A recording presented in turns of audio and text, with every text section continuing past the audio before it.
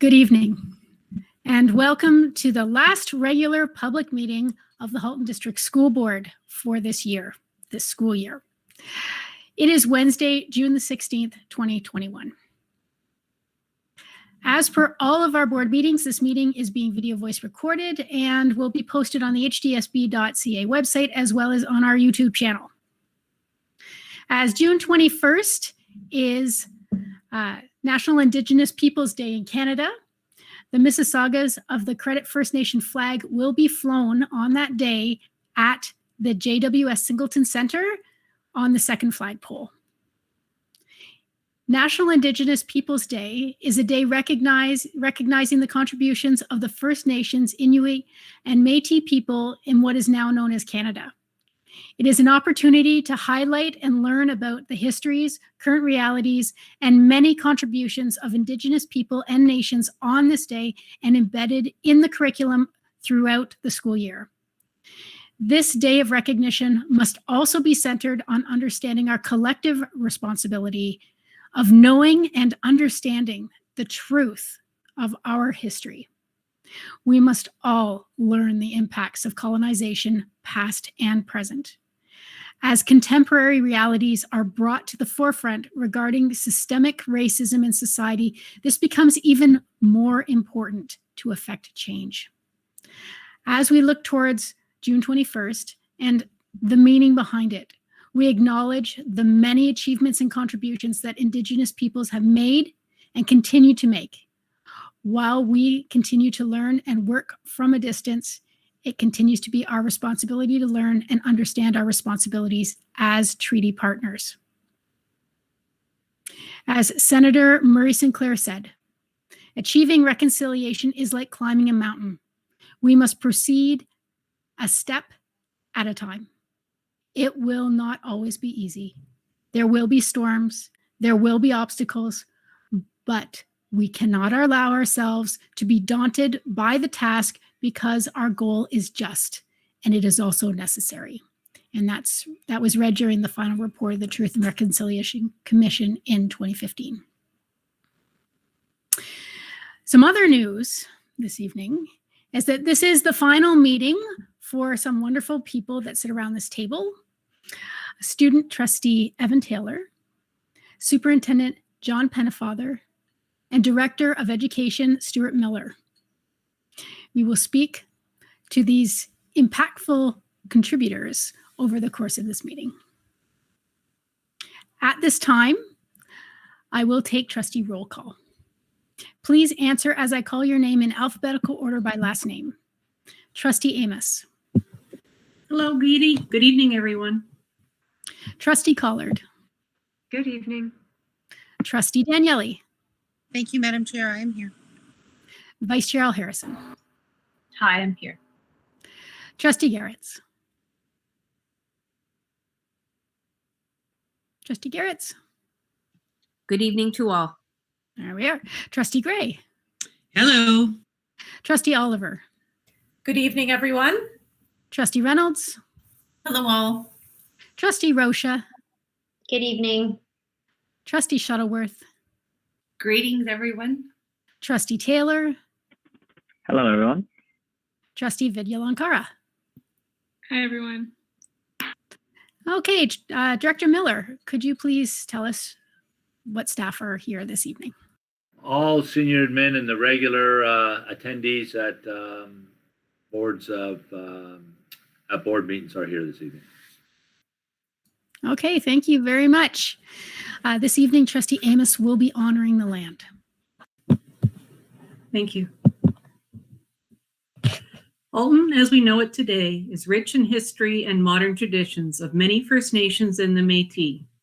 From the Anishinaabe to the Adirondack, the Haudenosaunee, and the Métis, these lands surrounding the Great Lakes are steeped in Indigenous history.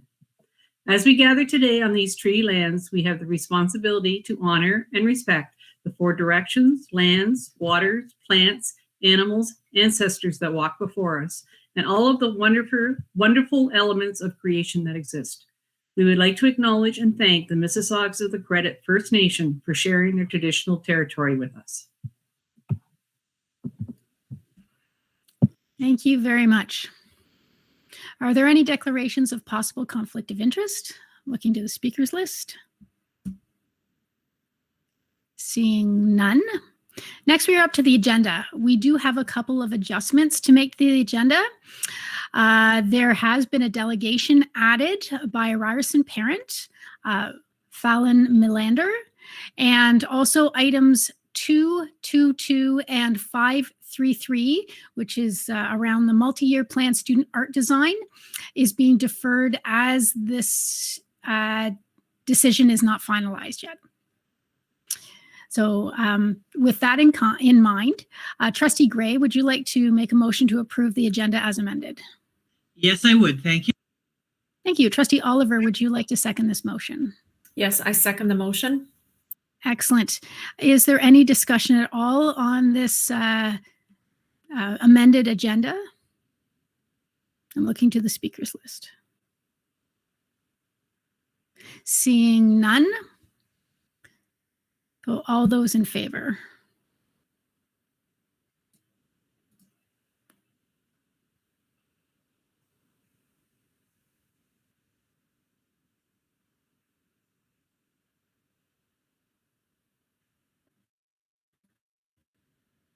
And that carries unanimously. Thank you very much. Okay, tonight we are honored to present Halton District School Board Inspire Awards. Everyone in the Halton District School Board community can nominate or be nominated. Families, neighbors, related organizations, staff, students, and school volunteers. The Inspire Awards is given to an individual or group that is formally or informally associated with the Halton District School Board who support our students and their achievements through exemplary caring, initiative, innovation, and creativity. Tonight, we have 34 awards to present. So we have awards for a few months. We always compact them at the end of the year, but because we want to make sure that we can get everybody we possibly can in before the school year ends. Trustee Shuttleworth will be running the presentation created by Heather Francie in the Communications Department. And we will just be going from award to award, and the trustee of the school or the facility will be honoring them with some words. So we're going to start off. The first award is to the HDSB communications team. Andrew Brinton, Marnie Denton, Heather Francie, Jason Meisner, and Rita Raitis. The communications team, I've already mentioned them.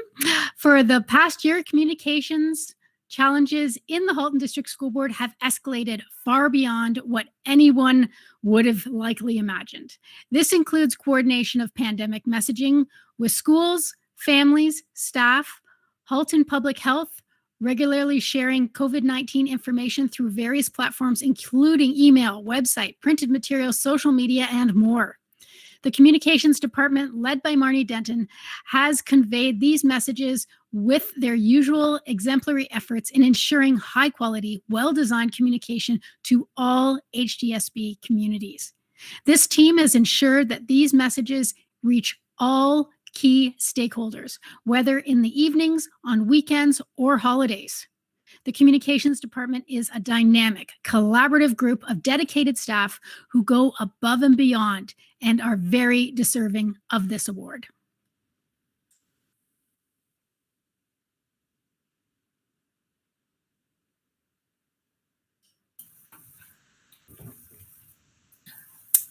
Megan Inouye is an incredible special education resource teacher at Glenview Public School. Megan develops detailed student profiles by collaborating with classroom teachers, spending time observing and interacting with students, and reaching out to families whenever needed. This helps families feel confident in the educational experience being provided and results in students developing true excitement to work with Megan. Her thorough knowledge of available resources and ability to match student needs with specific assessment and programming supplements, and her genuine interest in supporting colleagues wanting to strengthen their own professional knowledge makes Megan an inspirational educator. Congratulations.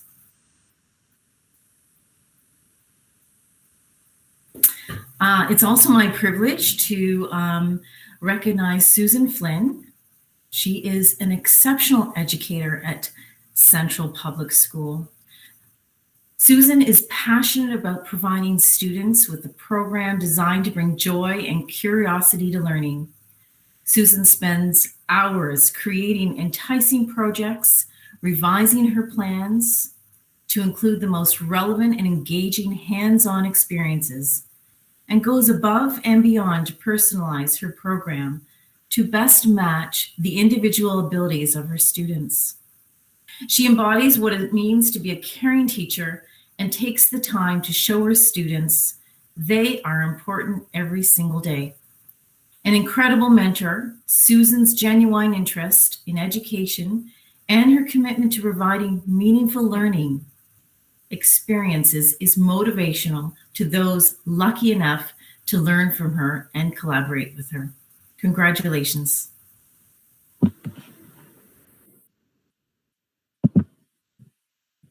It's my honor to present the Inspire Award to Georgina Alhalis from the Virtual School Elementary East.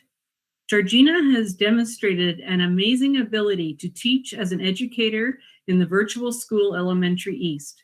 With a strong passion for teaching, she inspires people to learn French and understands how having strong fundamentals can lead to success in her teaching. Helping organize many activities, Georgina is a great inspiration to students who wish to explore knowledge beyond the curriculum.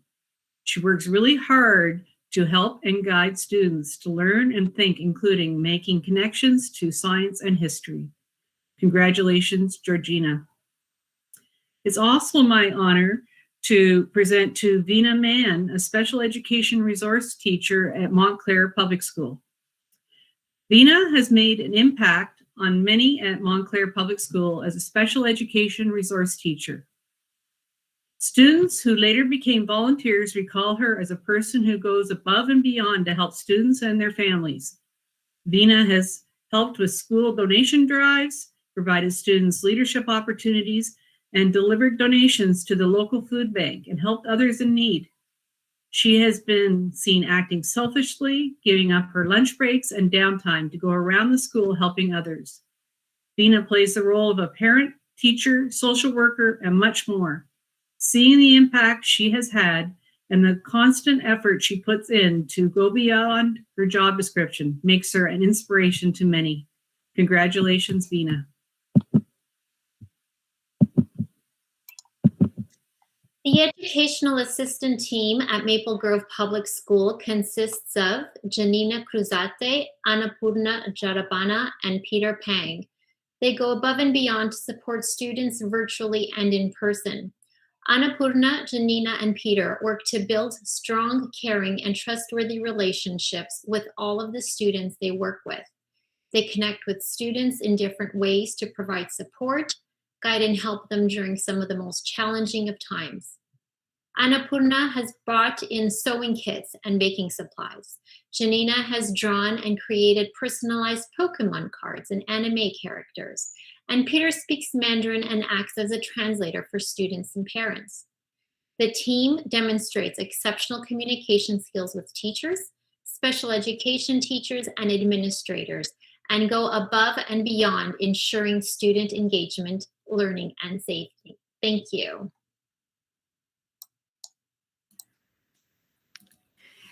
I'm honored to present the award to Stephen Payne, who is a teacher at M.M. Robinson High School. Despite the challenge of teaching the last many months, M.M. Robinson High School teacher Stephen Payne has had a warm and welcoming smile on his face every day. Stephen takes the time to make sure fellow staff members are taking care of themselves, taking breaks when needed, and providing extra support to anyone who needs it. He not only provides an excellent and safe learning environment, Stephen listens to student feedback and is lauded for his fairness in adjusting his work deadlines with students. with his online and in-person classroom cleverly named the House of Pain. Stephen has brought laughter and light into his teaching. Congratulations and thank you. It's my honor to present the Inspire Award to Suzanne Benicopoulos and Catherine Hawkins from Munn's Public School. Catherine Hawkins and Suzanne Benicopoulos are special education resource teachers at Munn's Public School and work together in an amazing partnership. This year, Catherine and Suzanne joined Munn's School Council, sharing the role of teacher representative. Their commitment on this council has not gone unnoticed. Their support and care for their students is incredible. Suzanne and Catherine understand the importance of the connection between parents and school. This year, they helped create and offer 3 virtual parent engagement sessions, including addressing emotional regulation and learning strategies for student success and well-being. These learning nights with the parent community have been well received and provided a great connection between school and home. Congratulations to Suzanne and Catherine. It is also my honor to present an Inspire Award to Harshal Dalal, the school council co-chair and volunteer at Munn's Public School. Harshal has been a member of the Munn's Public School Council for 4 years. With a busy family life and demanding job, he has found time to commit countless hours, volunteer hours to the school. Through commitment and devotion, Harshal has improved the administrative function of the school council, carefully studying the school council handbook and ensuring the council fulfills the required duties. He started completing an annual school council report and has created an email address, Google Drive, and social media platforms so the school council can communicate directly with the school community. Harshal has attended every planning meeting on every subcommittee and has been a part of organizing every fundraiser, community engagement event, and charitable drive. He has been seen many times handing out popcorn and cinnamon buns and setting up and taking down hundreds of chairs and mats in the gym.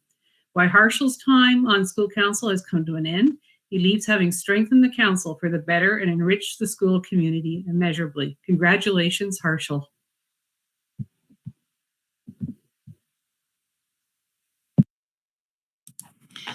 Julie Walsh-Saparis.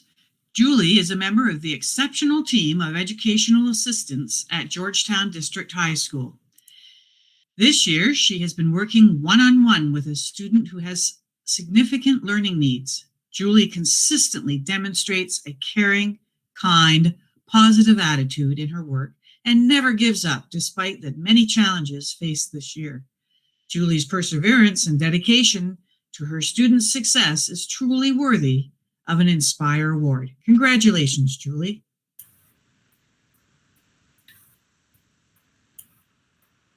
I am deeply honored to award Steve Cousins, School Council Chair and volunteer, with an Inspire Award. Steve is a fierce supporter of the school community, the Aldershot school community. In addition to being part of school council, Steve volunteers for the school's breakfast club, the Seat Yourself committee, which raised funds to refurbish the school's auditorium seats. And he's been a huge supporter of the iSTEM program and is a parent member on the program's advisory team.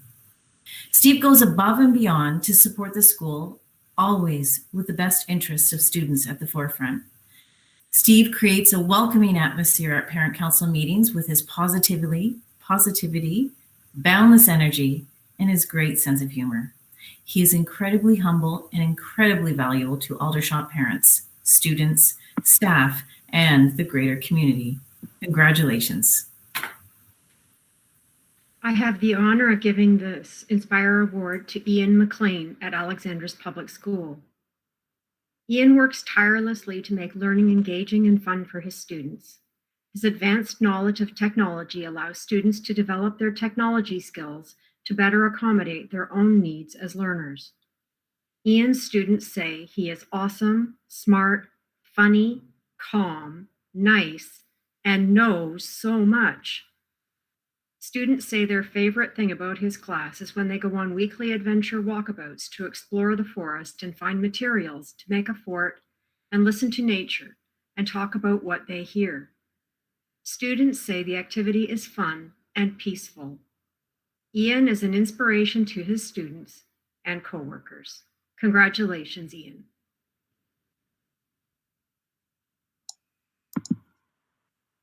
Karen Montgomery is a teacher at New Central Public School. Parents and students admire her ability to make learning fun through creative and innovative activities. She incorporates fun activities like Shark Tank pitches, mummification of apples for ancient civilization, puppet light shows, and participating in the Energy Diet Challenge. During a difficult school year, she has supported and taught students in a way that she has made them feel safe and confident. She engages her students in respectful debate, applies real-life scenarios in lessons, and celebrates student accomplishments with enthusiasm. Whether learning in class or virtually, it is an easy transition for Karen and her class of eager learners. Thank you for everything, Karen. It is my honor to present the next award to Kristen Kennelly, a teacher at the Virtual School Elementary West. Kristen demonstrates a genuine sense of compassion and understanding. Her patience and keen understanding of how to motivate students virtually speaks to her experience and expertise with technology. She is constantly experimenting with new creative websites and ways to creatively deliver content. She organized a virtual field trip to the Toronto Zoo and has welcomed several guest speakers, including experts on medieval history. Kirsten uses engaging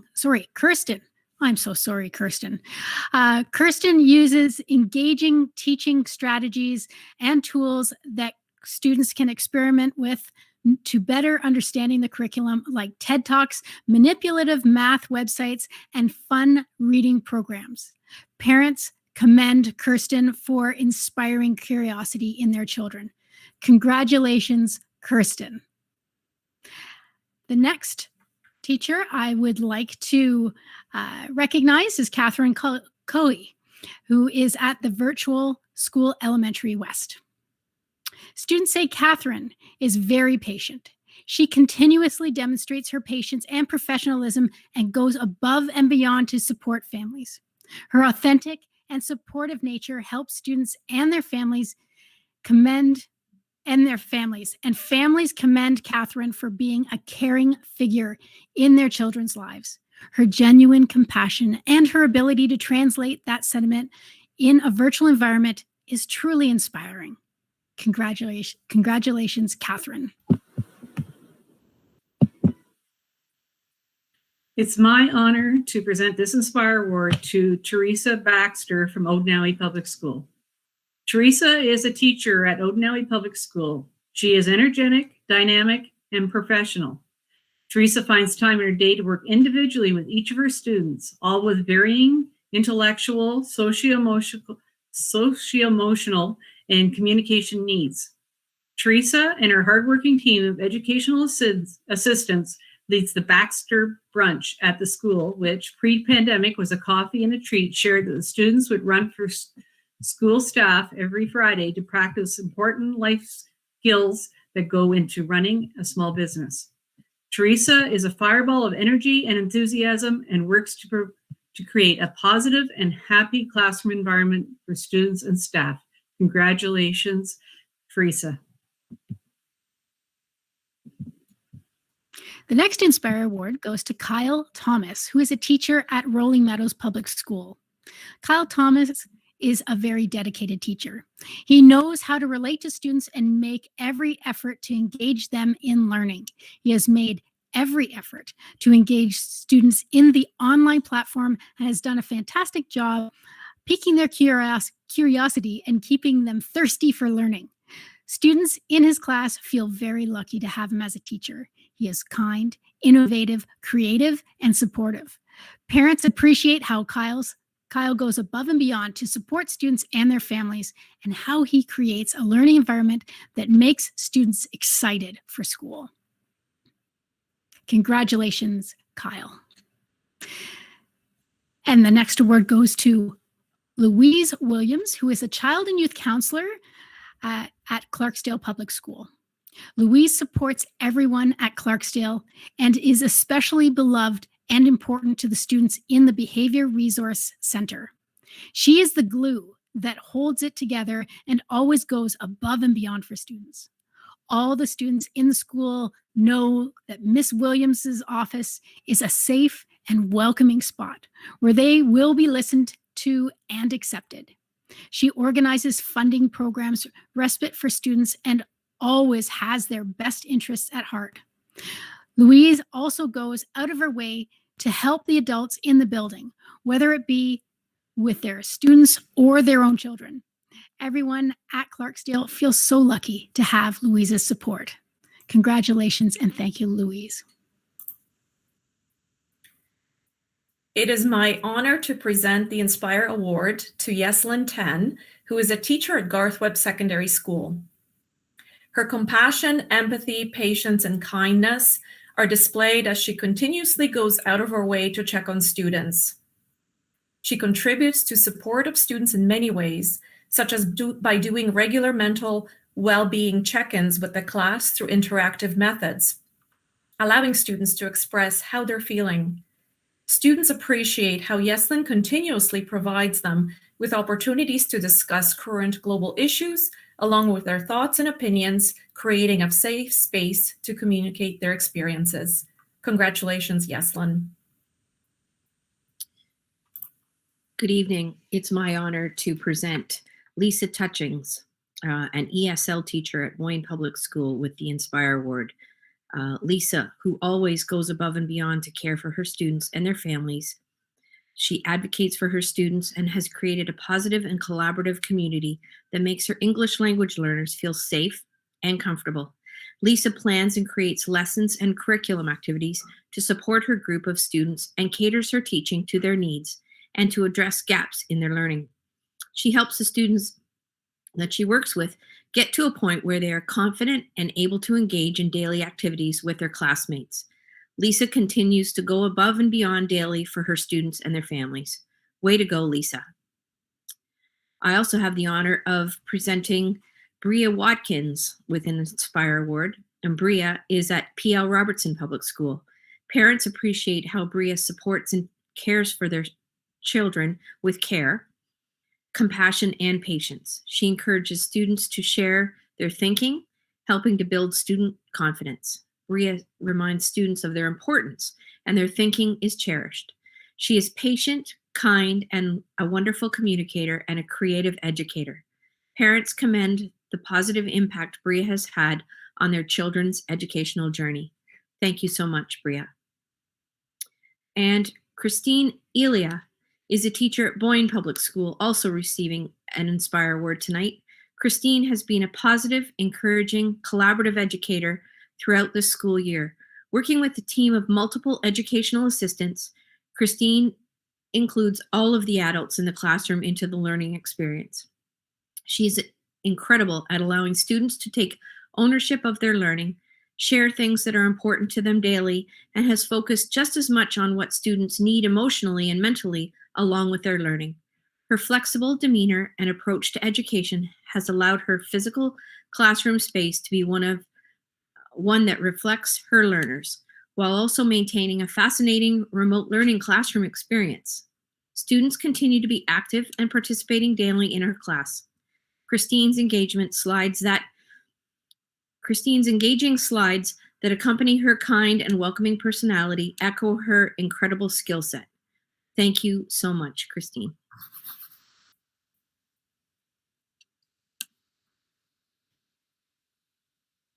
Natalie Burton is an incredibly talented music teacher at Ryerson Public School. Her unique way of connecting with students brings out an excitement and love for music and drama. Her enthusiasm, energy, encouragement, and positivity grabs the attention of her students and makes them feel important and valued. On her breaks, you will find Natalie conducting the choir, working with students on play or musical, practicing for an upcoming concert, or planning assemblies. Natalie is the core of so many events that occur at the school. She's always actively involved and inspires students to participate as well. Students ask, "Is it time for Mrs. Burton yet?" Not only are they excited to go to music class, but they can't wait to share all about what they have been learning and working on with Mrs. Burton. Congratulations, Natalie. It is my privilege to present this award to Katie Dorset, Educational Assistant, Chris Hadfield Public School. Katie Dorset is a dedicated and exceptional educational assistant at Chris Hadfield Public School. This year, she has changed the life of a young student. Both in class and now virtual, she has worked constantly to adjust and tweak the student's schedule and program to benefit them now and change their educational trajectory. Katie has worked closely with the student's teacher, other EAs, special attendant education resource teacher, family and board support staff to ensure consistency and creativity in the student's program every day. It has been a challenging year, and she has met each challenge with compassion and dedication to the student's well-being. Chris Hadfield's staff are incredibly grateful to work with Katie. Katie, congratulations and thank you for all that you do. I have been given the honor and the privilege to present this award to my friend Sherry Rain, Instructional Program Leader in Special Education. Sherry has been an inspiring instructional program leader for many teachers in our board. She consistently goes above and beyond in order to support teachers working with students with learning disabilities. Sherry is able to form positive relationships with both teachers and students and truly listens to their concerns and challenges. Sherry creates a safe environment where teachers and students are willing to take risks in their learning and feel supported and safe. The knowledgeable, insightful, and creative support she provides consistently builds positive student outcomes immediately and in the long term by building teacher capacity. Sherry is an amazing teacher and a well-respected leader in the HDSB community. Sherry, thank you so much for all that you do. Congratulations and all the best on your retirement. The next award goes to Tanya Ginther and Amy Spires at Clarksdale Public School. This nomination comes from parents in the kindergarten class of ECE Tanya Ginther and teacher Amy Spires, who wish to recognize the exceptional classroom experience during the stressful and turbulent school year. This team went above and beyond consistently to make a difficult situation and turn it into an opportunity for fun and much needed stability. During the virtual learning experience, parents saw how hard these educators worked to make the classroom experience fun and a positive space where kids can explore, learn, and grow. Their creativity is endless. Parents witness firsthand the teaching and facilitation skills of Ms. Spires and Ms. Ginther, and that every day they show up full of life, energy, spunk with songs, games, dances, learning activities, and what seemed like endless patience for the very busy, constantly interrupting, excited children. They are so encouraging of every question, every observation, and took their time to check in on all of us. This nomination is a thank you for everything they've done for the kindergarten families and their little classroom community. Congratulations, Tanya and Amy. I have the honor of presenting Christina Bothmer, a teacher at Virtual School Elementary North, with the Inspire Award. This nomination comes from an observant grandmother. Teacher Christina has made the grade 1 virtual learning experience above and beyond all expectations. She starts and ends each day with an affirmation and does shout outs every morning to different students to make each child feel good about themselves. Ms. Bothmer's lessons and activities are always innovative, engaging, and interesting for her students, and she is excellent at monitoring what they are doing and helping individuals when needed. She has built a classroom community where students are engaged and busy, a positive learning environment with a teacher who is kind, resourceful, motivating, and upbeat all day. Her students look forward to every day in her class with a positive attitude toward learning and wanting to do their best. Thank you so much for all that you have done, Christina.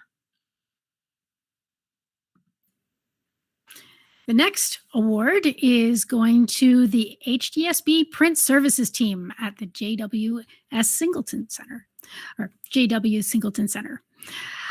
Doris Medeiros, Julia Abreu, and Joanne Zabo are an integral part of the HDSB's central print communications efforts, with everything from September startup forums to curriculum materials, COVID posters, yearbooks, and custom pieces for schools and departments.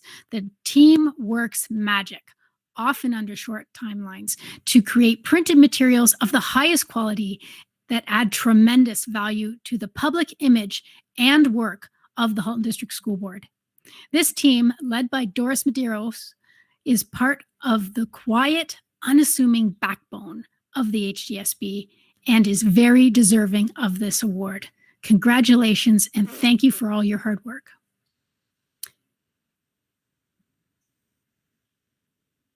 The next award is going to Lori De Gabriel, who is the switchboard operator at JW Singleton Education Center. Lori is the welcoming face of the Halton District School Board when visitors and staff arrive at the JW Singleton Center. Whether it is day-to-day operational matters, crisis calls, or internal communications, Lori has information at her fingertips and is quick to sort things out and connect those who need to be addressing the concerns. Her knowledge of the board is endless, and she ensures each call and email is answered with the most helpful information. Lori's expertise reaches beyond the front desk, as she is often the one JWS department's turn to for that little help with a special project. We are so fortunate to have Lori as part of our HDSB team. Congratulations, Lori.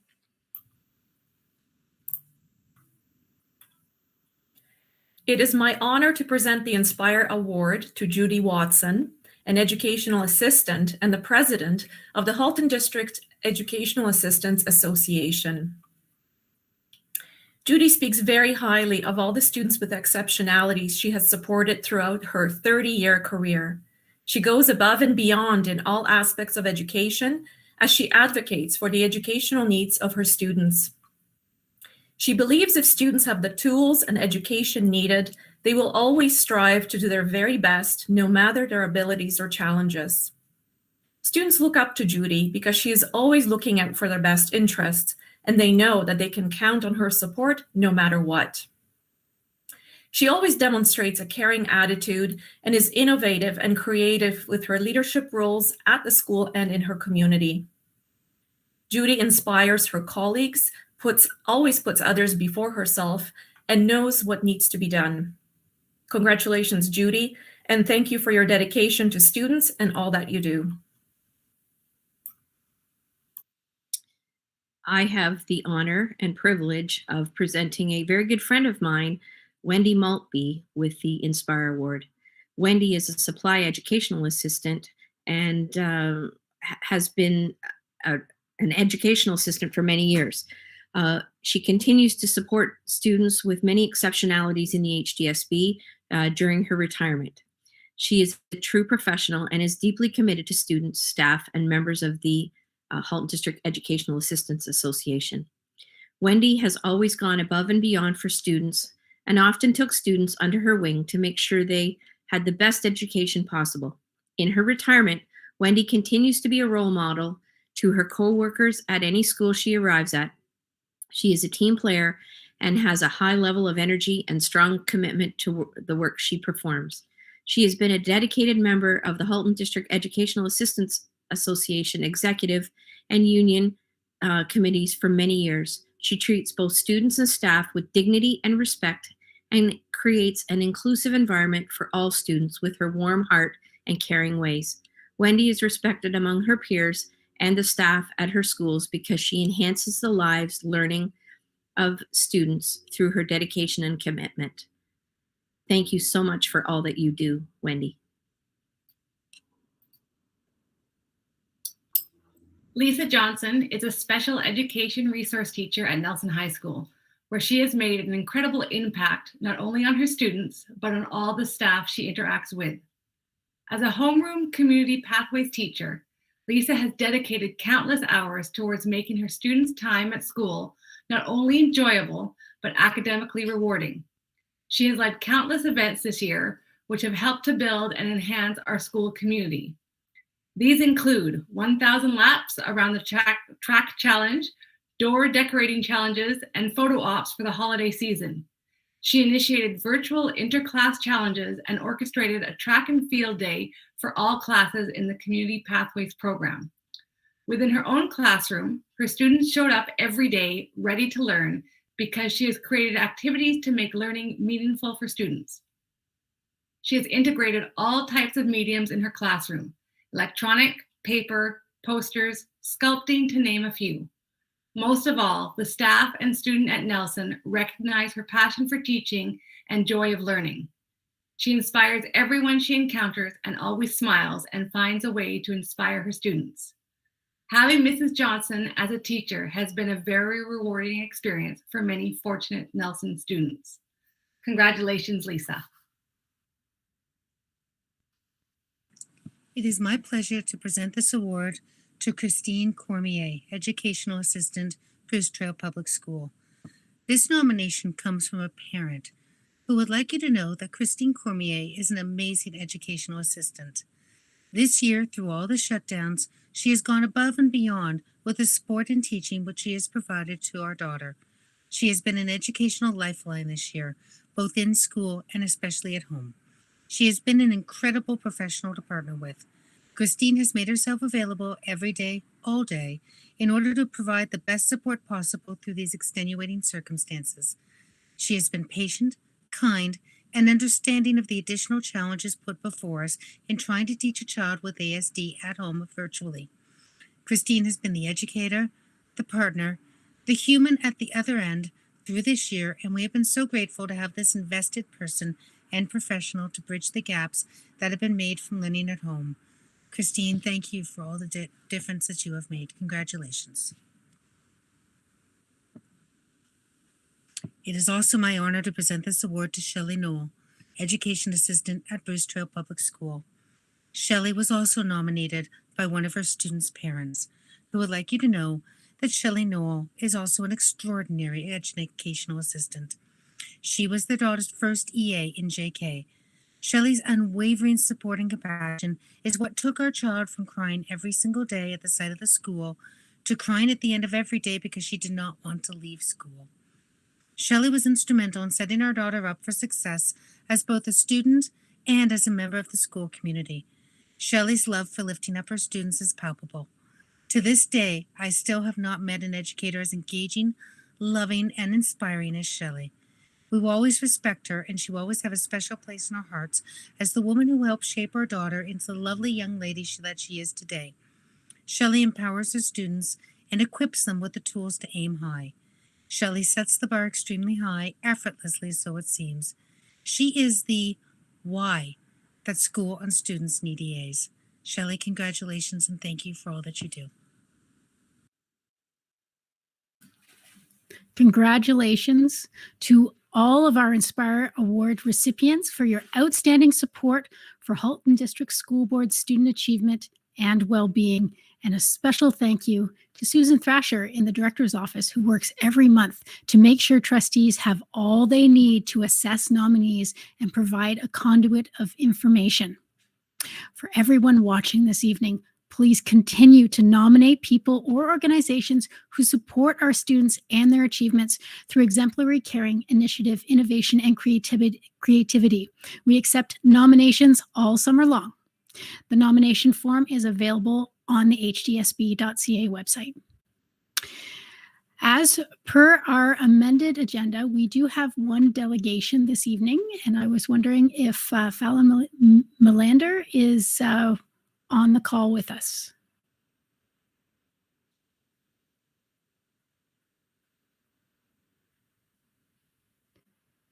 Fallon?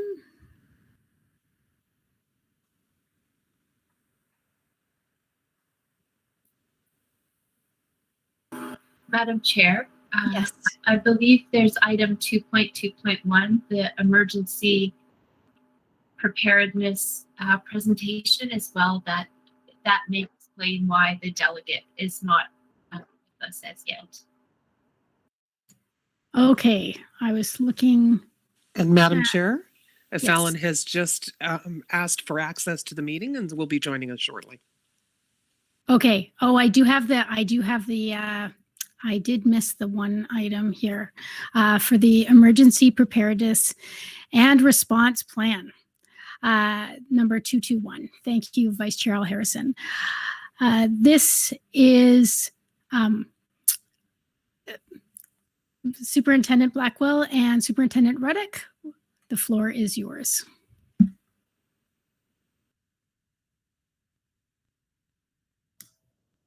Thank you. Through the chair to trustees, I'm very pleased at this point to turn things over to Ruth Tazari. She has been instrumental and has led this work in the board, and she will be presenting the plan to you this evening.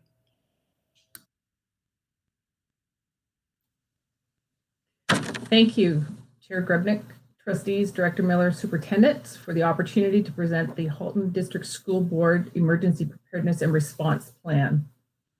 This plan began at Director Miller's request to review Halton District School Board's response to the COVID-19 emergency. The project was tasked with engaging key staff and trustee representatives to form an emergency response review team to review the board's emergency response to COVID-19, to make recommendations for an improved response in a future infectious disease emergency, and to develop an infectious disease emergency response plan. I would like to thank Co-Chair Superintendent Ruddock and Superintendent Blackwell for granting me the opportunity to participate in this work as a leadership project in the board. My name is Ruth Tazari, and I am a principal at Joshua Creek Public School in Oakville. So thank you for having me tonight. This report was developed in spring 2021, approximately 16 months into the COVID-19 pandemic. As the Halton region looks forward to entering the recovery phase from this world pandemic, reflections on what was learned and considerations for what might be done differently are important to capture so as to inform future emergency situations where continuity of learning, service, and business may be a challenge. This plan is intended as a review of Halton District School Board's emergency response to the COVID-19 pandemic, considering what did we do well and what challenges did we encounter. Recommendations for an improved response in a future infectious disease emergency are included in this plan. HDSB has taken a three-stage approach on the emergency preparedness and response plan for measures that are proactive, responsive, and recovery. This plan is a fluid document and will be reviewed and updated annually or as a situation develops and new information becomes available. HDSB is committed to being alert and prepared to address infection control issues. Representation from each HDSB department and the Board of Trustees reviewed our board's response to the COVID-19 pandemic in three continuity focus areas: learning, service, and business. Next slide, please. These three areas of continuity were represented by these departments and groups. Representatives from these groups were involved in the review process as one of the three areas. The groups met in these continuity groupings and provided their insights and feedback. And as they did that, the pandemic response review plan evolved to become an emergency preparedness and response plan that will serve to guide actions in preparation for and when a future emergency situation arises. Feedback was also collected from students and parents or guardians through the Have Your Say surveys and has been incorporated into the key learnings in this plan. This is a list of the key representatives from all areas of the board who provided feedback from their area of responsibility. They also facilitated meetings with their groups and departments so that I could collect their information and insights on their response to the pandemic, as well as their recommendations on being prepared for and responding to a future emergency. Thank you to each of them for their assistance with this project and their insights. When we met in our continuity focus groups, we asked ourselves these questions. What did we do well, and what challenges did we encounter? The representatives from each group provided feedback from their lens and their role in the board.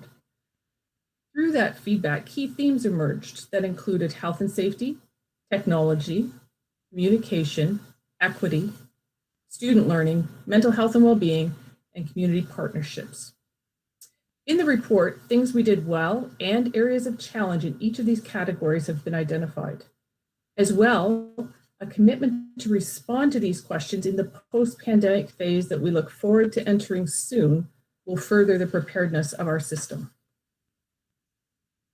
Sections 4 to 6 in the plan contain the recommendations from each of these departments or groups for proactive, responsive, and recovery measures in the event of a future emergency. The recommendations for proactive measures in the event of a future emergency responded to these questions.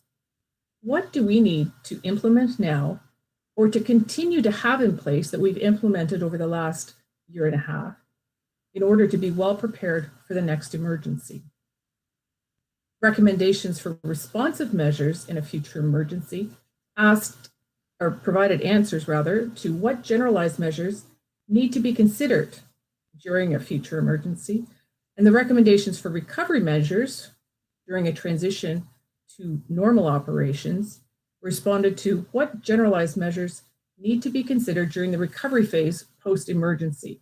And that section was particularly interesting because we haven't really arrived in post-emergency from COVID-19 yet.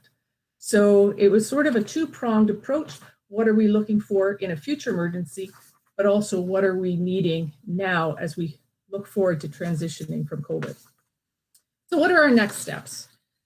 This Halton District School Board Emergency Preparedness and Response Plan will be posted on the board website under publications. This plan requires an annual review to ensure the accuracy of its measures and readiness to implement in the event of a future emergency. However, part of it is our transition. It won't happen all at once as we move forward from COVID-19. We hope it'll happen soon, but we don't know. It will be important to reference and review the recommendations in this plan, particularly the feedback and suggestions for future recovery measures as we move through our recovery phase from COVID-19. The superintendent with responsibilities for student health will collaborate with public health to ensure the plans for emergency preparedness align and a coordinated response to an emergency will be planned. The superintendent with responsibilities for health will also lead the annual review of the plan through a coordinated interdisciplinary team to review service, business, and learning continuity.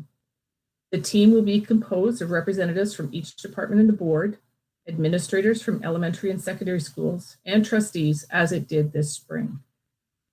This review process will be conducted prior to October 30 of the school year, with the document revision date reflected of the date of review. In this process, the proactive measures will be reviewed and updated to ensure ongoing preparedness. Tabletop exercises will be performed to ensure a clear understanding of the responsive and recovery measures. Tabletop exercises, which was a new term that I learned through this process, are opportunities where core team members discuss their roles and responsibilities to a variety of emergency scenarios. If any issues are identified with the plan during any real or mock response practice, the superintendent with responsibilities for student health will be responsible to ensure that revisions are made and approved. As each department or group in Halton District School Board operationalizes the recommendations in this plan and moves forward in its measures to recover from COVID-19, HDSB will be well prepared to respond to future emergencies. I would like to pass this over to Trustee Oliver, the trustee representative who participated in this emergency response review, for her comments and input. Thank you. Thank you, Ruth, and thank you for the wonderful leadership you've given to this project and all the work that you did.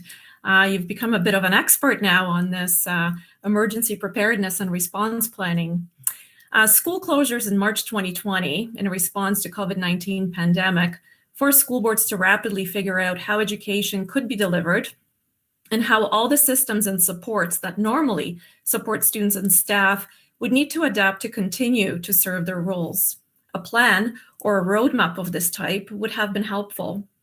Even during the SARS and the 2009 H1N1 pandemic, when school closures were identified as a solid public health protection measure, no one anticipated what a tremendous impact that would have on the entire education sector, or could even conceive of such an expanded timeframe as we have been experiencing.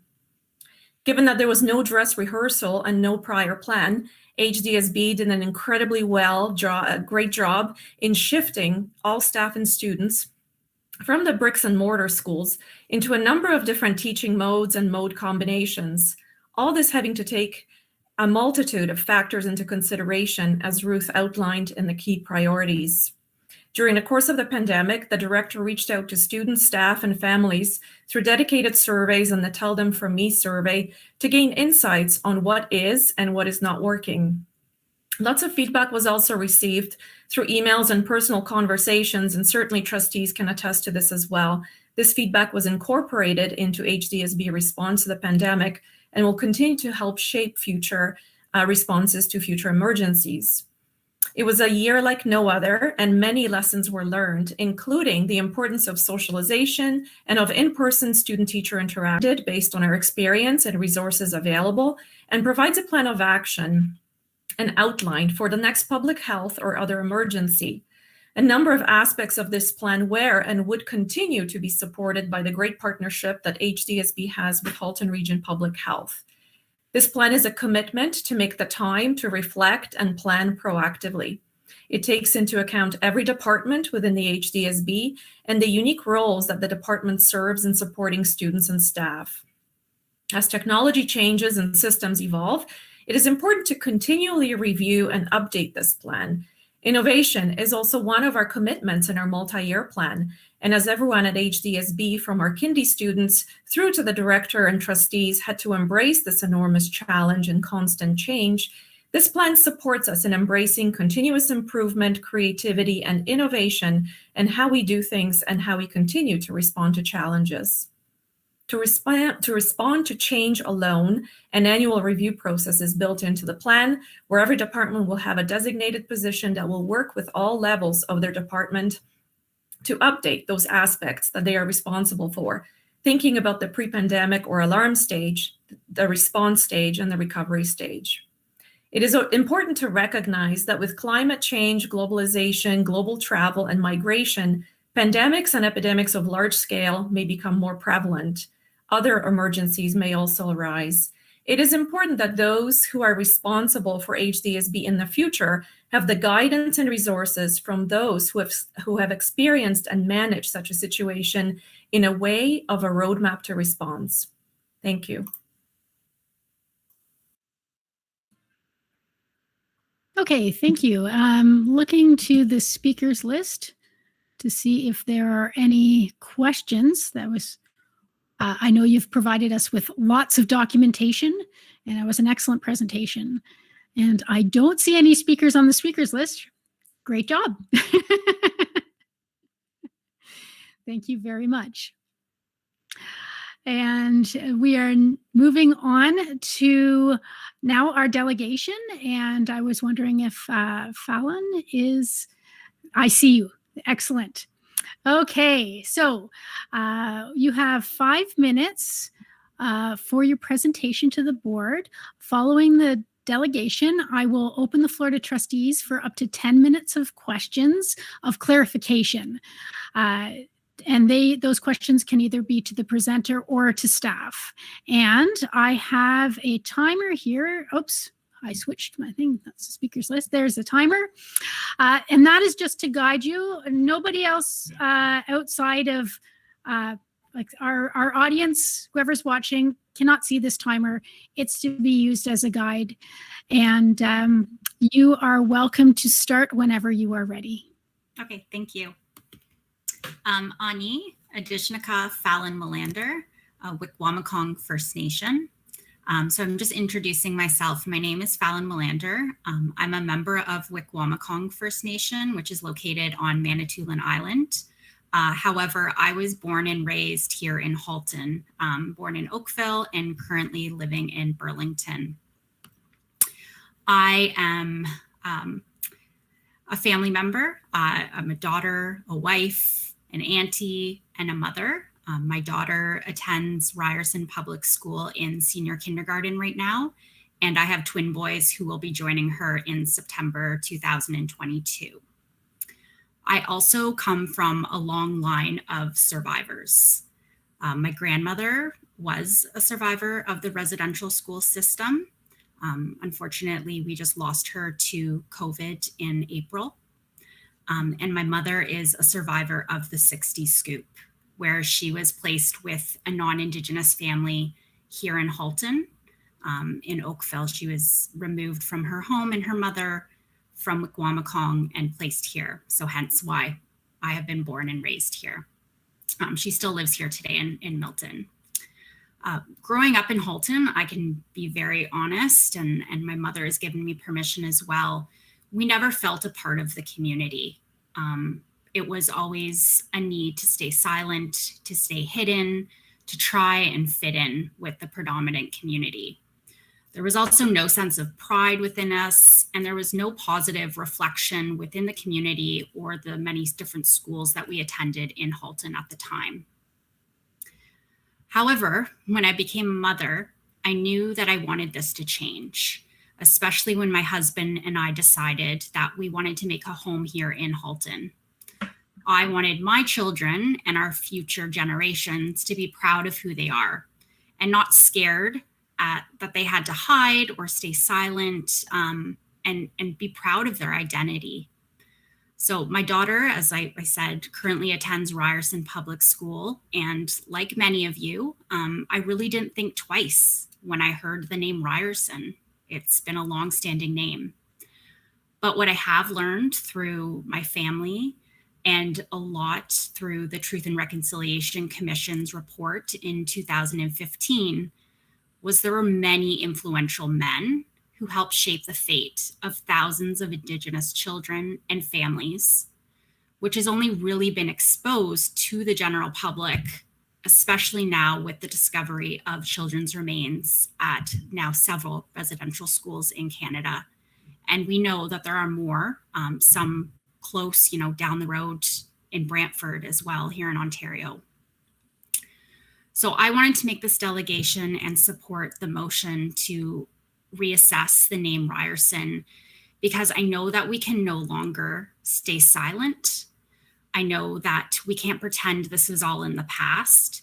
We also can't stay ignorant to the many people who influenced and created a system of genocide that was disguised as an education system and really just saw Indigenous peoples as inferior.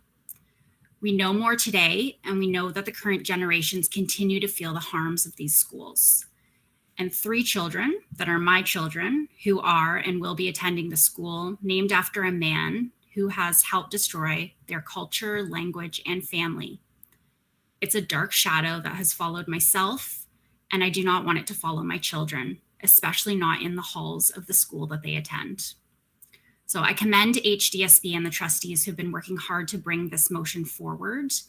And I know that HDSB has committed to having school names that promote positive and inspirational culture for students. And having a school named after Egerton Ryerson, we know does not follow that commitment. So I just want to end off with something that Murray Sinclair actually posted today. He said, awareness or reconciliation requires awareness of the harm done, acceptance of your role in it, apology for your wrong, action to correct the consequences, action to change behavior, respect, respect, respect.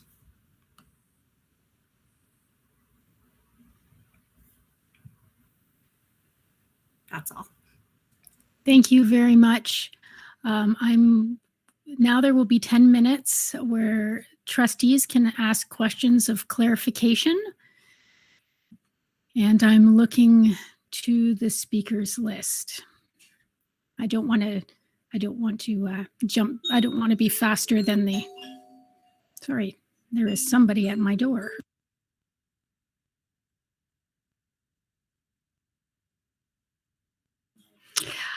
So there are no more no speakers on the speakers list. And I just want to say thank you so much for coming forward. It is incredibly important to hear from our community, and especially those that are directly impacted by decisions like this. And so thank you very much. It is not an easy thing to come forward and present yourself to the board, to be broadcast across our region and beyond with your thoughts and with your personal stories. So thank you very much for coming. Oh, there have been some people that have jumped on the speakers list. Trustee Rocha, go right ahead. Thank you. Through the chair, I echo everything that Chair Gerbentz had said, but I did want to thank you for having the courage to speak to us this evening and to the public and to share your story and your family's story. It means a lot to us that you spoke, and just I admire your courage. So thank you. Thank you. Okay, and Trustee Shuttleworth. Thank you, through you, Chair. The buttons aren't working here, so that's why I had a trouble getting on. Again, I'm just quickly going to say thank you as well. I know I had asked if you would want to delegate, and it's really wonderful, as both Trustee Rocha and Trustee Gerbentz said, to hear the voices from the community, to hear what our community wants and needs, and how we can support our students to have the best education possible without fear. So thank you. No, thank you. And my daughter just wanted me to pass on that she's excited about the potential for a renaming, and she's been following it all along. So you have a 6-year-old who's pretty invested as well, which makes me proud. That's even more awesome, having the voice of the students, right? So yeah. Thank you. Thanks for sharing. Great. Thank you so much. Thank you. And perhaps when our naming process happens, should this all go through, she may submit a name or two to the process. Yes, definitely. Okay. Thank you again. Thank you. Okay, so we are now up to 3.0 consent agenda items. Trustee Daniele, would you like to make a motion to deal with the consent agenda? Thank you. Yes, I would. Excellent. Trustee Amos, would you like to second? Yes, I would. Thank you so much.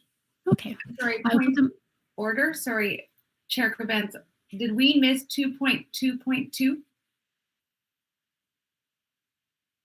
Multi-year plan? No? Okay. No, we amended the agenda. So at the beginning to remove that item in item 533.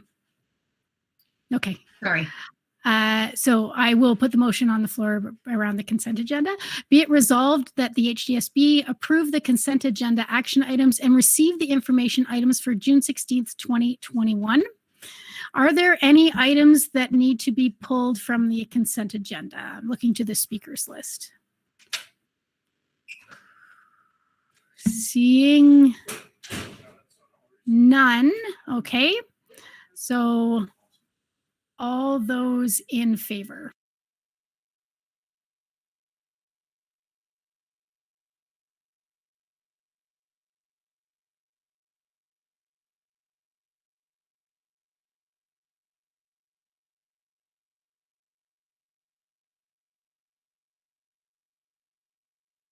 I'm just missing one vote. If everybody could check if they voted. Thank you very much. That carries unanimously. Okay, so now we are up to ratification action items. Approval of business transacted in private session. Vice Chair Harrison, do we have any business from private session that requires approval? Hi, Madam Chair. Yes, through you, we do have 3 items. And the first one is as follows.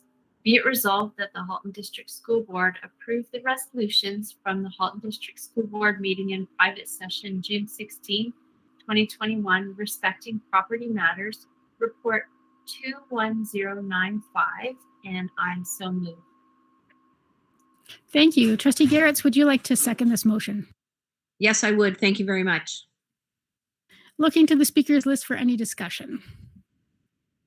Seeing none, all those in favor?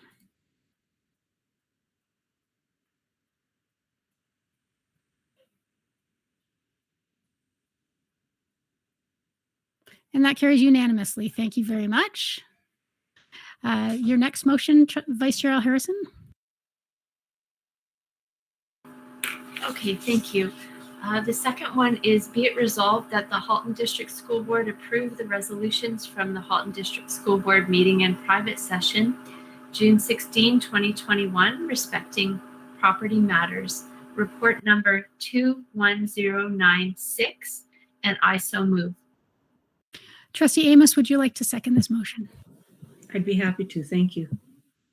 Thank you. Looking to the speakers list for any discussion.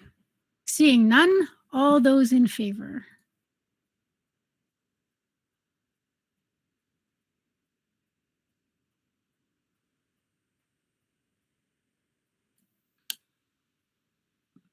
And that carries unanimously. Thank you very much. And your last motion, Vice Chair Harrison.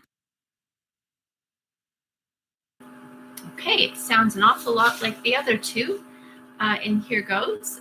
Be it resolved that the Halton District School Board approve the resolutions from the Halton District School Board meeting in private session, June 16, 2021, respecting property matters, report number 21097, and I so move.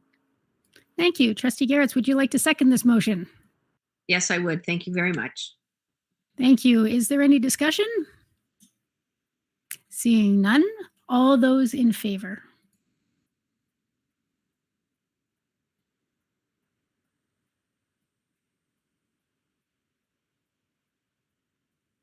That carries unanimously. Thank you very much.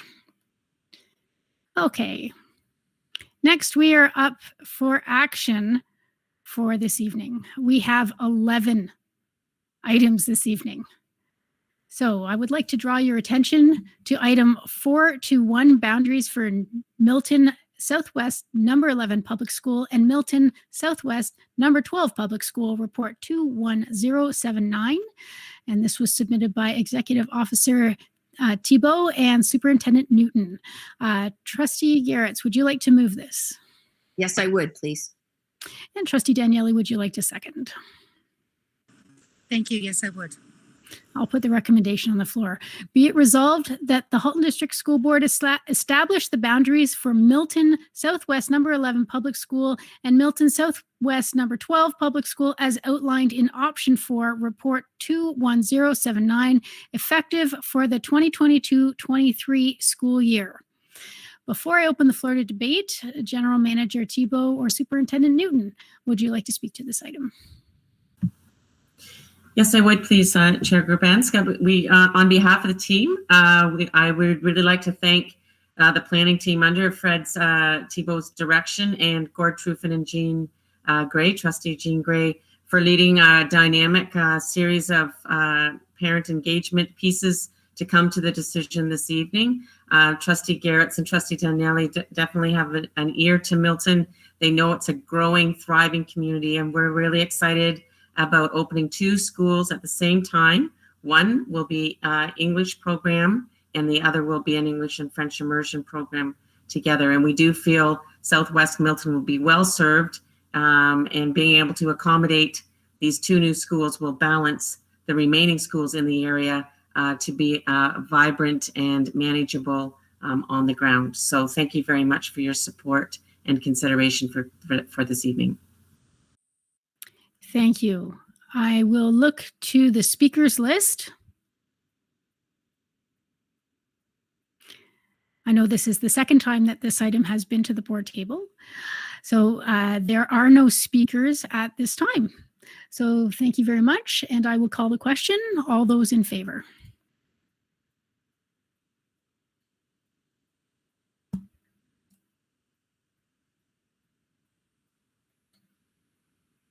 And that carries unanimously. Thank you very much. Okay, we are on to our second action item of the evening, 2021-2022 Operating and Capital Budget, Report 21086, submitted by Superintendent Nagoy. This item has been to the board table already once, as well as several workshops. Trustee Oliver, would you like to move this item?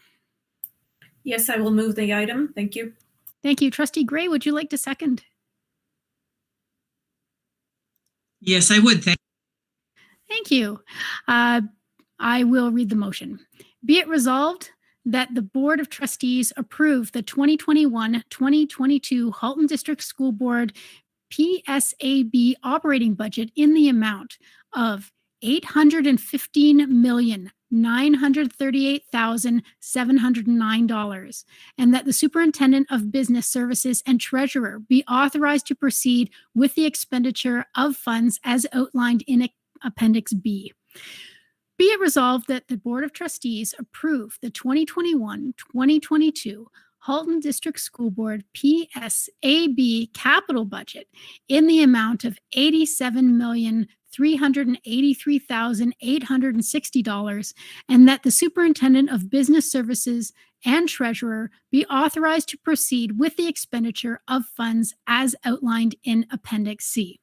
Before I open the floor to debate, Superintendent Nagoy, would you like to speak to this item? Thank you. Through you, Madam Chair, to all trustees. Superintendent Nagoy, your microphone is very, very low.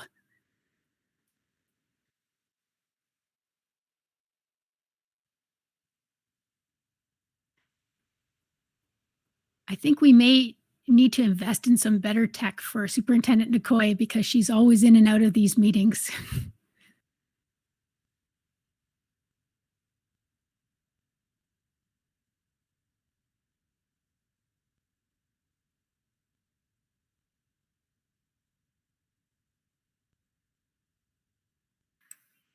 Is this better?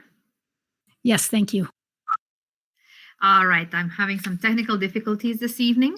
Thank you for you, Madam Chair, to all trustees. The budget that we present today has not changed since the draft budget at the last meeting. We are still working with the approximately 2.7 million of COVID funding that is to be allocated to school-based staff as we're finalizing the organizations in our schools and the class sizes and sections.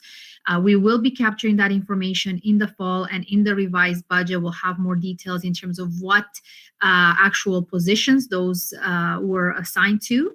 As well, through the year, we'll need some additional resources that any funds remaining from that pot will be allocated to. So we'll keep trustees informed when it comes to changes. We do have right now that allocated aside for those positions. It just does not have a full-time equivalent number to it. And with that, I would like to thank trustees for the many workshops that we've worked through in developing this budget that supports our multi-year plan. It supports the action items in the operational plan, as well as takes into account our risk profile for the board. And I would like to thank my colleagues and my staff for many, many meetings and hours in the background in going through a lot of information and putting together a very supportive budget for our system for next year. Thank you. Thank you very much. Looking to the speakers list. Okay, seeing no speakers, I wanted to thank you and your team for all the work you have done. I know that we expect the GSNs to come out earlier than they did, and so your time to work and build this budget was compressed. And I can appreciate that there were probably some very long nights and et cetera to put into this. So thank you very much. And I will now call the question. So all those in favor?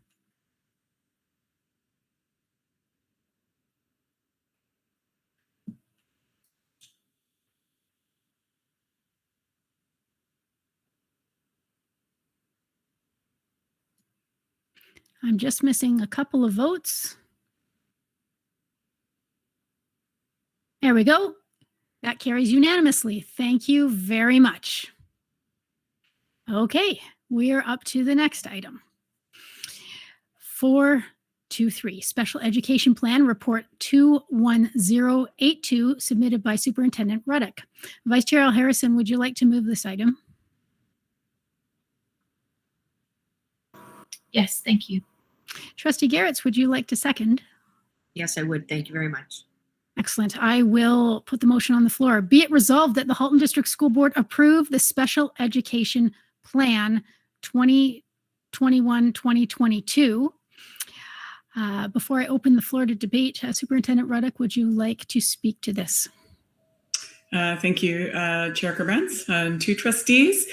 Just a couple of things. Since this plan was shared on June 2nd, there are just two additions. We did receive two minority reports, one from the Learning Disabilities Association of Hamilton Halton and the Association for Bright Children Halton.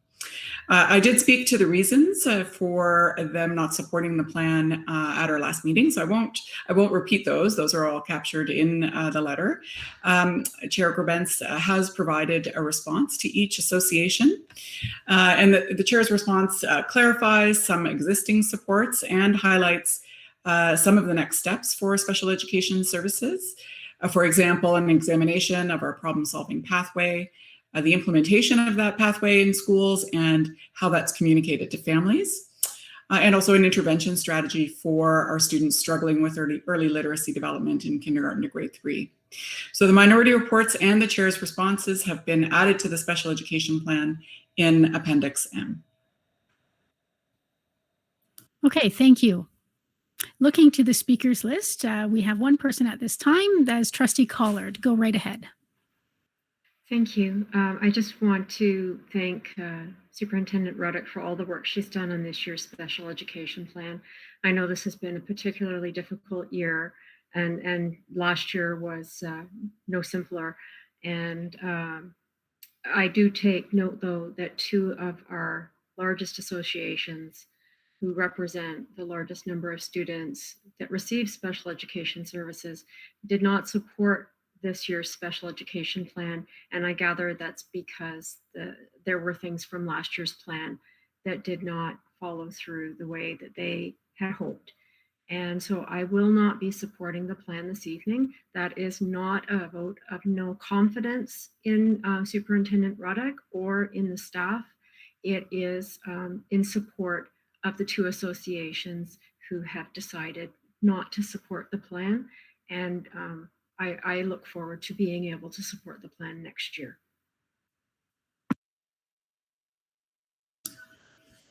Thank you, Trustee Collard. And certainly COVID-19 did put a barrier in terms of implementing some of the plans from last year's special education plan that did result in the support of LDAHH. And we do hope to revisit those plans and make sure that we do achieve those goals next year.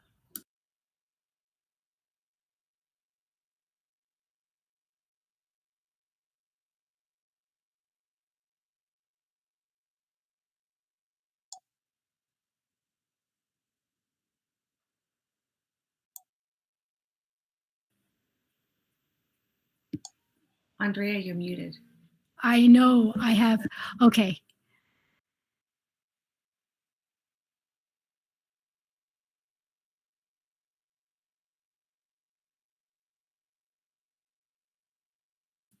Can you hear me now? Okay, I've been having technical issues. I've been trying to get this to work. Thank you very much. The next speaker on the speakers list is Trustee Shuttleworth. Thank you.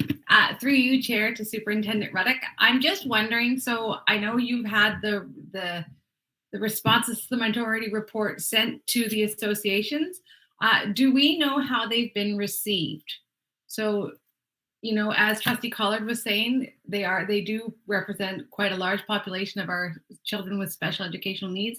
I'm just wondering if they are thinking happy thoughts in the responses that you gave, so that it's looking like it's moving towards a resolution. Through the chair to Trustee Shuttleworth, I'm not aware of any response that's been provided to Chair Gerbens on those responses. I can say that that the some of the pieces that are captured in the chair's responses were discussed in our last CEC meeting, and we do have plans to bring those issues forward to next year's CEC meeting. So really, this is really just a conversation, the beginning of the conversation, and we'll continue to work through it next year.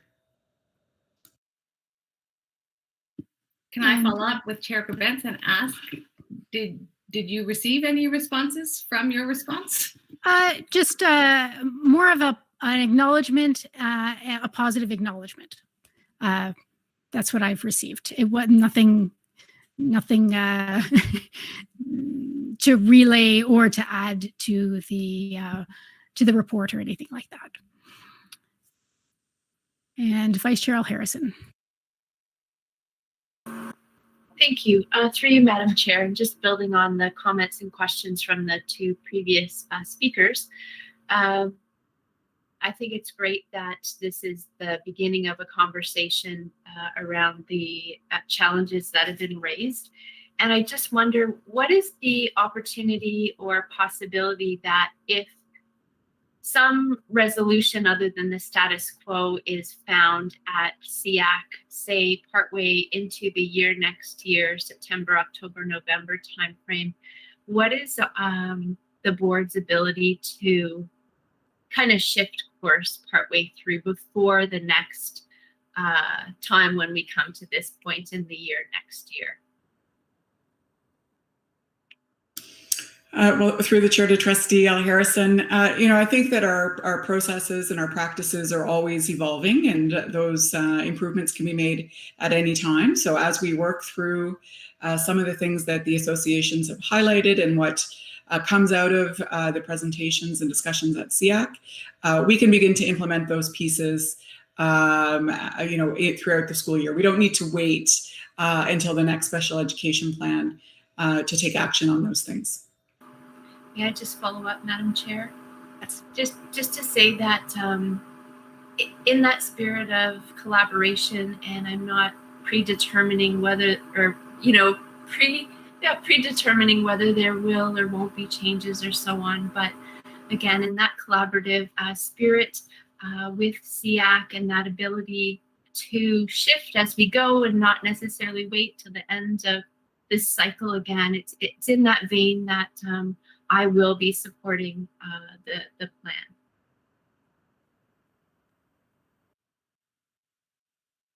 Okay, thank you. Looking to the speakers list, there are no more speakers. So I will call the question. All those in favor?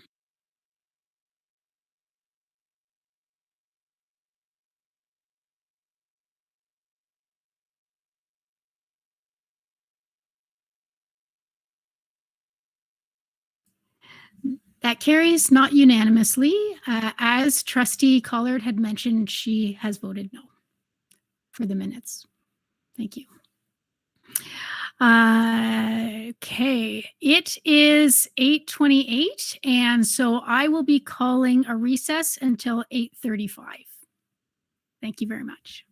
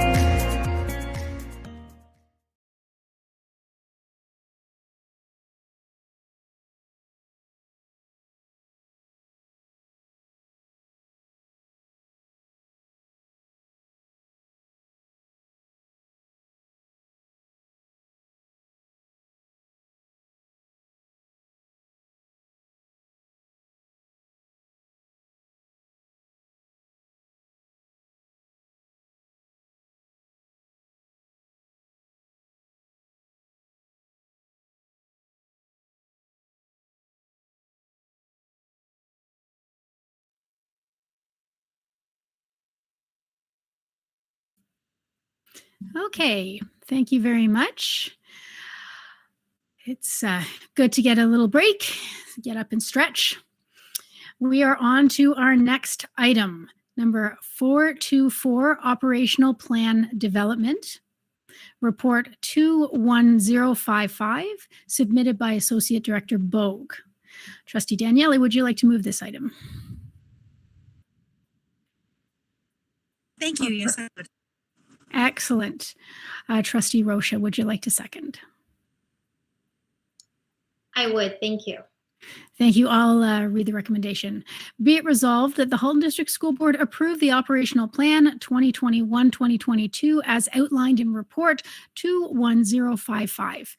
Before I open the floor to debate, Associate Director Bogue, would you like to speak to this? Yes, thanks, Chair Grabentz. Through you two trustees, this is the operational plan for next year. It arrived in April and is back now with the budget. So we're looking for your support. I will just say that, there is a real growing sense of optimism for next year in terms of what next year will look like. Lots of hope that we'll be able to reintroduce things next year that haven't been in place this year.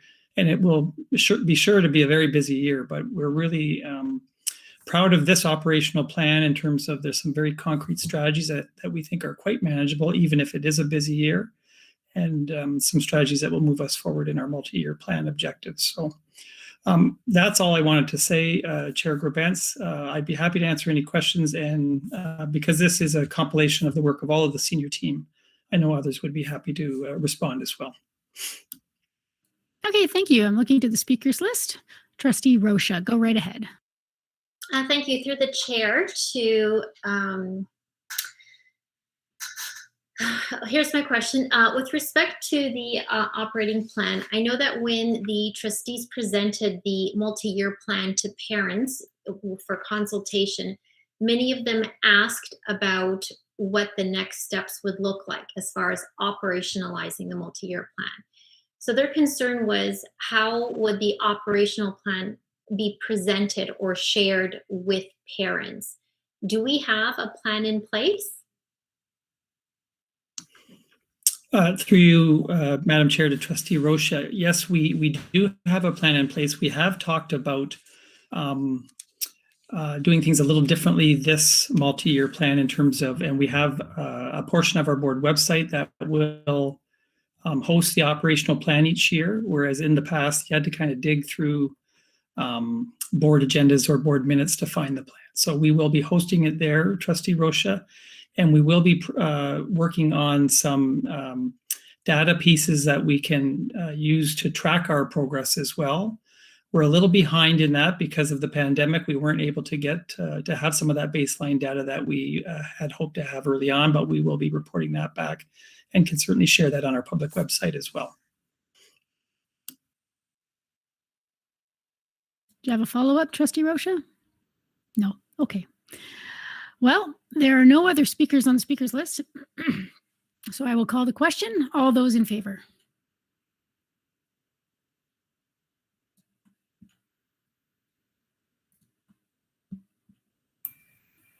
Sorry, I did have a question. I just can't get into the question mode.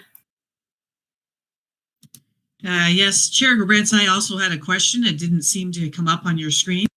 Okay, so I will erase the votes at this point, and Trustee Oliver, you will go first, and then Trustee Gray. Okay, and we will re-vote on this. Okay, thank you. Through your chair to Associate Director Bogue. I note here in the operational plan that you're listed expected outcomes by 2024. And for the most part, they are stated as an increase or a decrease. And I'm wondering, first of all, do we have baseline data for all of these pieces that you will be attempting to measure? Do we have data collection tools for all of the pieces that you intend to measure? And if we do have baseline data, would you consider attaching some kind of a value to the change that you're hoping to see? Over to you. Thank you. Yeah, thanks, Trustee Oliver. Through the chair to Trustee Oliver and all trustees. That's a great question, and that is exactly what we are hoping to do. One of the challenges that we've had this year, and you probably recall that we just finished our Have Your Say survey with our parents and our staff and students just recently. So that was some of the baseline data that we needed. And in fact, we modified our Have Your Say survey this year to reflect this new multi-year plan, because there were some measures in here that we had not looked at in the past. We will have some challenges in the learning and achievement area, because we haven't had EQAO data now for the past year or two, depending on which assessment it was. So we are still working through that piece, but for the most part, we will have measures, and we will be really engaging in an exercise to try to determine what is that appropriate stretch goal for us. And we can certainly share that back with trustees. So we will have a definitive point of measurement to report back on. Okay, Trustee Gray, go right ahead.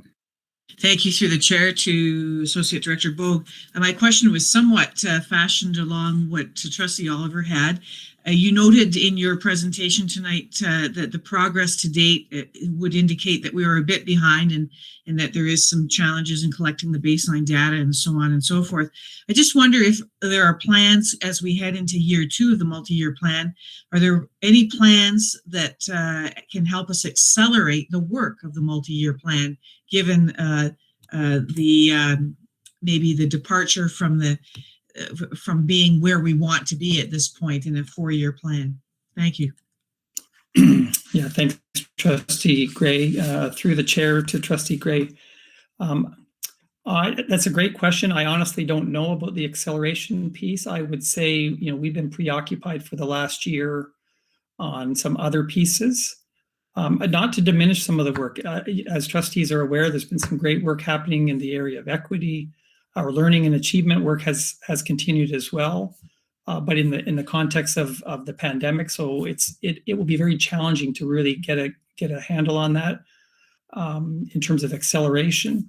We do know that moving back into school next year, and with our fingers crossed and hoping for a much more normal year, that there will be a real focus on really getting back to into a bit of a normal routine, a focus on student well-being and learning and remediation for any of our students that have fallen behind as a result of the pandemic, and continuing to work through some of those equity priorities. So to accelerate, I'm not sure. If you've got some suggestions or ideas, I think we'd be certainly welcome. We would certainly welcome those.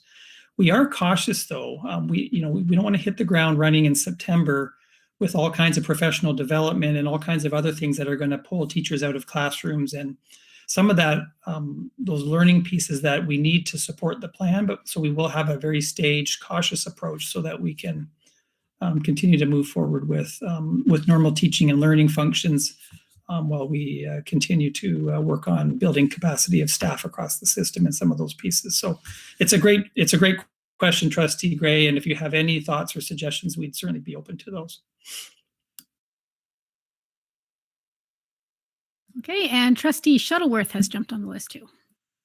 Thank you. Through your chair to Associate Director Bogue. Mine's a question around language. So I know when we created the multi-year plan, we were really cognizant of the commitments we were making, and threaded through the operational plan is the use of the word pillars, which is that more standalone piece.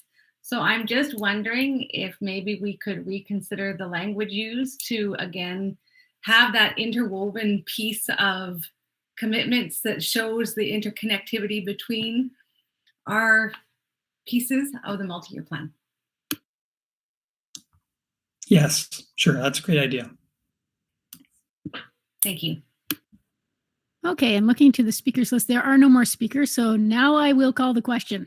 So all those in favor of approving the operational plan.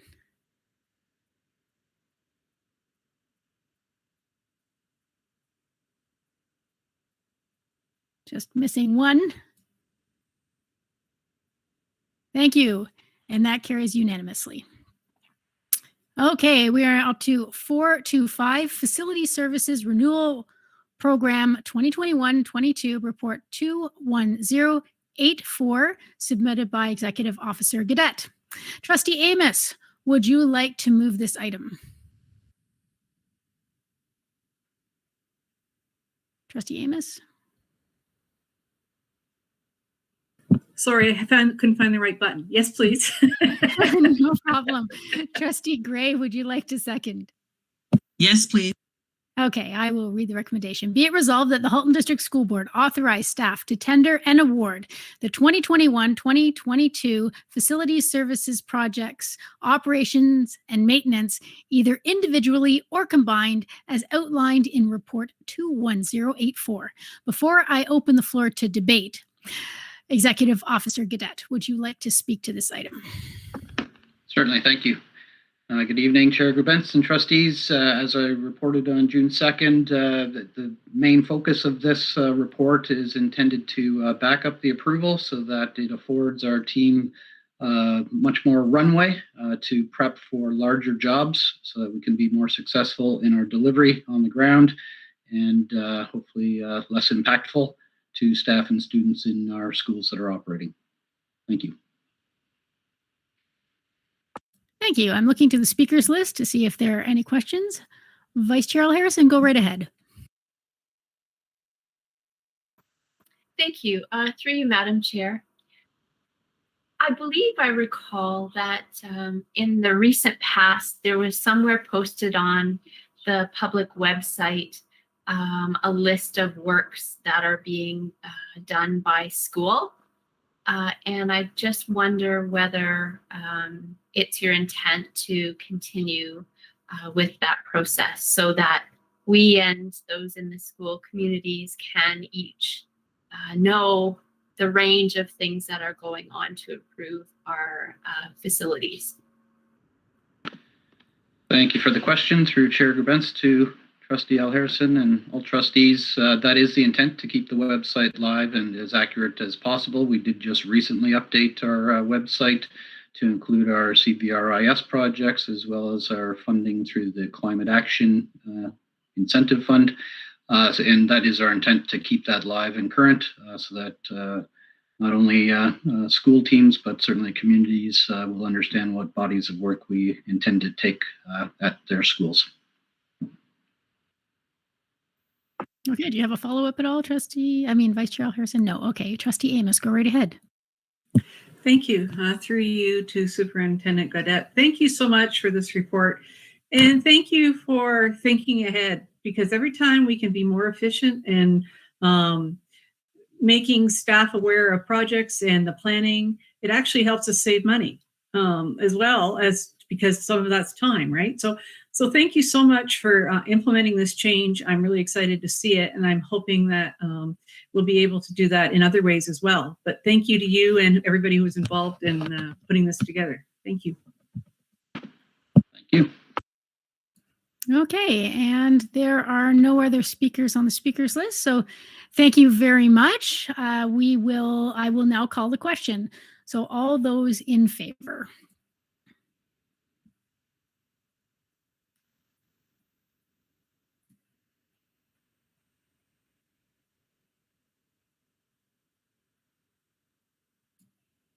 And that carries unanimously. Thank you very much.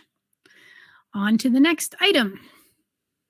Item 426, Inspire Awards Policy Governance Procedure, Report 21088, submitted by Trustee Rocha, Trustee Shuttleworth, Trustee Reynolds, and Vice Chair Harrison. Trustee Reynolds, would you like to move this item? Thank you. Trustee Rocha, would you like to second? Absolutely. Okay, I will put the motion on the floor. Be it resolved that the Halton District School Board approve the revised Inspire Awards policy and the new Inspire Awards governance procedure as appended to Report 21088. Before I open the floor to debate, would any of the submitters like to speak to this item?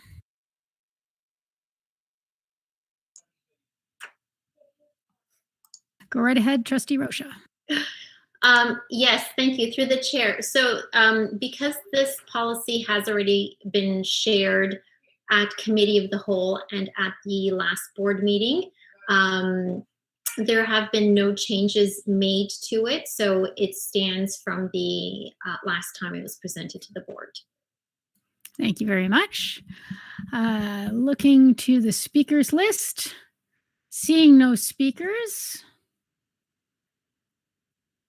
All those in favor?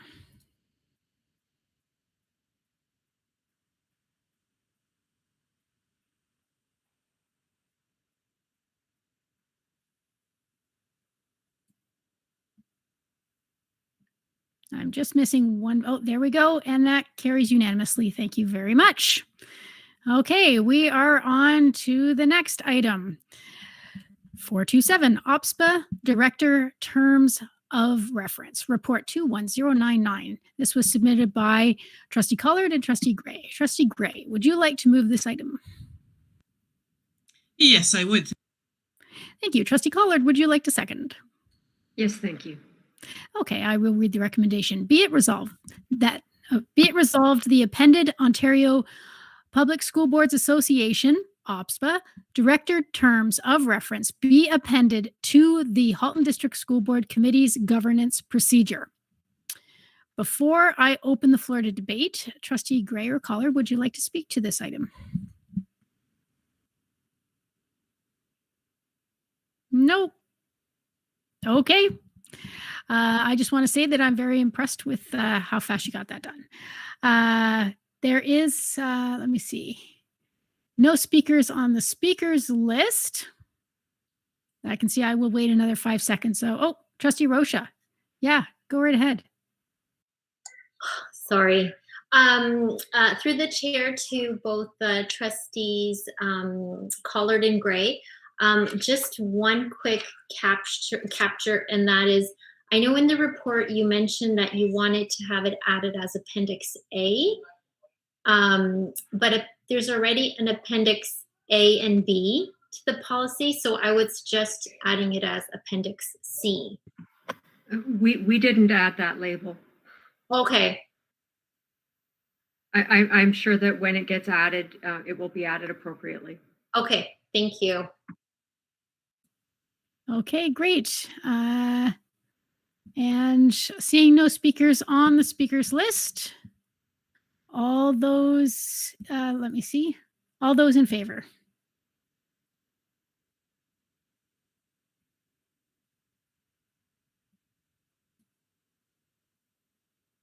And that carries unanimously. Thank you very much.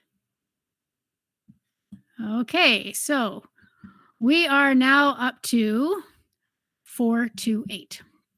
Ryerson Public School Name, Report 21100, submitted by myself, Trustee Shuttleworth, and Trustee Rocha.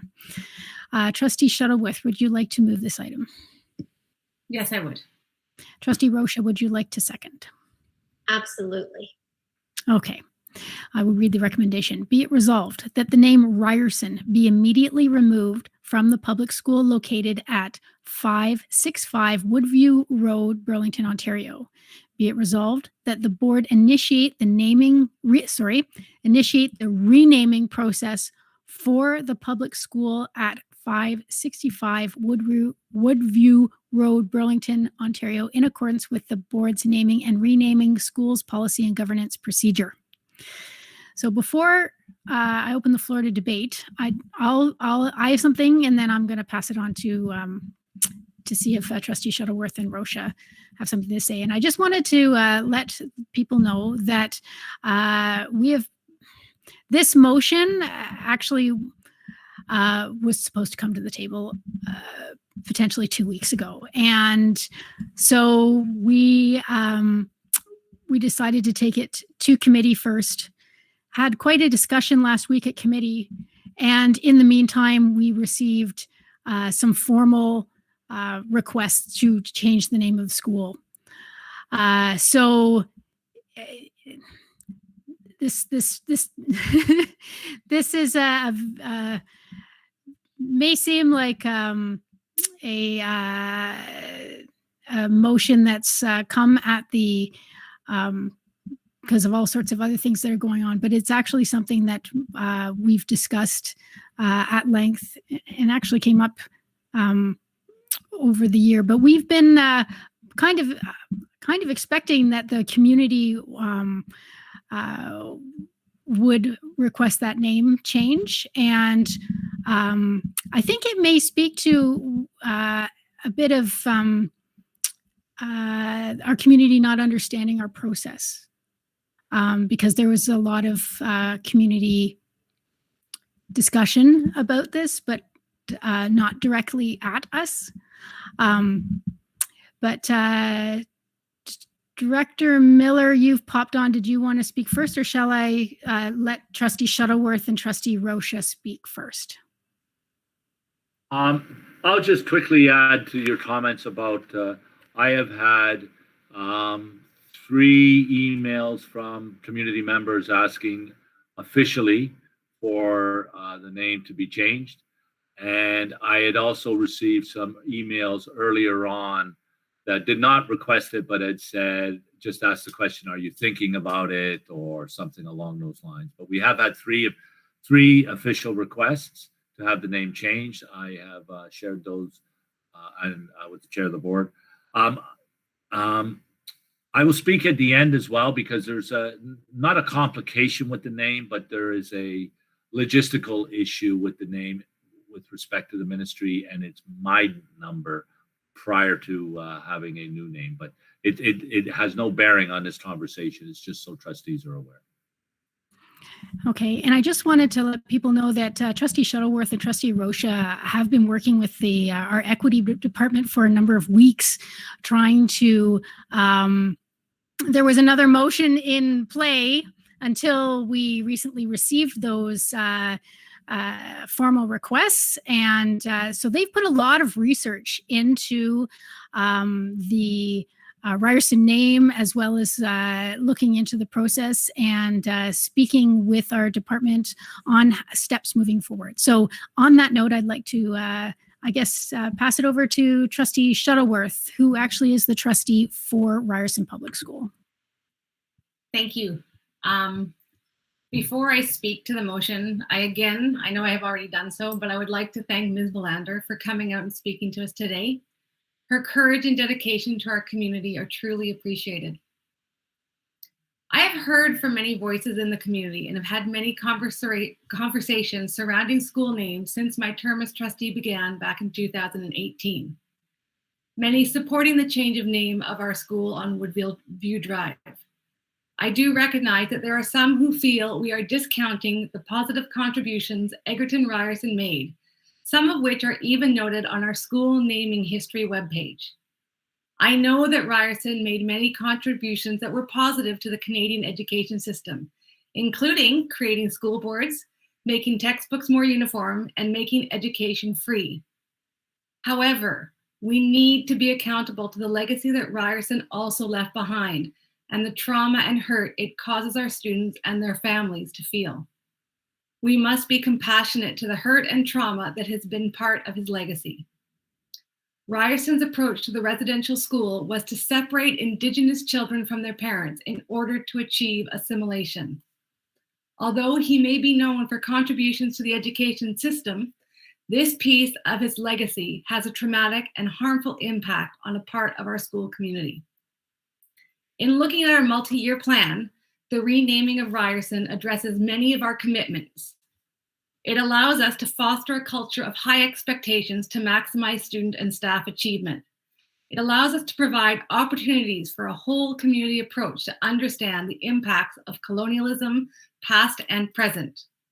It allows us to foster engagement with Indigenous peoples, communities, practices, perspectives, and realities to build awareness, mutual respect, and shared responsibility. It allows us to enhance learning about treaty relationships, Indigenous rights, residential schools, and Indigenous peoples' contribution to Canada to fulfill the truth and reconciliation calls to action for education. It also allows us to incorporate a whole person approach that includes cognitive, emotional, social, spiritual, and physical development, as well as academic development. The name Ryerson, for many, brings up experiences of trauma and mistrust of the education system. We value all our students who are part of our Halton District School Board community, and we must live up to our commitments in recognizing the harm that some of our school names may have. And I'll pass it over to Trustee Rocha if she has anything to add. Okay, Trustee Rocha has declined at this time. So, well said. Looking to the speakers list, Trustee Collard. Thank you. My question is more of a logistical one, and I think it was probably what Director Miller was going to speak about. If we immediately remove the school name, will the students graduating from Ryerson this year have a name on their graduation certificates? And will the students starting school in September have a name on all of the school forms that they fill in? I'm just wondering how that piece of it works. I am fully in support of stripping the name immediately. I just want to make sure that we don't leave a gap in the logistics of things. Through you, Chair Grabentz, to Trustee Collard, it's an excellent question, and I'll ask Superintendent Zitoff and Nagoy to help me with the answer. And this is for trustees and and any members of the public watching it. All schools in Ontario have a number attached to them called a MIDENT number. And the MIDENT number resides with the Ministry of Education and the Government of Ontario, and funding is distributed to boards based on those MIDENT numbers and enrollment and renewal and all those things. So,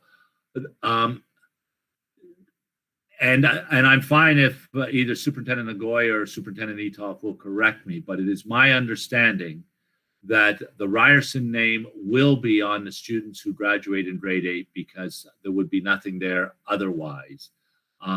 And secondly, that it will still be Ryerson School in name only for September, as the students will have a school. But we will be initiating the process. No timeline has been developed yet, initiating the process for the renaming of the school. But it needs to have a name, as you have said, and we're kind of between a rock and a hard place. If we remove the name immediately, we have to give it a temporary name. And if we give it a temporary name, we have to go through a naming process to do so. So I think the will of the board, if the will of the board, and I assume that will be the will of the board, is to remove the name. It will be removed, and the renaming process will begin sometime thereafter, and we can get it. But the MIDE number that is registered with the province will continue to exist to Ryerson Public School until there is a new name. I believe that's correct. Superintendent Nagoy, correct me if I'm wrong, or Superintendent Zitoff. Yeah, I can jump in. You are correct, Director Miller. The school does need to have a name, and hence I'm wondering if consideration for removal of the one word immediately might be for consideration for trustees. What will happen if this motion is to pass in the coming days, in the next couple of weeks for sure, no later than the end of June, is there will be a physical covering of the name Ryerson on the exterior of the building. But for all intents and purposes, for the reasons that you've mentioned, Director Miller, from an operational perspective, as well as a safety perspective involving the fire and police and so forth, the name Ryerson needs to remain intact until the school is officially assigned a new name. Okay, I saw. Yes, I was just going to ask you. So then, would it be possible to strike the renaming committee immediately, so that the work can get done as fast as possible, and we can perhaps vote on a new name at some time in September? Through you, Chair Grabentz, to Trustee Collard, I think you can certainly strike that a committee be struck, but I would not want the work to be done through the summer because we rely on the community to provide us names. So I think most of the work would have to be in September and perhaps into October, because I don't think it would be beneficial to the community to have this committee do its work through the summer, where many people, and given that the pandemic appears to be waning in terms of the rules that were applied, many people who would like to contribute to that naming process or contribute a name may not be around. So I'd be reluctant to do that. And I'm sure trustees would agree that we want as broad a group of people to provide options as possible. So that would be my advice, Trustee Kohler. Fair enough. Good point. Sorry, and just to add further, Director Miller, I believe the students as well, students across the system, but particularly students at Ryerson, may also want to participate in the naming process, and that would be another reason to ensure that they have the ability to do so. Okay. But Chair Grabantz, I would say this: Superintendent Etoff said, asked if the word immediately could be removed, and in the spirit of Trustee Collard's question, you could put a timeline on it, that the name be removed by, and I'm looking at Superintendent Etoff as to how long this process, but the name be removed by the end of October 2021 and a new name. I don't know if that's the right date, but it could put a date, and then the public could see that date as well and understand the reasons why that date exists. If I may, it could just be changed to removed as soon as a new name has been determined. And that would be determined by a vote by the Board of Trustees, according to our process. That means that the name has to stay on the building, though, and that's, we all want it removed. We all want it removed. We will be covering the name up, though. The name will be covered up, and as Superintendent Etoff said, there is a safety element to this. It is the name registered with the fire services and the police services in Halton, and until we have a new name, they need to know where they're going if ever there's an emergency. Okay, so we'll go through this list and then we'll look at what the possible amendments to the motion will be. Okay, Trustee Daniele, go ahead. Thank you very much. And my questions are all around logistics as well, because, obviously I do support the removal of this name. But that being said, given that this motion did not come before us 2 weeks ago, first of all, do we need to waive the rules to deal with it tonight? Second of all, through you to Trustee Shuttleworth, are you at all concerned about the fact that there has not been community consultation around this? And do we think that there might be pushback? Because it does almost seem like we're pushing it through for all the right reasons, and I think it's an important thing to do, but I worry that maybe we haven't heard voices just for that full optics piece. And then my question was simply around what communication we will be sending to the community regarding this and how the community can be involved in this going forward. So that's my piece. I want to make sure that we are doing the right thing. I absolutely think we are doing the right thing, but I want to make sure that we go forward in a way that does not leave a school community fractured in any way, that they're all able to move forward together on something. So I'm wondering if Director Miller or Trustee Shuttleworth might have any comments or concerns about that. And as I said, do we need to waive the rules?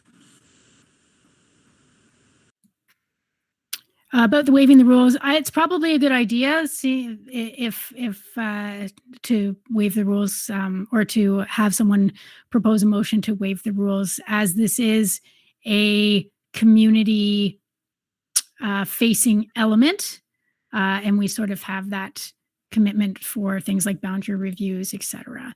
And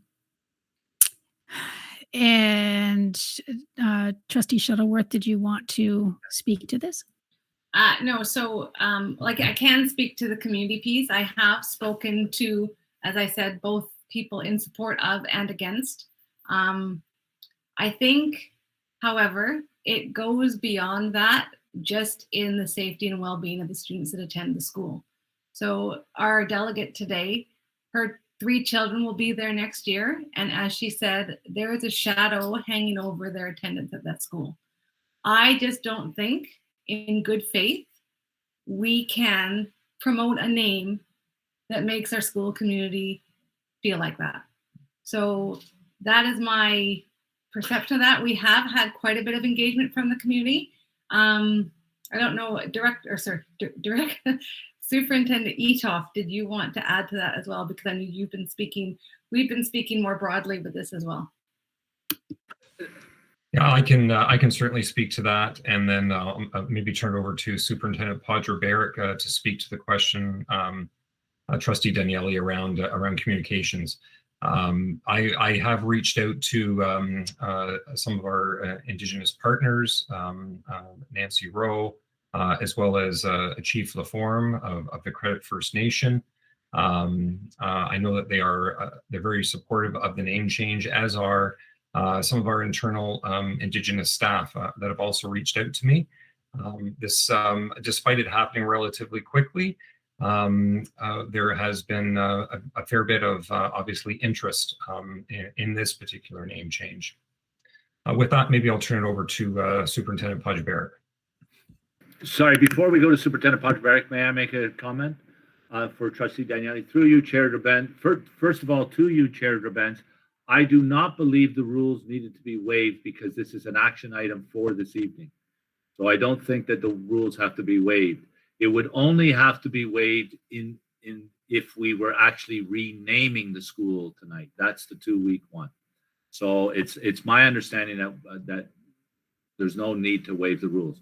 The second one, through you, Chair Drabent, to Trustee Daniele, there has been not an official public consultation, nor does the policy call for a public consultation.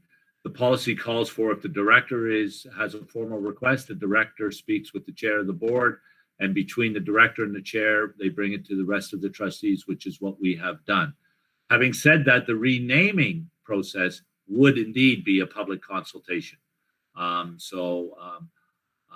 You know, I'm mindful of what the Trustee Shuttleworth had said, that the community, I received one letter from a community member opposed to it. Well, actually, he didn't say they were opposed to the name change, was really questioning whether all the research had been done.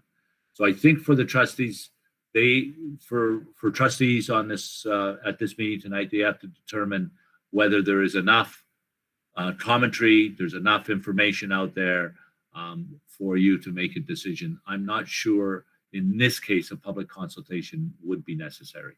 And then I'll turn it over to Superintendent Podger-Barrick around the communication plan.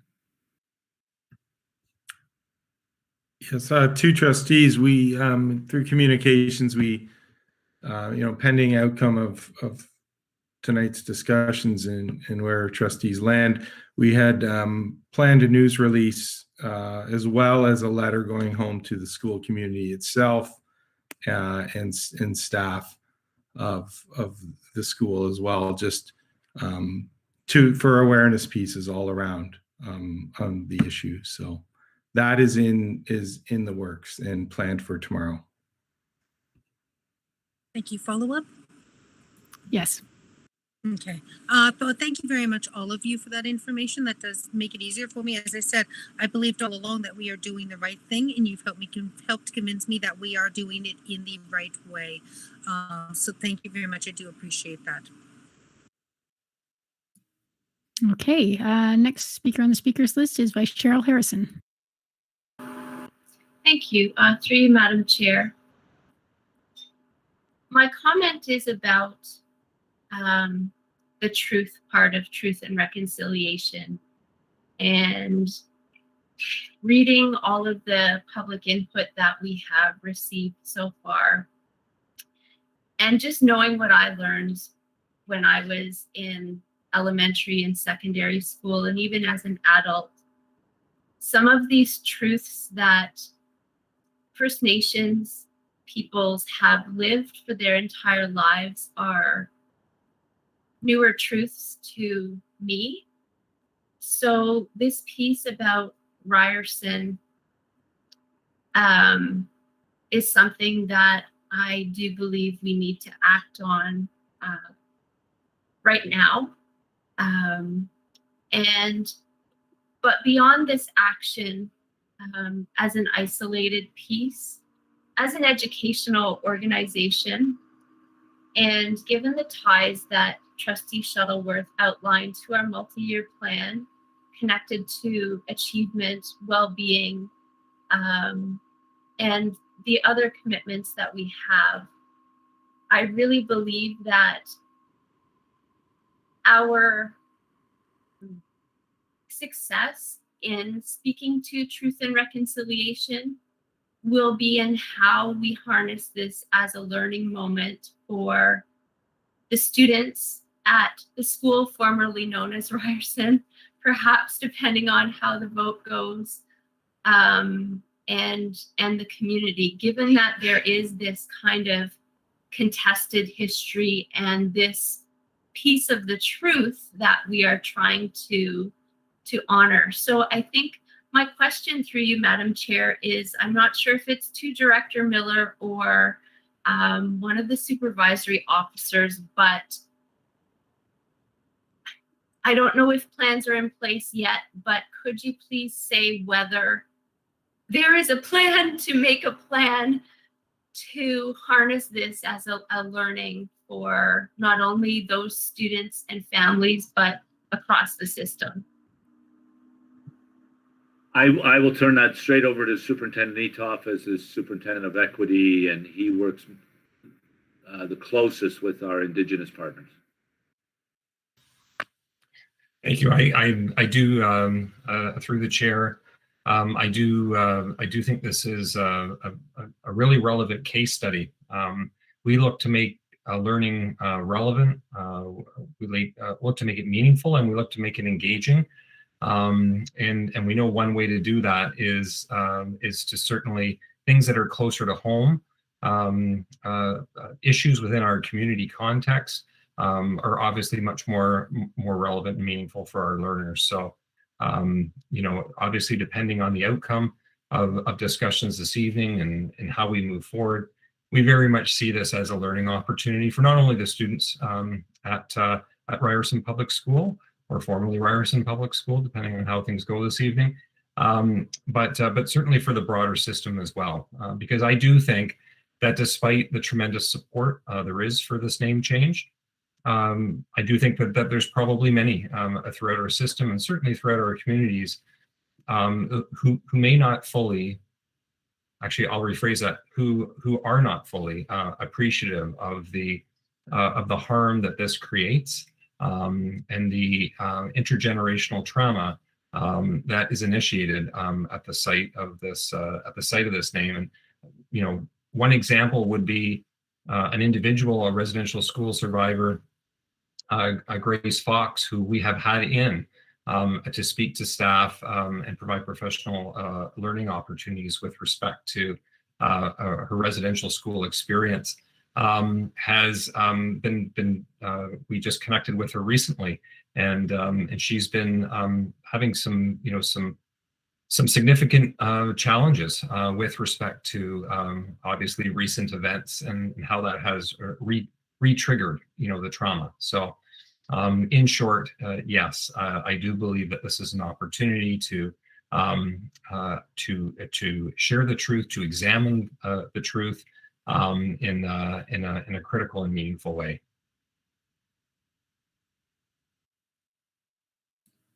Okay. Next speaker is Trustee Shuttleworth. Thank you. Through you, Chair. I don't know to who. In consultation with Superintendent Etoff, we didn't know if maybe making a friendly amendment to the first piece of the motion might help support. It doesn't necessarily address what Director Miller talks about as far as the name of the school for later, but it does address the safety concern. Instead of saying immediately, we were wondering if maybe instead we could say as soon as safely possible, which might allay some of the concerns. I don't know if it does all of them, Director Miller, but it does something. So Through you, Chair Grabens, to Trustee Shuttleworth, I'm not sure that satisfies the ability for the safety element. I think Trustee Collard had suggested the name be removed as soon as a new name has been voted upon by the Board of Trustees. I think that's a better solution because as soon as it's safely, we still need the emergency services still need a name of a school. So I have a suggestion, and that is to forego the first part of the motion and just say, be it resolved that the board initiate the renaming process for the public school at the address accordance to the board renaming and schools policy governance procedure to be completed by December 31st, October 31st. I don't know when, but that would make that a sort of a flip. When the new name is chosen, the old name disappears. Chair Grabens, it's a good suggestion. May I ask Superintendent Podger-Barrett, because it's quite often his manager in his department, Marnie Denton, who shepherds the naming of school processes. Scott, do you have any? I mean, sooner is better than later here. Absolutely. I think we understand the will of the trustees. And I would say as director, I support the will of the trustees and the will of the community, and particularly the delegate who spoke this evening, Fallon. Scott, do you think you could give us some kind of timeline when we could go through that process and have it done by? I would want to double check with Manager Denton, but I think it's reasonable to do within 3-4 weeks. In the past, there is an ability to expedite, I think, within the process.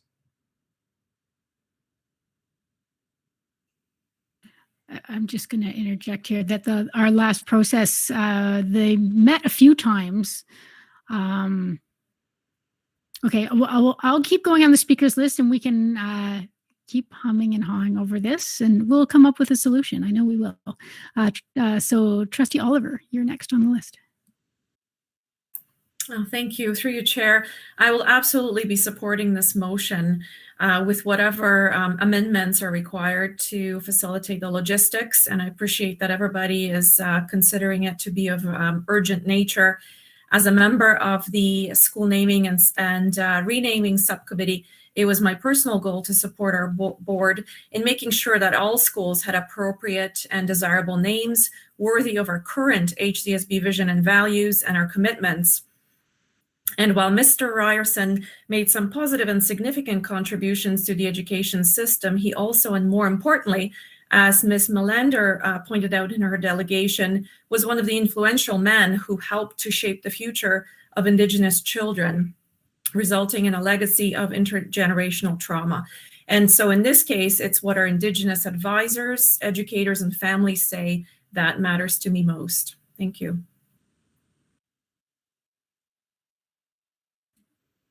Okay, so I have a suggestion, and that is to, again, get rid of the first part and finish the second part by saying to be completed by October 31st, 2021. We do have the ability to, if that is not enough time, to come back. Oh, Superintendent Etoff, you have something to say? Go ahead. Yeah, my apologies, but and just in my former communications role, I remember that I think we went out for a minimum of 1 month in terms of collecting names, and then there was obviously the process of going through them. That could be expedited, but it might be safe to say November 30th, or by the end of November, versus having to come back. I think October 31st, maybe pushing it a bit, yeah. That's great. I love evidence-based decision making. So I I would support that date change myself. So if trustees could put on their cameras for a second, I'm going to make this full screen. I'm looking for unanimous consent in the change. So that would be to remove the first part of the original motion, and then to say, be it resolved that the board initiate the naming process for the public school at 565 Woodview Road, Burlington, Ontario. We don't need to say in accordance with board naming and renaming policy because we're going to do that anyways. To be completed by November 30th, 2021. If you're okay, can you give me a thumbs up on your camera? I'm looking closely. I don't see Vice Chair. Oh, there, your thumb was just low. Trustee Taylor, I can't see your thumb. Are you into it? Okay, good. Okay, we have unanimous consent. So that's our new motion. Okay. So don't have to go through the whole amend thing. Okay, so we have a motion. Now let's there's no more speakers on the speakers list, so let's vote on this motion. So all those in favor of the amended motion. Before you go on, I just couldn't press buttons fast enough.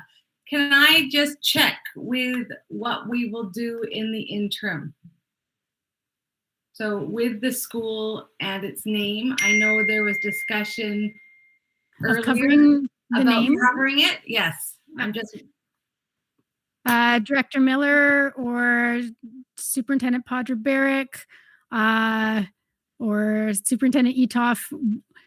So can you just give us sort of what's going to happen in the next few days with regard to the look of the school and the name?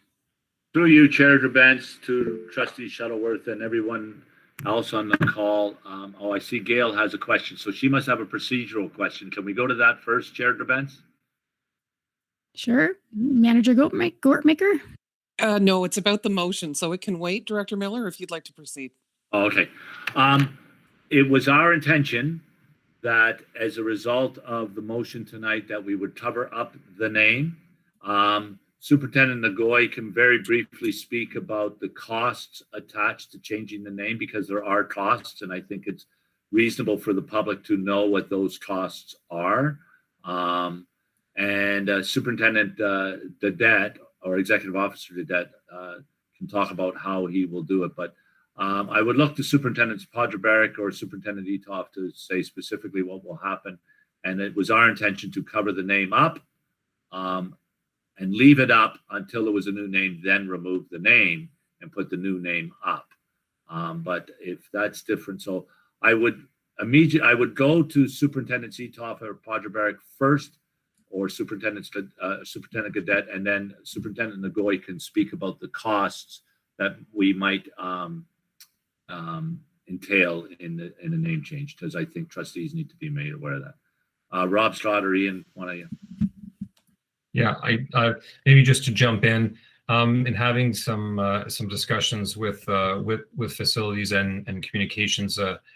Exactly what you said, Director Miller. We were looking at covering the name of the school. Obviously, the name would still, again, on paper and for all the reasons we mentioned previously, still be Ryerson, but covering the external name of the school would be what we would do in the meantime. And we would also be posting some sort of signage to indicate that that a name change was currently underway in order to ensure that the public was aware why the name was being covered. And one of the reasons for covering it sooner rather than later was concerns with respect to vandalism and so forth that may end up occurring as a result.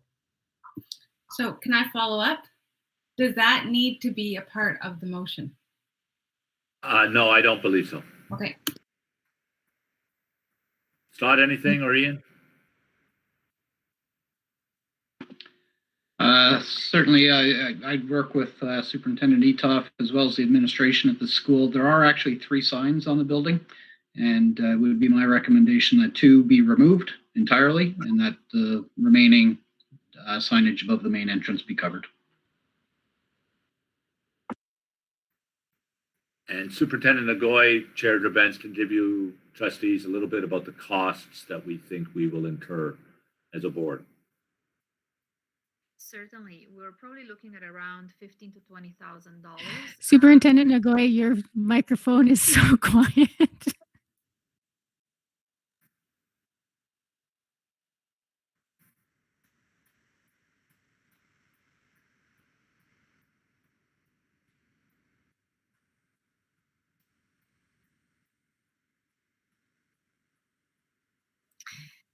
Is this better?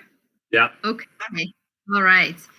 I was just saying that in terms of cost, we're probably looking at around $15,000 to $20,000.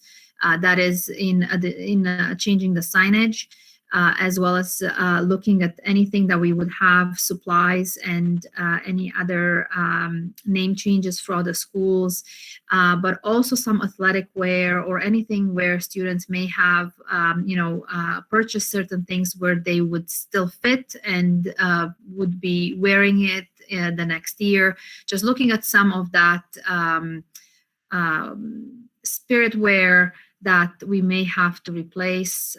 So we don't have a full inventory. We're still working through it, but as a ballpark number, as a rough estimate, we're looking around 15 to 20,000, and we're working with Executive Officer Gadet in terms of any other capital work outside of signage that may be required. But as of right now, that's our best estimate. Okay, thank you. Manager Gortmaker, you had your question? I did, just based on past practice of the board. I'm wondering if the chair would like to entertain a motion to amend, just so that for those who have seen the original board package with the original motion and now see the one that the board is anticipating voting on, they can track the change and how it happened. Okay, so the motion, okay, so there's a motion. May I have a mover to make a motion to remove the initial top part of the motion, to strike out that portion, and to strike out the portion about in accordance with the governance policy and procedure. Trustee Rocha, you will make that motion? Yes, I will. Okay, and Trustee Shuttleworth, you'll second that motion? I certainly will. Okay, is there any discussion? I'm hoping that we don't, since we kind of unanimously consented to it already. Okay, so although one more thing, Chair Gerbens, yep. Is there a date to be added? Oh yes, and the date to be completed by November 30th, 2021. Thank you. Okay, so all those in favor?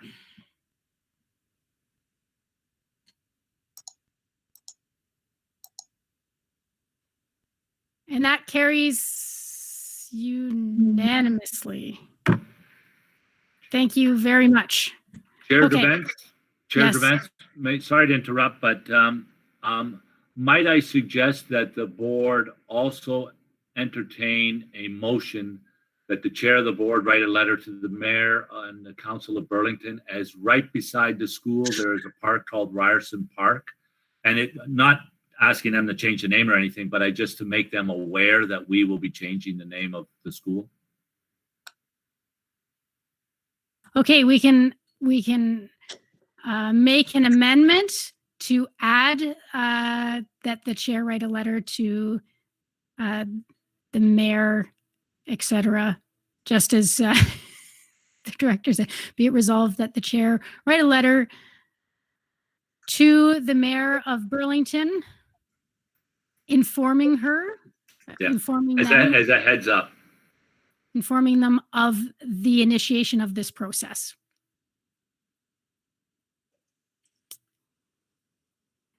so that, well, we don't need the That so would be that. my suggestion, yeah. Okay, I think we'll keep it nice and simple that way. Okay, so another amendment. Is there any discussion on this amendment at all? Looking to speakers, Vice Chair Harrison, do you have something? Maybe. Through you, Madam Chair. I don't know whether anybody knows if all of those parcels were named at the same time or what came first, but it strikes me that this is an opportunity to perhaps collaborate with the city on this truth and reconciliation journey, because they have also stated their support for taking actions to support truth and reconciliation. So I do wonder whether it's just as simple as informing them, or what, given our commitments in the multi-year plan, whether there is a second part, which is encouraging them to revisit the history associated with the name and give consideration to their own processes. I don't know how to say that, and I don't want to be outside of our lane on this, but it just seems like there's an opportunity here to, again, take action on this. Okay, so Yes, Chair Gerbens? Sure, go right ahead. My concern with that, in all due respect, Vice Chair Harrison, it may slow the process down. And I think as the director, I have heard what Fallon said tonight, and we have children in that school, and I think it's, so I don't even know whether I should be giving my opinion, but I thought it was important in this case that I'd be concerned that it slows it down. That's my suggestion. May I follow up? Yes. With a slight pushback, which goes like, those exact same students are going to walk through those parks to get to that school. So, you know, I feel like you're maybe troubled by the word collaborate, which is what could perhaps slow down our process, but maybe it's more just, this is why we're doing it. And we know that these parks have the same name and therefore could have those same traumas associated with it, and leave it at that. I just think there's an opportunity here to do more. Okay, so your suggestion was encourage them to revisit the history of the name and consider their own processes. That's what you had mentioned.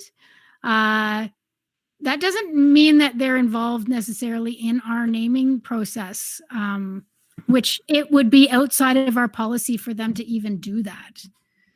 So, you know, we can just encourage them to take a look at the name. I think that would be their own process, because I'm sure they have their own policies, et cetera, around naming and renaming city property. Chair Gerbens? Yes. Yes. I guess I'll let you, if it's pertinent to exactly what I said, yes, you can speak. Yeah, I saw the speaker's list. to Trustee L. Harrison very quickly. I do have, I'll say, a relationship and actually a meeting with the counselor for the ward. I think it's next Thursday. So I can also bring it up then in conversation, which may help the process as well. Okay, Trustee Reynolds. Thank you. I'm in support of Vice Chair Trustee L. Harrison's comment. I do believe the motion should specifically address the educational perspective that we are sharing today, and a request to consider it through their own processes. They do have a renaming policy. And I think that we would be remiss if we do not, if our letter does not specifically address this. So I just wanted to share support. I heard from Trustee Shuttleworth that there's certainly conversations to be had, which is wonderful, because I think it amplifies the message, but I think the message needs to be very specific in the letter, because it would be discourteous if we don't, if we are changing the name and not letting them know at best, but also to get them to be part of this process themselves. So I would be expecting or asking for an amendment to the letter to include that request and an educational piece to it as well. Okay, Trustee Collard.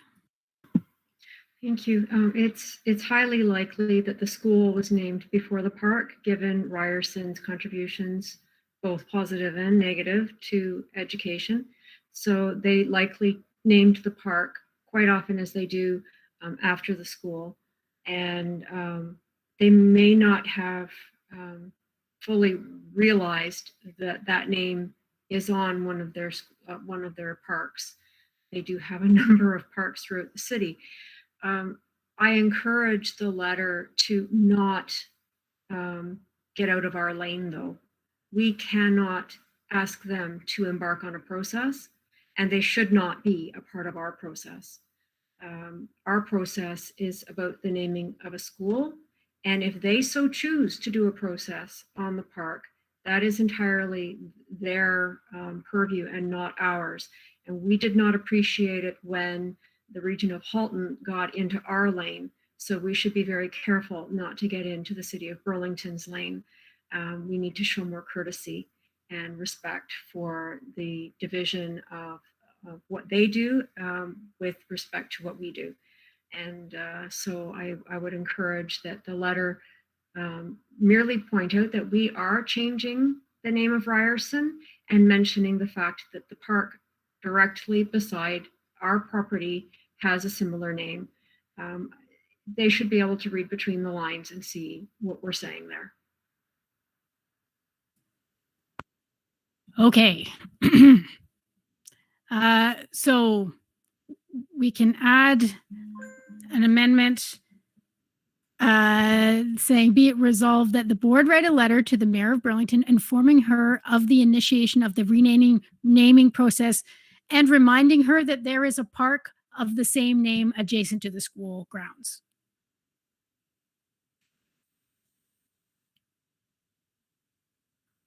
If someone could. So Chair Grabens, Mm-hmm.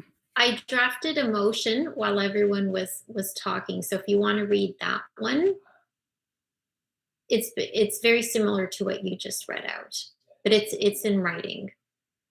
Okay, the one that you wrote out is, please be it resolved that the chair of the board write a letter to the mayor of Burlington informing her of the initiation of this renaming process and encouraging the city of Burlington to review the name of the adjacent park.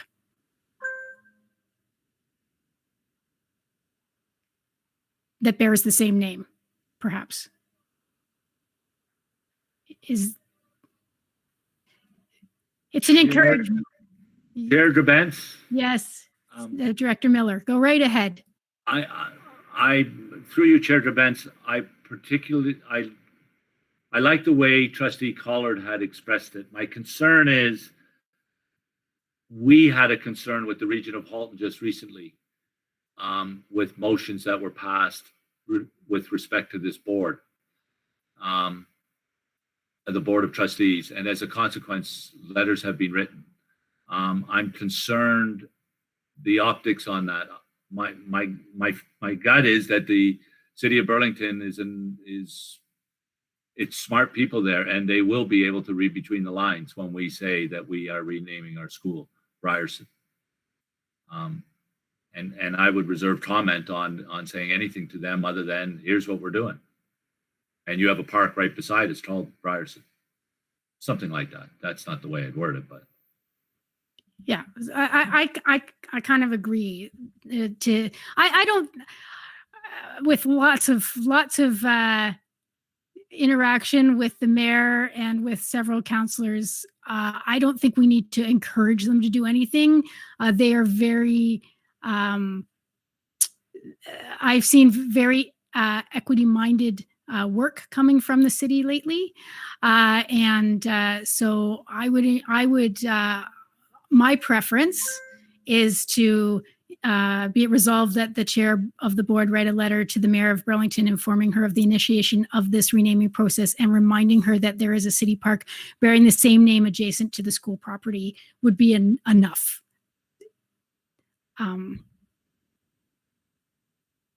Okay, so I move that amendment. Is there a seconder on that? Trustee Collard, thank you. Is there any further discussion on that? Voting on the amendment? Still voting on the amendment. Yeah. Could I hear the amendment that we are voting on, just to be sure that I know I'm correct? Okay. So we are adding.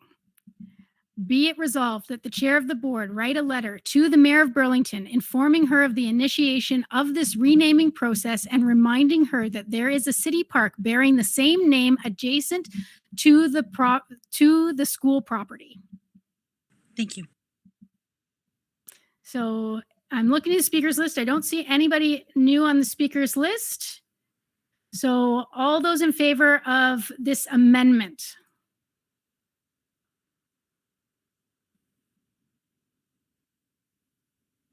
And then we'll vote on the full motion in just I'll go back to the speakers list to see that carries unanimously. So I'm going to read the full motion. Be it resolved that the board initiate the renaming process for the public school at 565 Woodview Road, Burlington, Ontario, to be completed by November 30th, 2021. Okay, I already see a problem. Be it resolved that the chair of the board write a letter to the mayor of Burlington informing her of the initiation of this renaming process and reminding her that there is a city park bearing the same name, which we haven't mentioned, adjacent to the school property. So I think we need to add Ryerson Public School. Be it resolved that the board initiate the renaming process for Ryerson Public School at 565 Woodview Road, Burlington, Ontario, to be completed by November 30th, 2021. We have to say the name or the second part of the motion doesn't make any sense. We put the word located before at. Okay. Located. This is such a painful process through Robert's rules, but we'll get her done. Okay, so be it resolved. So we're going to have to probably do another vote on the amendment. Be it resolved that the board initiate the renaming process for Ryerson Public School located at 565 Woodview Road, Burlington, Ontario, to be completed by November 30th, 2021. And then the rest of it. So any discussion on adding, no discussion. Let's do a quick vote on that amendment so we have a paper trail. All those in favor of adding the name Ryerson and located at. Okay, and that carries unanimously, I believe. Oh, no, quite. One more. Yes. Unanimously. Okay, so the final motion is, be it resolved that the board initiate the naming process for Ryerson Public School located at 565 Woodview Road, Burlington, Ontario, be completed by November 30th, 2021. Be it resolved that the chair of the board write a letter to the mayor of Burlington informing her of the initiation of this renaming process and reminding her that there is a city park bearing the same name adjacent to the school property. Is there any further discussion? Seeing none. All those in favor?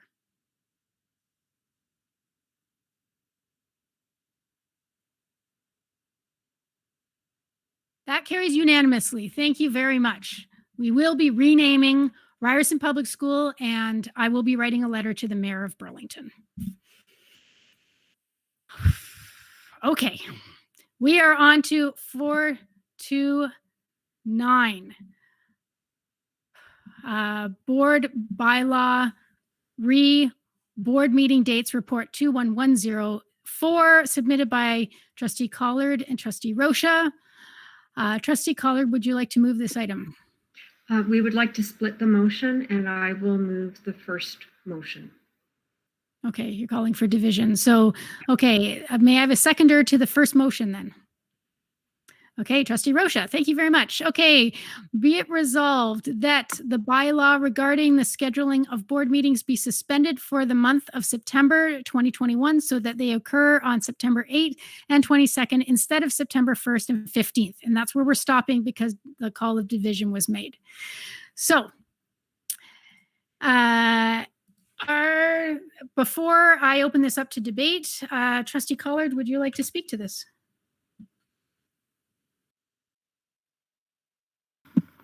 I think the report speaks to it fairly accurately. I don't think there's anything to add unless there are questions.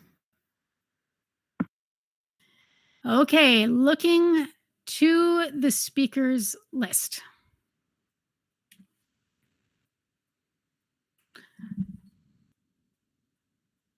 Okay, seeing, oh, Trustee Reynolds, go right ahead. Thank you. Through the chair. I guess my question is to Trustee Collard. What persuaded you to believe that the community does not want our board to meet to provide governance during a school year calendar? And I'm going to speak specifically of our experience last year, where we actually had a number of special school meetings through the summer from July to August. And we actually had a board meeting the first week of September, and school was not in session. I had not received any criticisms or concerns or feedback from the community that spoke to a concern of us meeting when students were not in school, nor when staff were in school and students weren't in school. So I just would like to understand from you, please, what persuades you that this needs to change this year? Thank you. Okay, as outlined in the report, the way that the bylaw is written, it was always intended that we would not have regular board meetings while school was not in session. That includes the winter break, the March break, and the summer break. And the reason for that has always been for the sake of transparency, so that people wouldn't be on vacation and out of reach of the board, perhaps camping or out of the country, whatever the case may be, when an issue might come to the presence of the board that they may wish to participate in. That has always been the case. It's only been in the last couple of years that we have scheduled professional development days before the start of school. And that's been just in the last 3 or 4 years. Last year, that was the very first time that a meeting would occur in September before the Labor Day weekend had occurred, because it was a Wednesday and it was in September and it was before Labor Day. And I raised this issue last year. It's not just this year that I raised the issue. I raised this issue last year, but it was too late to do anything about it. And so this year, when it came to my attention, I determined that I would make a motion about this, because I do have constituents who watch these broadcasts, and would like to participate, and they will be away. And they want to participate. They want to know what's happening at the board table. We do have the provision to call special board meetings, as we did all last summer. Every single board meeting that we held last summer was a special board meeting, and that is there for emergencies such as the pandemic. The provision is in place for that. This motion ensures that regular board meetings happen when parents are not away on vacation or less likely to be away on vacation with their children, and so that they can participate more easily and more fully in the process. Most families take their vacation when school is not in session. Follow up, please. Yes. So the suggestions you're making, we have staff who are working, and lots of our staff have students in our schools. So I don't think it's a fair comment to say that everybody will be on vacation. I had not heard any concerns or criticisms from my community. We do have a practice where we do a calendar for a school year calendar every single year. It's approved months ago. It consists of a lot of stakeholder engagement. A lot of community feedback is put into it. Yet we are undergoing a change to our board planning meeting schedule where individuals, the community who is watching, knows what to expect. But we're doing this on the last board meeting of the school year to start on the first school board meeting. For that reason, I can't support this respectfully because I don't believe we are giving the community enough time to process this change, particularly because it does affect them. So they do know now our practice is the first and the third. This change is happening, in my opinion, on the last day of our board meeting. So for that, I'm sorry, I will not support this motion at this time. May I respond? Yes.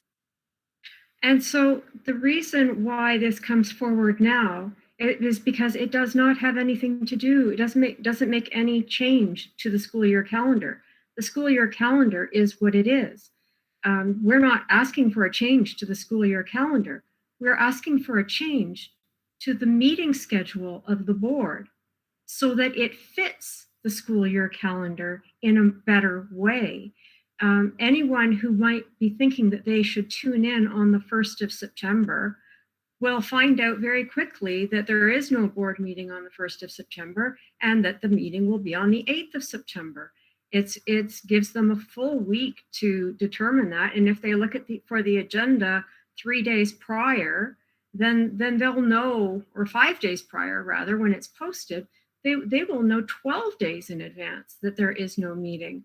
And if we need to, we can, make sure that there's tweeted out or Facebook posts about it. I'm sure that, we normally do make the public aware of when our meetings are.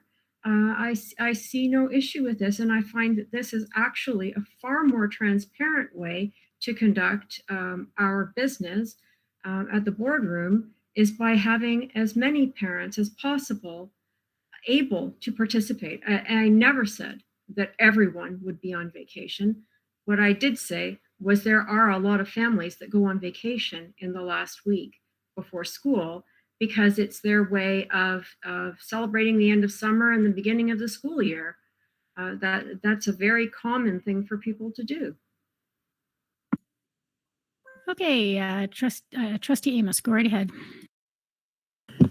Thank you. Do you want me to make a motion to extend first? Yes, that would be great. Seconded by Trustee Daniele. Would you second that? Yes, I will. Excellent. So any discussion on, oh yeah, we need to do a time. We still have quite a bit to go through. An hour? Pardon, a few people. An hour. An hour? Okay. Everybody good with doing an hour? We may have to come back again, but we'll see how we do. More than an hour. Okay, an hour. So all those in favor of extending for 1 hour?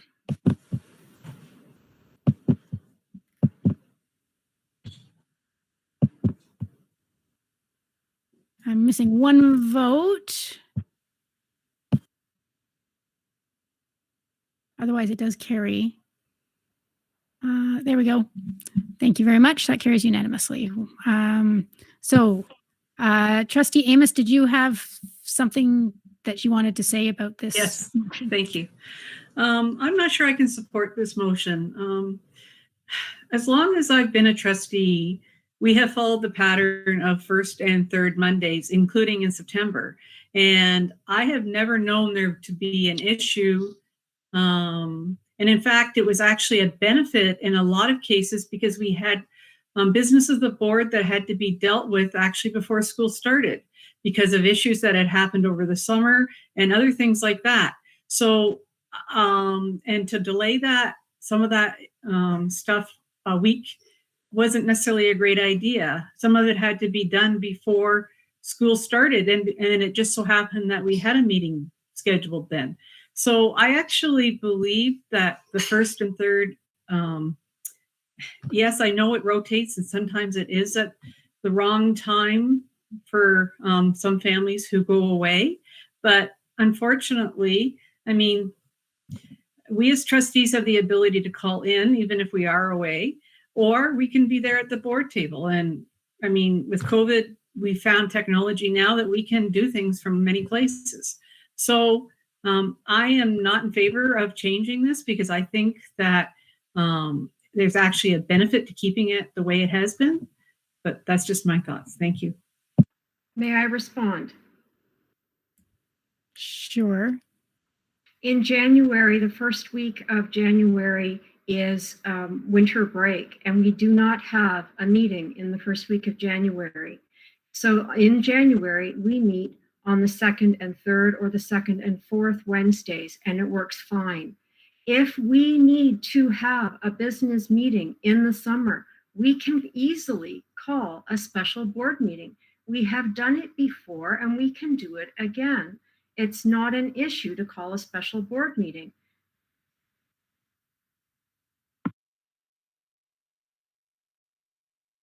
Okay, Trustee Shuttleworth. So my question was kind of answered by Trustee Collard because I was a little bit confused when Trustee Reynolds was talking about the school calendar, because my question was going to be, are our meetings included in that school calendar? So, but I think I've got the answer and I think I understand. Thank you. Okay, Trustee Rocha. Yeah, through the chair, I think this addresses Trustee Reynolds' concern about the public knows that we meet on the first and third. Typically, we do meet on the first and third, but there are months where our meetings do get changed. Trustee Collard has already alluded to the meeting in January, but there's also instances in the month of March during spring break. I'm in favor of this motion because when this happened last year, I thought it was very confusing that the board was meeting for the first time and school wasn't in session.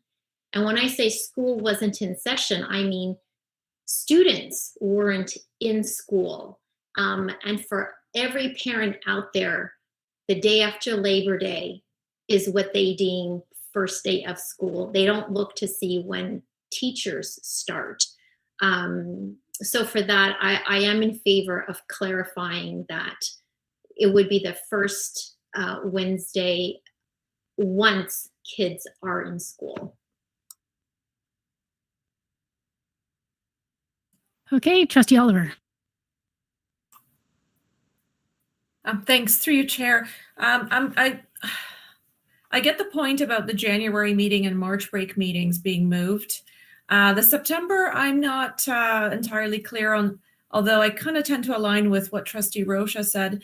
I would be really curious to hear from staff whether they see any benefit in having that first board meeting happen, even if it is prior to the school year formally starting. Thank you. Through your Chair, comments to Trustee Oliver and all trustees, I see neither benefit nor a detriment to having that board meeting at that time prior to the school.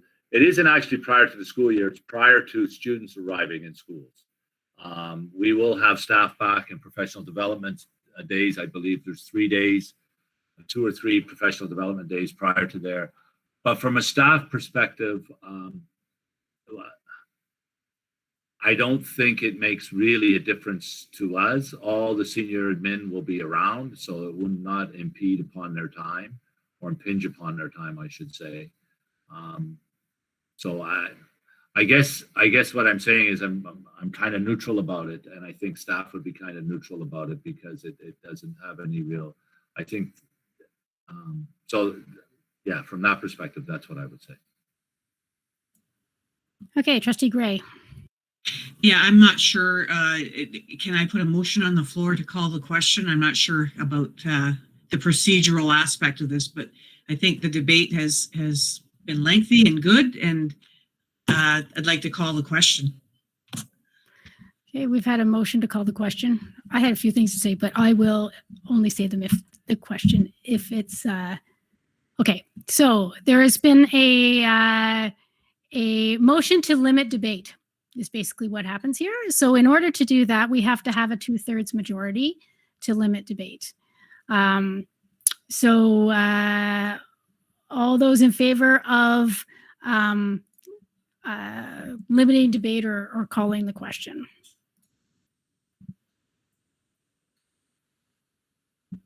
May I ask who seconded that, Madam Chair? Oh, I did. Thank you.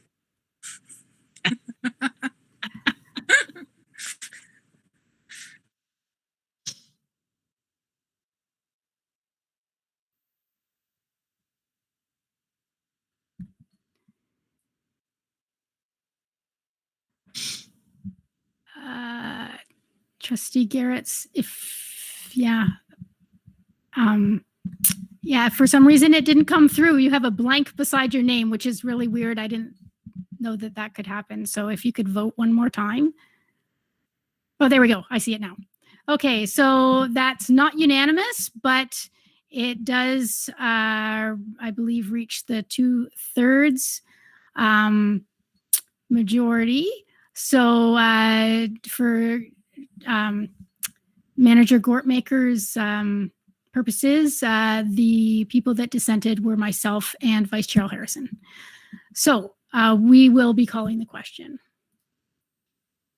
So all those in favor of the resolution in the report.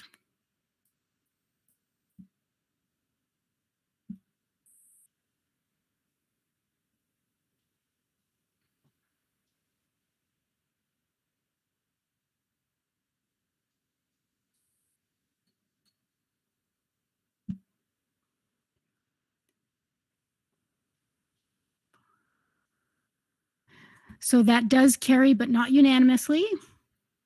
So I will read out the votes. Trustee Amos, no. Trustee Collard, yes. Trustee Shuttleworth, yes. Trustee Rocha, yes. Trustee Reynolds, no. Trustee Vidyalankara, yes. Trustee Grabentz, no. Trustee Gray, yes. Vice Chair Harrison, no. Trustee Taylor, yes.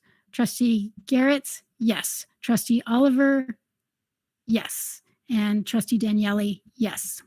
So yes, that does carry. So that will be, that for this September will be adjusted. Okay, where is there we go. And so on to the other half of this motion, as division was called. Be it further resolved that the bylaw regarding the scheduling of board meetings be reviewed by the Governance Standing Committee and a report with recommendations come back to the board on September 8th, 2021. Trustee Rocha, would you like to move that motion? Yes, I would. And who would like to second that motion? I would, please. Trustee Collard. Okay. So before I open the floor to debate, Trustee Rocha, would you like to speak to this? Yes, I would. As seen here tonight, there is some dissenting opinion on what September should look like. And I think it also has to do with the unclear wording that's in our bylaws. So if everyone is okay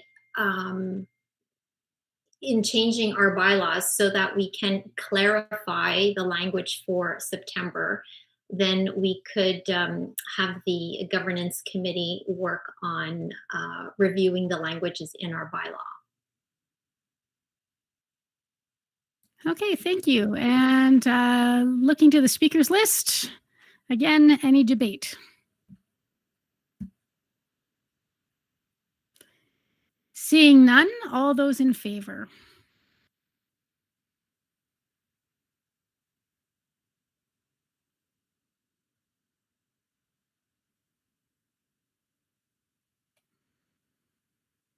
Carries, but not unanimously. All are yeses except for Trustee Amos. Okay, moving on to the next. Chair Grabens, I tried to get my hand up before and I couldn't. And the reason I voted no is because I don't believe it's as clear as what Trustee Rocha say. I don't believe it's not an understanding of what the rules are. Or what the wording is. It's about, in my perspective, it's more about what the perception of where the meeting should be. So to me, it wasn't having the committee needs to discuss more than the changing of the words. It needs to be about a general understanding of all those meetings and where they should be. It's not just about clarifying the words, in my opinion. So that's why I voted no. Okay. Okay, we're moving on to the next item, 4 to 10, National Day for Truth and Reconciliation Observance Report 21101, submitted by Trustee Collard. Trustee Collard, would you like to move this item? Yes, I would. Thank you very much. Trustee Reynolds, would you like to second? Yes, please. Okay, I'll read the recommendation. Please be it resolved that the chair write a letter to the Premier of Ontario and the Minister of Education imploring the provincial government, and more specifically the Ministry of Education, to formally recognize the National Day for Truth and Reconciliation to be held annually on September 30th, and be it resolved that the letter also implore the Ministry of Education to be accountable to the TRC calls, Truth and Reconciliation Commission calls to action on education that were passed in June 2015 by reviewing and revising the Indigenous history curriculum materials, which were developed in 2018 but never released by the current government, so that they can be introduced in schools this fall. This letter is to be copied to Halton MPPs, the Ontario Public School Boards Association, OPSPA, and the Council of Ontario Directors of Education, CODE. Before I open the floor to debate, Trustee Collard, would you like to speak to this item? Yes, I would. In the preamble and background, I do mention that anything to do with truth and reconciliation needs to be Indigenous led. We need to work with the Indigenous communities that live in this land to ensure that what we bring forward for students is representative of what the Indigenous people agree and want in our education system. The fact is that this government abandoned the curriculum that had been worked on for 3 years, and it has lain fallow for the last 3 years, waiting to be resurrected and used in schools. And that has left school boards across Ontario trying to find ways of including Indigenous history, arts, culture in their schools all by themselves. And this creates a disproportionate education system with respect to Indigenous curriculum.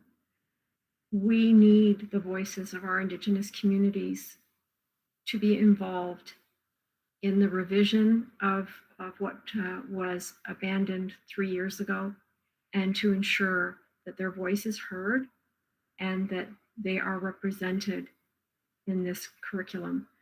And so I put this motion forward as a commitment to the multi-year plan, a commitment to truth and reconciliation, and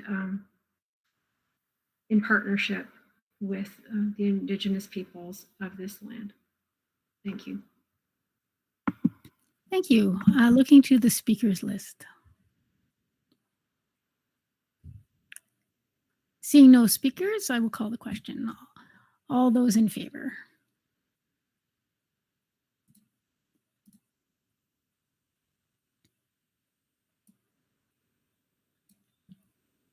That carries unanimously. Thank you very much. I will be writing a letter. And on to the final action item for this evening. 4 to 11, Reimagine Forward Declaration for Public Education, Report 21105, submitted by Vice Chair Al Harrison, myself, Trustee Oliver, Trustee Reynolds, and Trustee Shuttleworth. Vice Chair Al Harrison, would you like to move this item? Yes, please. Thank you. Excellent. Trustee Oliver, would you like to second? Yes, I will second it. Thank you. Okay, I'll read the recommendation. Whereas public education supports each and every student in the pursuit of their interests and passions, and whereas the global COVID-19 pandemic has shone a light on systemic and long-standing issues in public education and beyond, and thus given the opportunity for positive, transformative change in public education, and whereas trustees of the Halton District School Board, in their role as policymakers and strategic direction setters for the system, are sending a clear signal of support for actions, large and small, that inspire and continue these positive changes in the education system. Therefore, be it resolved that the Halton District School Board, HDSB, adopt the Reimagine Forward Declaration for Public Education.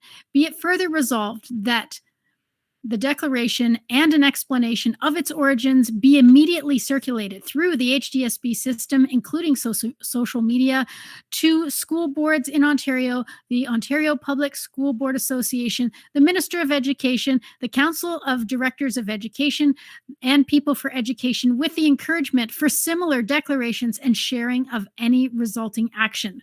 Be it further resolved that the Minister of Education be requested to create a provincial repository for sharing such reimagined actions among all parties.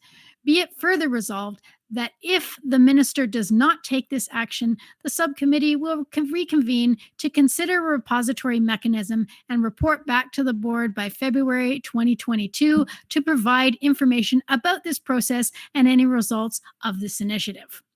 Before I open the floor to debate, who would like to speak to this item? Anybody? Vice Chair Al Harrison, go right ahead. Thank you. So first, I want to acknowledge the work of the subcommittee, also the entire Board of Trustees, Superintendent Newton, and the SHIFT team, who all provided, I guess, fuel for this eventual step. And you'll recall that almost a year ago now, in July 2020, when it felt like far into COVID-19 already, but we really weren't. we passed this motion to ask the minister to strike a multi-stakeholder committee to somehow harness the good stuff that we can achieve based on what we learned through the pandemic. And at that time, we were using the words build back better. The minister chose not to pursue this. In fact, I don't believe that we even received a response. We're not the only ones that made this request. It's come from numerous school boards, OPSPA, People for Education, among others. So the group met numerous times to try and talk through our role as policymakers and what we could do. So we landed in a place where we want to send, I believe, a clear signal to the system that the time is now for good change. The time is now for change that breaks down inequities that have been highlighted through the pandemic. So we've made this declaration, which we hope signals that desire for positive change, and that we hope people can, at all levels, at all scales, can mold and change and shape to reflect how they also want to be part of this change. And the last sentence is, we add our voices to this declaration by signing it, sharing it, adapting it, and acting on it. Because the feeling is that actions small by single people in single classrooms or in the halls of schools or in the halls of administration can all add up to something, this profound change that I think we're kind of riding a wave on right now. So that's where we landed. I hope my colleagues will support this tonight. And I will also turn it over to any of the other working group members. Thank you. Anybody else? No? Okay. Looking to the speakers list for any questions, comments, debate.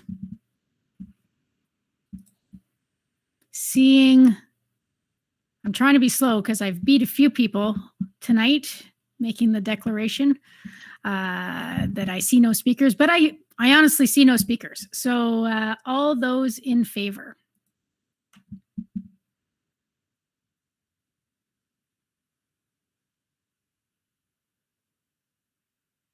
That carries unanimously. Thank you very much. So I know that there's, I'll be communicating with the minister, and all of us will be taking action on getting that declaration out and about. Okay. Okay, next we are up to communications to the board. First off is item 5.1, student trustee reports. Trustee Vigilankara and Trustee Taylor, do you have a report for us this evening? Yes, we do. Go right ahead. Good evening, everyone. Trustee Vigilankara, and I hope everyone's doing well tonight for our final meeting of the 2020-2021 school year. On Monday, we attended a meeting to review the student trustee mentor terms of reference, and at this meeting, we shared our reflections of this past term. We look forward to working more closely with trustees in this document. In Student Senate Subcommittee news, the mental health video has been shared, and we have received lots of positive feedback on it so far. We also have over 80 students who have registered their interest in the poster contest, and the form has only been out for about a week. To our knowledge, this is the first time the Senate is sharing a contest opportunity, and the first of its kind taking place during the summer. We've been receiving lots of emails from staff asking for more info and wanting to share this with their students. This competition will begin in the summer, and our mental health subcommittee will get together near the end of July in order to select the winners. Our equity committee is also finishing up their final initiatives. They have completed filming for their video, which brings to life the HDSB discriminatory and harmful language protocol. This, along with their trilogy meeting guide, should be done just before the end of the school year. Last week, we had our final Senate meeting of the year. It was a very fun meeting filled with a couple of games and a recap of the year. Full transparency, there were a lot of tears because quite a few of our secondary senators are graduating this year. Everyone worked so hard this year, and we were happy to give them a fun meeting to end the year on. We put a year-end review form for our senators to share their reflections on the year we've had, and we'll be using this form to inform our planning for next year's Senate. Speaking of next year, we have heard many concerns from students regarding the new modified semester model. We appreciate the clarifications by Director Miller and understand the reasoning for selecting this model.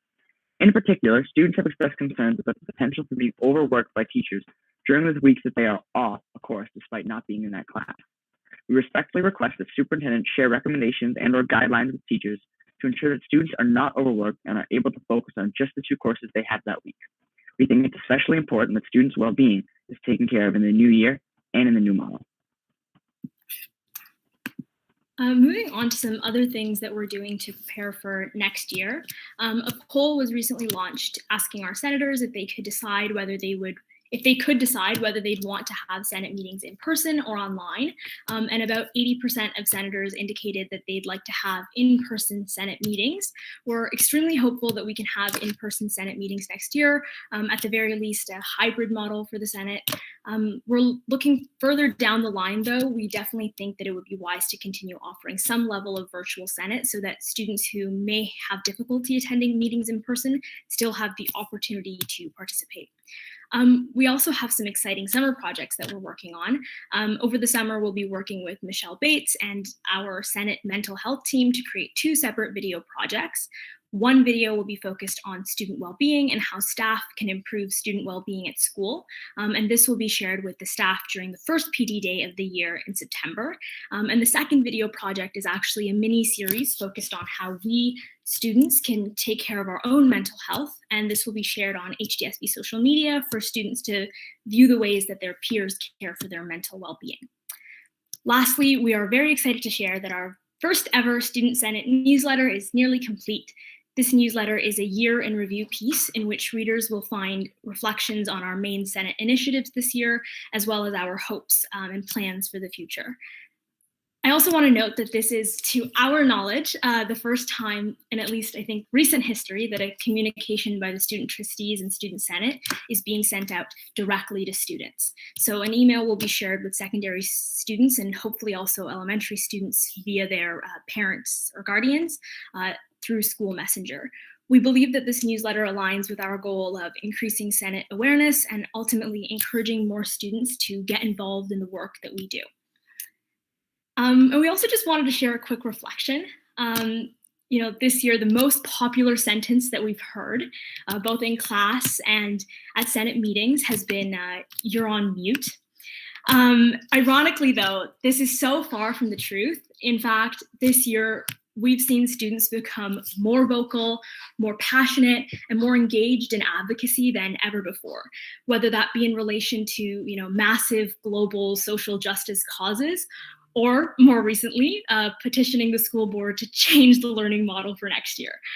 Overall, this awakening of student voice and activism has inspired myself and Evan tremendously, and we applaud the tireless efforts of our peers to advocate for themselves, each other, and the greater world. We both feel very fortunate that our peers are so passionate about this important work, and I personally feel really honored to be continuing this work on behalf of these amazing students next year. And on a separate and personal note, I also just wanted to take a second to reflect on the past almost year as a student trustee. My first board meeting was the special board meeting in August, and that meeting lasted over 9 hours, and I think that was after private session too. So that was quite the introduction to the wonderful world of trusteeing and working on the inside of the board level. That experience alone was perhaps the best crash course on what it means to do this job. And it also showed me the dedication and hard work that everyone at the board table puts into all the different decisions, big and small, that affect us students. So I wanted to share a heartfelt thank you to all trustees, superintendents, Associate Director Bogue, and of course, Director Miller for being so welcoming and encouraging to us student trustees, and also for helping all students navigate these trying times and trying to give us the best school experience possible. I'm honored and grateful to have the opportunity to continue working next year at a board that not only says that they care, but shows it. Finally, a sincere thank you to Trustee Taylor for a fantastic and super fun year.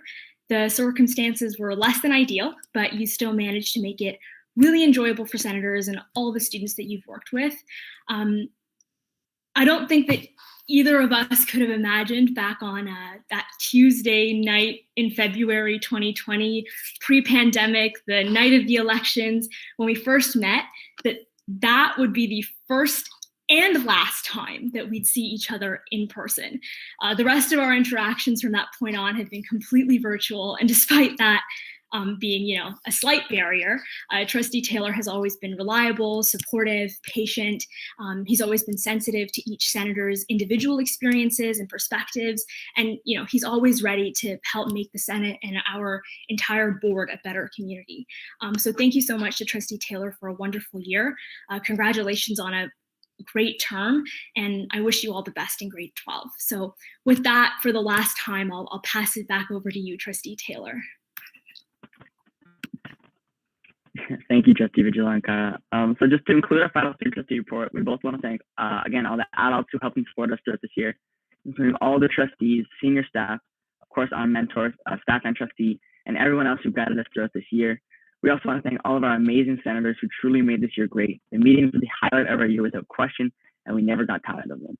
Their dedication, participation, enthusiasm, and hard work was so inspiring to see, especially in a year like this one.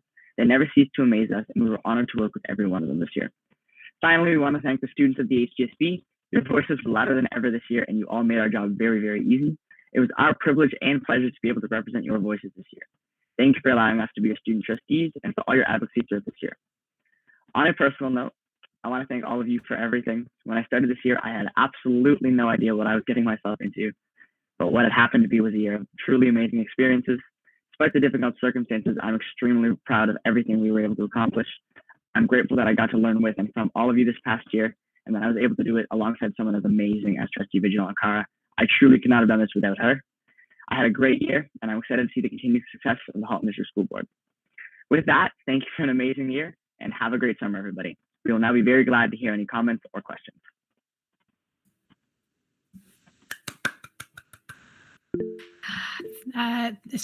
Director Miller, you have something to say? Thank you, Chair Gervais. I always have something to say when it's students.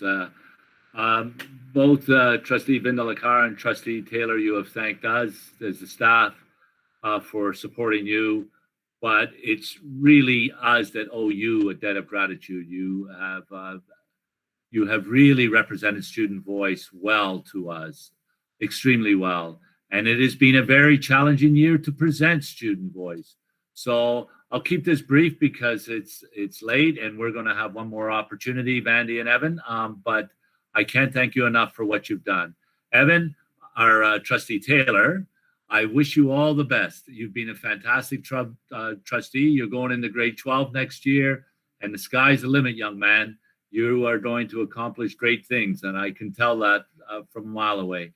And Trustee Vigil-Ankara, it's also my last meeting with you. I know the same for you. And my friend Chami, who you know, has been very excited with some of the things you've done for him as well. I would just make a final comment around, you mentioned the modified semester and the board and all that stuff. The TDSB announced that they are doing a modified semester and actually cited the Halton board as one of the examples. So, but that aside, thank you. And I'm going to break formality here, Andrea. Thank you, Evan and Vandy, for all you did, and I wish you all the best. Okay. Trustee Oliver.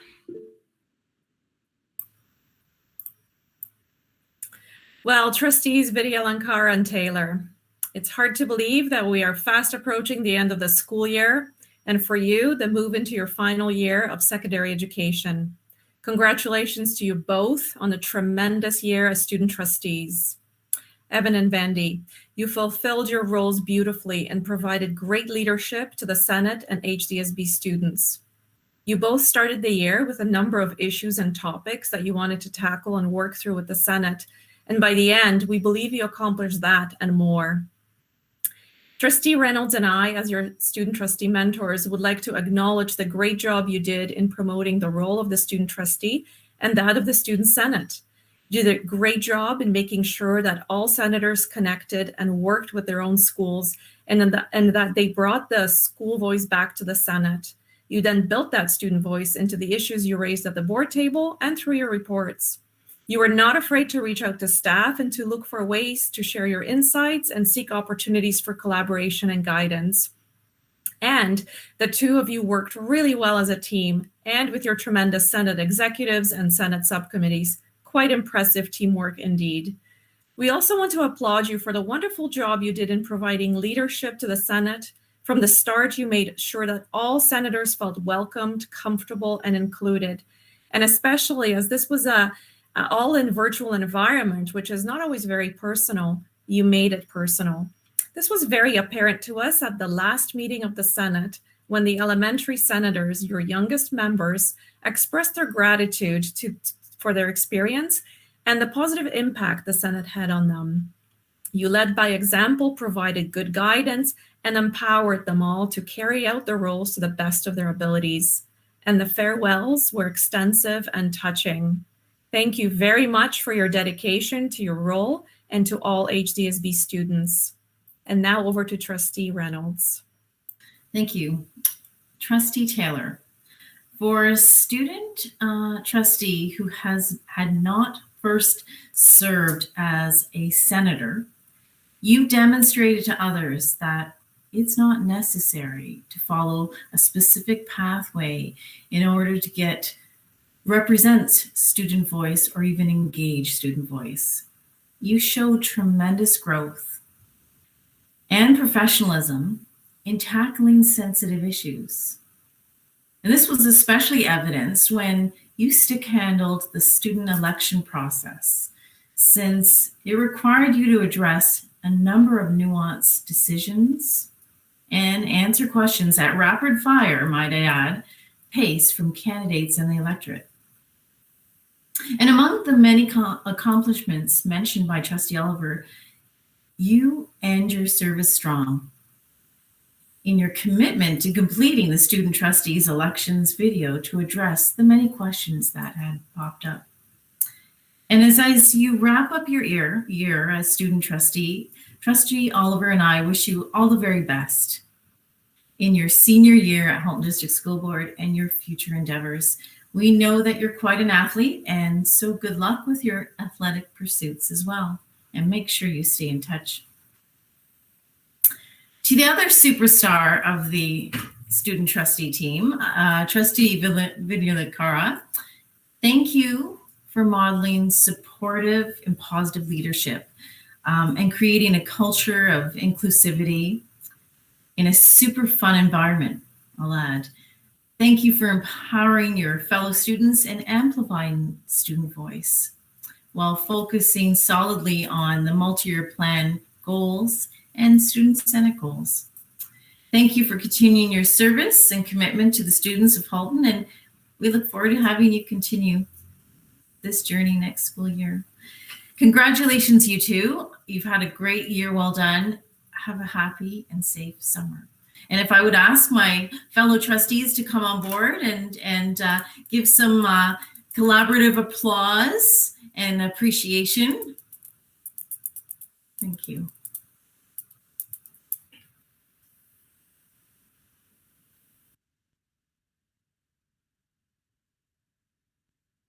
Thank you so much for your report, and on behalf of all the trustees. I think we absolutely echo Trustee Reynolds and Trustee Oliver's sincere appreciation of all the work that you've done and how you've done it.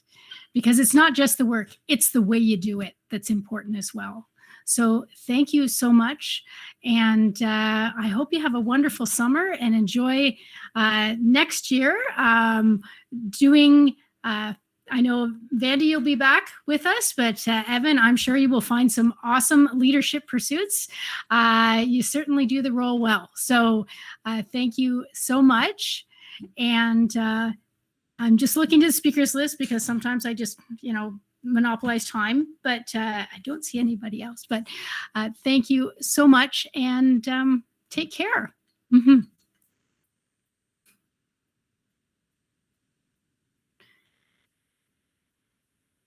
Okay, so we are now up for action for the next board meeting. So sometimes we have items with established criteria that need to come to the board table more than one time. The first time is for information. The second is for consideration for approval.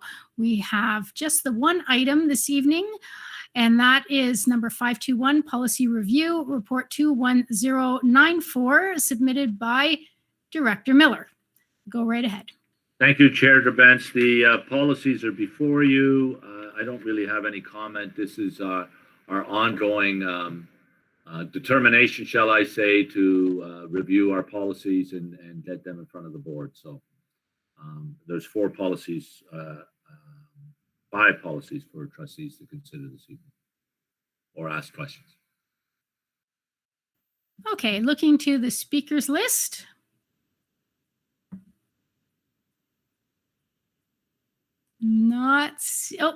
Trustee Rocha is swinging her hand around. Obviously, the app is not working for her right now. Go ahead, Trustee Rocha. I have too many windows open.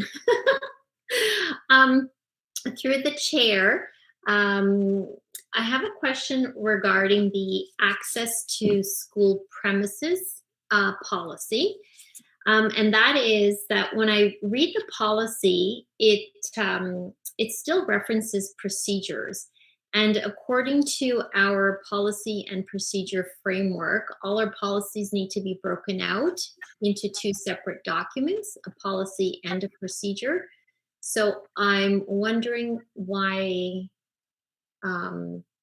this one wasn't done, or maybe it's just an oversight. Through your Chair Gerbents, I'll pass it to Superintendent Podberg. Through the chair to Trustee Rocha, yes, this stands alone as a policy. It certainly could be broken down into an admin procedure. Right now, it stands alone as simply a policy. So it's something we could take back and refresh. It's gone a while without updating. We could do that quickly and bring it back if that's the will of the board. A follow-up? Go right ahead. Well, I think you have until September, the first meeting, to bring it back. So if it could be pulled out into the 2 separate documents, then that way we would be compliant with our other policy. So that would be great. Thank you. Okay, there are no other speakers on the speakers list. So we will move on to information items for this evening. I am assuming that number 531, which is the HDSB Emergency Preparedness and Response Plan, Report 21093, submitted by Trustee Blackwell and, Superintendent Blackwell and Superintendent Ruddock, is what we already dealt with earlier.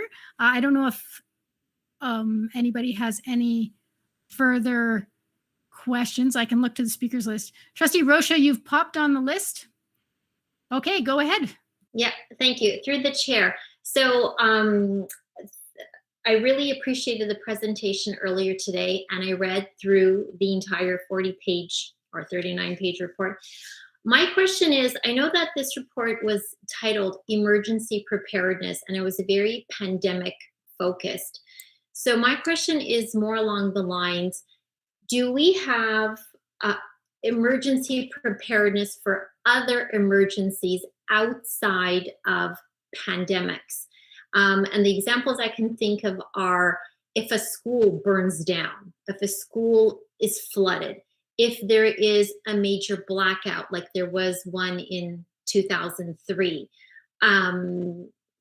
So just wanting to know if we have something in place, Or will this be used as a tool to perhaps create those emergency plans? Through you, Chair Gerbents, to Trustee Rocha, I will let the speakers present, but we were required to do a pandemic response as part of the old policy, which was created some time ago, which is what we have done. We do have other procedures to respond to other emergencies and other crises. I don't know if we have one for every possibility, but we do have others. But I'm looking at Superintendents Ruddock, Blackwell, or Barrick, or even Ruth may know in her research for this around the specifics. But we do have a lot of safe schools stuff that we're required to do. Thank you. Through the chair to Trustee Rocha. As Principal Tazari said in the outset of her presentation this evening, this emergency preparedness and response plan is to respond to a future health emergency. Although certainly some of the key learnings and the proactive measures, as well as some of the responsive measures around the continuity of learning, certainly could be activated in the event of an emergency in a school where it resulted in a school closure, for example. But just as Director Miller has said, there are other emergency response plans that are embedded in the police and board protocol. And I'm going to turn it over to Superintendent Barrick to speak to that. Yes, just as Superintendent Ruddock noted, there's in our police board protocols where a lot of our emergency procedures lie, and schools respond. They all have emergency binders. That's around evacuations from a variety of things: lockdowns, shelter in place, hold and secure, significant accident, injury, all of those things in there, bomb threat planning. So of that nature, I think critical incidents such as fire and some of those pieces, they're not so much detailed in our safe schools planning, but and any of the imminent threat or risk emergency pieces are covered in our school police board protocol, and they're annually updated with all schools. You'll see, if you're in schools, you'll see the red posters that are posted scattered all around that highlight that. It's all on kind of one page in every classroom. And what it also notes is an evacuation site for every school. Every school has a neighborhood evacuation site if needed as well. Thank you. Can I follow up? Mm-hmm. Yeah. So I guess I'm aware that as a board, we do have procedures in place, and we do drills and whatnot for something that happens and it's short term. So a fire drill, a bomb threat, that type of thing. My concern was more along the lines on, for a longer term incident. So, let's say a school burned down. What's the plan for that scenario? And what does it look like? Do they have a place to go? What will learning look like? That type of thing. Or if there's a flood, a school's flooded, is unusable, what happens then? So it's not so much the incident that happened in one day and okay, go home and come back the next day. It's the school is completely unusable, that type of thing. So I guess my concern is, do we have something in place? And if we don't, are we looking to create something built upon the report that was presented this evening? Through your chair of events to Trustee Rocha, what you're asking would be extremely difficult to put something specifically in place. If, for example, a school in Acton burned down or was unusable for a period of time, we would have to find a solution in Acton, in Halton Hills. Whereas if it happened down in Burlington, we have a school available in Lester B. Pearson if we had to move kids into those schools. So every situation would be unique if it was an individual school. But I would say this, in any emergency circumstance, as Ruth had talked about with the pandemic, but also other ones like shutdowns, floods, we would work with local municipalities as well for solutions. And we would move students to places in which they could work. Our teachers would move to wherever the kids were, and they would learn and would teach. I don't think we could write a plan with every possible permutation with the number of schools we have, because every area, we do have schools for egress when something happens. If something happens in a school, students are told to move to another location and so on. Those are part of our emergency and safety plans. But the overall safety plans, and I'll give an example. Say there was like the Mississauga train derailment in 1979, I believe. If that was to happen here and it involves all sorts of schools, we would have the plans in action to figure out what to do with the students and where to go. But we wouldn't have a ready-made plan. And it has to be flexible to respond to the actual incident, the community it's in, and the schools in. Relocating, as an example, White Oak Secondary School with 2,400 students, relocating 2,400 students is far different than relocating the 100 students at Limestone or something along those lines. So each plan, so you can be rest assured that we work with the municipalities around these emergency situations and so on, even if they are long-term. But some of them would be, there's no question that kids would be at home for a period of time until those plans were sorted out, given the nature of where they are and so on. So. Okay, thank you. You answered my question in what you said. Thanks. Okay, thank you. Okay, there are no more speakers on the speakers list. So we will move to 532, Trustee Disc Training Report 21102, submitted by Trustee Daniele on behalf of the Trustee PD Committee. Trustee Daniele, would you like to speak to this? I will not, because it is 8 minutes to 11 and we still have the director's report and a number of questions I know coming for that. So the report is there for anyone's information. Thank you. Appreciate that. Up to 533 has been deferred. So we're up to 534, which is COVID-19 schools update. Director Miller, go right ahead. Superintendent Blackwell, go right ahead. Good evening. Very short report this evening, and just a couple of reminders for trustees, and I know that you've seen the communication. A communication was shared last week with families regarding end-of-year processes, including pickup of personal items, drop-off of resources, and year-end celebrations. And this week, families should have been receiving communication for school-specific plans to make that happen. Some good news in terms of our pop-up clinics. You're also aware that we hosted a pop-up clinic on June 9th and 10th at Craig Kielburger. Very successful clinic that was offered for the community. Last Saturday and Sunday as well, we are working with Halton Catholic District School Board to identify sites in areas where those pop-up clinics can be available. So last weekend it was hosted at Holy Trinity, and this upcoming weekend, St. Thomas Aquinas. And bookings actually open for that pop-up today.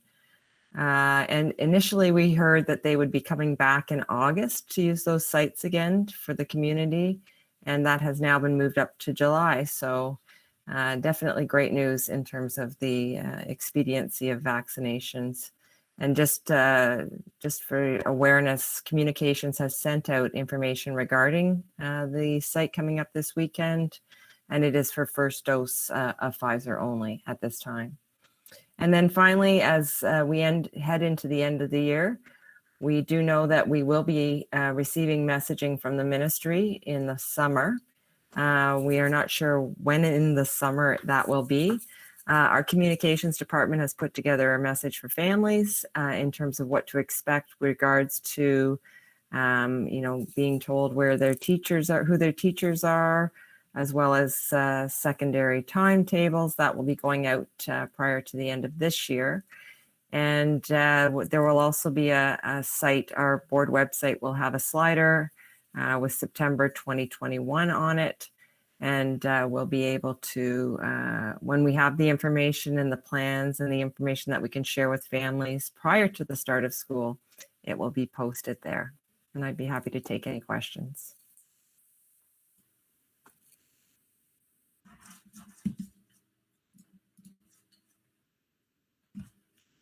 Okay, I put my name on the list so that I can get to speak. So I was wondering if we know anything about coming September, what the rules will be around masking or anything like that, because we won't have a board meeting to discuss any of these things before September's class starts. So do we know anything about that? Because right now, under 12-year-olds aren't vaccinated. Great question through the chair to the chair.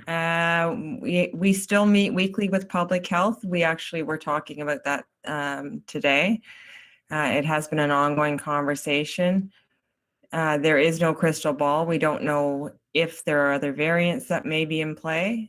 We do know, on a positive note, that we do have students in our 12 and older students. We have 60% of Halton residents have now been vaccinated, and in Halton, that percentage is rising, where other areas it's starting to level off. So that's great news for our 12 and older. We don't know what other vaccinations may be approved for younger students. So it is on the radar. They're having conversations, obviously, with Public Health Ontario, waiting to see what the status is around the province, and in a very hopeful way, anticipating a very different September, but not enough information at this time to be able to make statements. As soon as we know, we will provide that information to families, and it will be public. Okay, thank you. Looking to the speakers list to see if there are any more questions. Seeing none, we need to entertain another motion to extend, because it's 10:57, and if we can't extend, we have unfinished stuff, so we would have to have another board meeting. So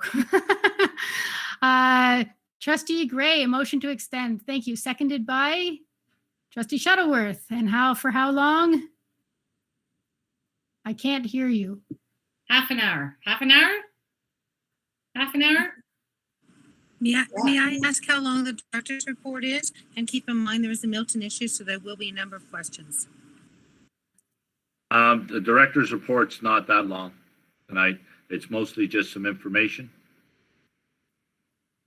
Okay. So we wanted to try half an hour. Okay. All those in favor of a half an hour extension?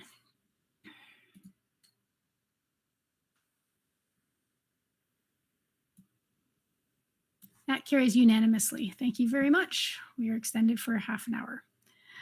Okay, on to notices of motion. Are there any notices of motion? Seeing none. Up to director's report. Go ahead, Director Miller. Thank you, Chair Drabentz, and I will start with Superintendent Nagoy giving an update on the trip refund situation. Thank you, and through you, Chair Drabentz, all trustees. We are monitoring the situation. Superintendent Nagoy, we can't hear you. That's so unlike Superintendent Nagoy, because she's always yelling at me.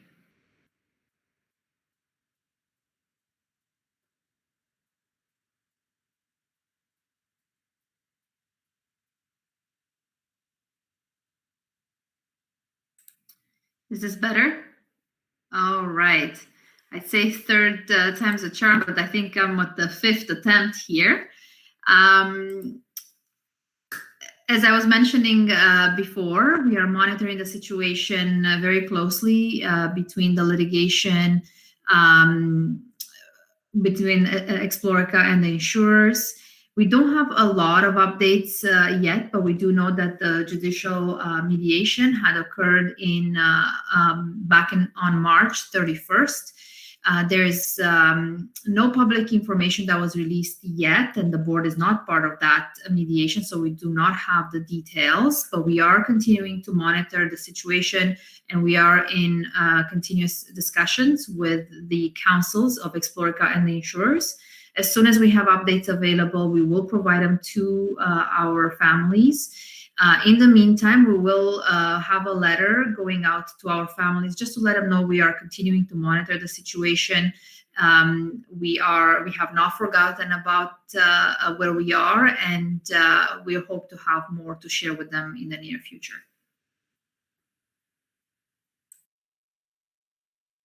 Okay, seeing no speakers on the speakers list, we'll probably go to the next item. Thank you, Chair Grevence. General Manager Thibault has a quick update on the LTAP.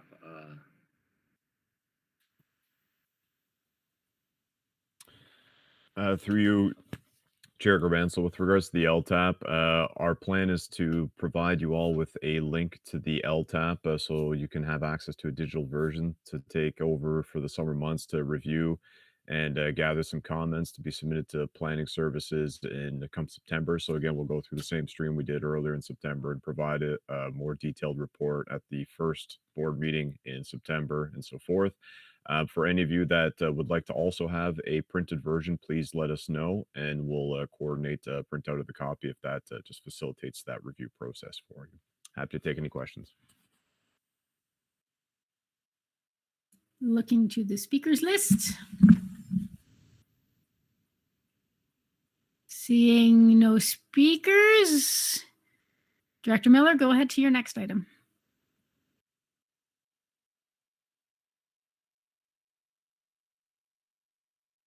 If you're talking, Director Miller, we can't hear you. Sorry about that. One last time. You're mute. You're on mute. There's an organization called Student Vote Canada, and this is just information for trustees that speaks to what Trustee Vindalacara mentioned tonight around students being activated and being involved in something.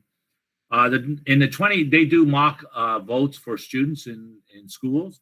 And in the last federal election in 2019, there were 1.2 million students participating in that student vote. You'll be happy to know that one of the highest percentages of boards in which schools participated is the Halton District School Board. 76% of our schools participated in that mock student vote. So that speaks volumes for what the staff is doing and what families and kids are talking about in their houses. So I thought trustees might be interested in that. The next one is the board's retirement event is June 28th. So it's online, so everybody will be able to see it. The penultimate item on the agenda is around the accommodation of students at Milton District who will be attending Elsie McGill. As trustees are aware, we have presented a plan for portables to be put on site at Milton District High School for the students that would be starting at Elsie McGill. They would spend their semester one in those portables on Milton District, and then they would go over to Elsie McGill because we expected it to be completed for semester two. Well, at least completed enough that the students would be able to be in the building and be safe and all those other things. Unfortunately, we are having challenges with the portables being available and approvals and so on. There is a provincial-wide portable shortage, and this is reported by numbers of boards. So we have had to, we have not worked out all the details because we still have to have some conversations and negotiations and talks with our provincial partners and ministry approval and all those things that still have to go. But since this is the last board meeting, we thought it was important that the public know that those students will not be on Milton District in portables. We are currently looking at using the EC Drury site, and but there's some approvals that are required before we could do that. And so with that, I will turn it over to trustees for questions. I know Superintendent Newton's, Executive Officer Godet, and General Manager Thibault can help with the answers to some of the questions that you may have. But I do want to emphasize that this is really nobody's fault. It's totally unprecedented and unpredictable that we would not get those portables on site. So we need to have Plan C. Plan A was the students be in Elsie McGill. Plan B was the portables at Milton District. And now Plan C, we're looking at EC Drury. But I do want to emphasize that it's not absolute at this point, as we have not had approvals from the various bodies in which we need approvals from. So with that, I will turn it over back to you, Chair Gerbrands. Thank you. Trustee Garrett is on the speakers list. Thank you. I think that everyone here knows, and it's on record, that I made a suggestion a couple of times now that we use EC Drury. And I really hope that we actually can, because I think that we'll end up saving the board a ton of money by not installing portables and then uninstalling portables at MD. That's an expensive venture. And yes, I do know that we need to purchase portables and we'd use them elsewhere, but for these students, it would be good if they were actually in a building. Having said that, I think that we probably would, because we're saving some money and because EC Drury isn't a brand new school, I'm hoping, Director Miller, that some funds can be, if EC Drury is going to be used, some funds can be pushed that way so that, you know, some fresh coats of paint can get on some walls. My question too is, are we going to, if that's the building we're going to use, are we going to supply the students with a place, you know, for a cafeteria? It doesn't have to be a perfect cafeteria, but something where they can meet and greet their colleagues, and as well the staff. And where would the staff, the office staff that are going to be for Elsie McGill, where will they be working? Those are my first questions, and then I'll do a follow-up. Thank you, Trustee Garrett. Through you, Chair Gerbrands, to Trustee Garrett, I will. Executive Officer Godet was at EC Drury today to look at needs and so on. He will take the first part of your question, and I believe either Superintendent Newton or Superintendent Barnes will take the second part around for the students. So, Ian. Thank you, Director Miller, through Chair Gerbrands to Trustee Garrett. Yes, did tour the facility today, first time in there, and it was nice to see. Just to your point, it does need a fresh coat of paint. We've got quotes for that already and are building that into our plan. We need to figure out what other amenities are required. It looked like internet was still live and active, perhaps an extension of the PA system, and maybe some additional whiteboards, for example. We're already working on signage for Milton District, so we'll pivot and make sure that we get signage up at this building for the students. There are 15 or 16 contiguous rooms up on the second floor, and I think that will work well. There's a variety of sizes. Standard size is 750 square feet, plus a couple of larger rooms that could double as potential cafeteria space. There's also locker bays, should lockers be permitted. There's a second floor open area with lockers. So look to be in good order, good shape. Washrooms are available, an elevator, so it's got some amenities. Perhaps not all of the amenities that they would have had at Milton District around gymnasium, for example. So we'll have to be creative in terms of solutions that staff will have to deliver certain aspects like that, but certainly will afford the students an opportunity to build their school culture and also be located within the same floor space, which is great. Follow up? Yes, thank you. And thank you for all that information. So there are many other programs that run out of that school. And I'm just wondering how we might make sure that they LC McGill feels separated from all of that, the other activities, as well as are we going to be able to offer them some area outside that is, sort of exclusive to them as well? Through the chair to trustees, I do think we had a small team there looking at it today. Certainly an opportunity to have main drop off if they're bused by the main clock tower and entry into the building and right upstairs into their own space. The grounds there are quite expansive, so I do think that should create some opportunities. But since I'm not in charge of the curriculum, perhaps Superintendent Newton can speak to that. Thank you, Superintendent Gaudette, and through the chair to Trustee Garretts. When we were looking at being placed in portables or temporary accommodation at Milton District, we knew going in with the 137 grade 9 students that we have that we wouldn't have access necessarily to the gyms and specialty areas, because Milton District 2 is very crowded, and so they use those spaces. So Mark Dooley, the principal, is very creative and is looking at timetabling so that courses that don't require specialty rooms would be taught first semester, so that when the students get moved to LC McGill, they will have access to specialty rooms. But we are looking at building a strong sense of community, as Superintendent Gaudette has said, and looking at having some common spaces, such as an area to convene in terms of a common space, all on the second floor, so that that becomes its own school in itself, and then having some access to the outside definitely as well. Okay, next speaker on the speakers list is Trustee Daniele. Thank you very much, because this is for September, and it's coming to us at the very last board meeting, which is unfortunate. I would request that information about it be shared with trustees, even by email, because we don't have a board meeting now before the beginning of school.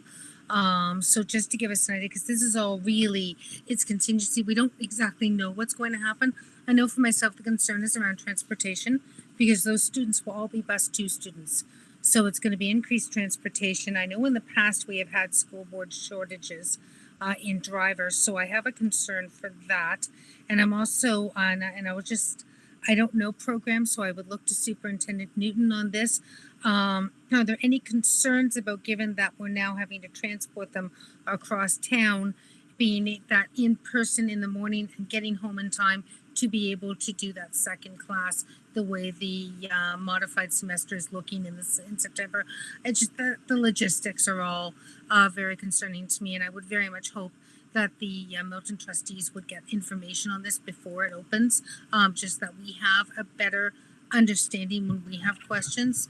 The only other thing is that the Milton District was willing to host and very much happy to host. It's unfortunately they're not able to, but it will free up space for Milton District. So that's one thing. We had a superintendent that used to say there's no elegant solution when we were looking at boundary reviews, and this is definitely one where there's been no elegant solution, and it's unfortunate that you find yourselves here at the nth hour. And please know how much we feel for you, that you are trying to do the best that you can for the kids for September, to give them the best experience possible, given that you couldn't know the portables weren't going to be available. So if you're hearing frustration in our voice, apologize. It's not at you, it's at the situation. And we do recognize that you are working very, very diligently and with students at the heart of everything that you're doing. So thank you.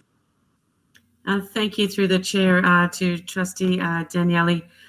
This year, going into September, the semester model piece is that students will be at school all day if they've chosen to learn in person. So in terms of busing, I know Superintendent LeGoy can speak to that, but basically students will be there in the morning, and then they'll have one class, then they have their afternoon lunch, and then they have their afternoon class. So in that sense, that they are there. And I do hear you, and will endeavor to keep both Trustee Daniele and Trustee Garrett's informed all the way along. In particular, we have 3 schools in Milton right now in our high schools that are all full, and they're all looking for portables. And I know Manager Thibault is really hustling along with Michael Walfont to try to find more portables for the needs that we have in Milton and continue to have. And part of the rationale you heard tonight was doing 2 boundary reviews basically at the same time for Milton 11 and 12 to get moving on that so that we don't have to look at portables, hopefully in 2022 when we open those 2 schools. So thank you. I do hear your frustration, but I do appreciate that very much, and we will endeavor to keep you informed. And I'll turn it over to Superintendent Lagoy because she's been working on busing already as well. Can I just make a comment before Superintendent Lagoy? Through you, Chair Gravens, to Trustee Daniele, there's no need to apologize. Your frustration is well founded, and we don't take it as personal. We too are frustrated, but I just want to make a political comment on this. This school, there was tremendous delays in approval in going to tender. And that was approval from the Ministry of Education. And that delayed everything. And if we look, we have found ourselves, the situation, we have just learned about the situation we're in right now, specifically to the portables. But the situation we have found ourselves in with the delay of the building and all that was entirely predictable when all those delays happened. And I think it's important trustees be made aware of that. I appreciate both trustees, Daniele and Darrett, are aware of it and did some lobbying, shall we say, with the appropriate people. And it absolutely helped. But there's still a structural issue with builds and all those other construction projects that keep kids in schools that has to be addressed by the government, the Ministry of Education, and I know the Board of Trustees are trying to get them to do that, because ultimately that's where the problem began. Now I'll turn it to Superintendent Lagoy. I hope you can hear me. No? Okay. Yes, okay. With regards to transportation, we are able to share the bus with the Milton District for the morning run. It's only about a 7-minute distance in terms of bus ride. So we're able to keep those efficiencies, and the impact on the time will be just by 10 minutes. So we would be looking at the start time of 8 o'clock as opposed to 8:10 for that first semester. And then moving to Elsie McGill, it would go to a little bit later. I think we were looking at around 8:30. And in the afternoon, we would require 1 additional bus for that half a year. So that we're looking at $20,000 to $25,000 additional cost. So it's not a lot of additional cost, and we're still able to keep relatively the same time that we would have if they were at Milton District. Thank you very much, and thank you for always finding a way to roll with the punches that seem to keep coming at us. It is very much appreciated. As I said, I know that you are doing everything that you can under the circumstances. So to you, Superintendent Goin, and all of you, thank you so much. Okay, and I just have a comment, and it kind of dovetails to what Director Miller said, and that's if there is a portable shortage across the entire province, that means that students are not being accommodated across the entire province appropriately, and probably means that many schools are not being approved appropriately at the ministry level. So it feels like a systemic issue. So is there anything else, Director Miller, at all in your director's report?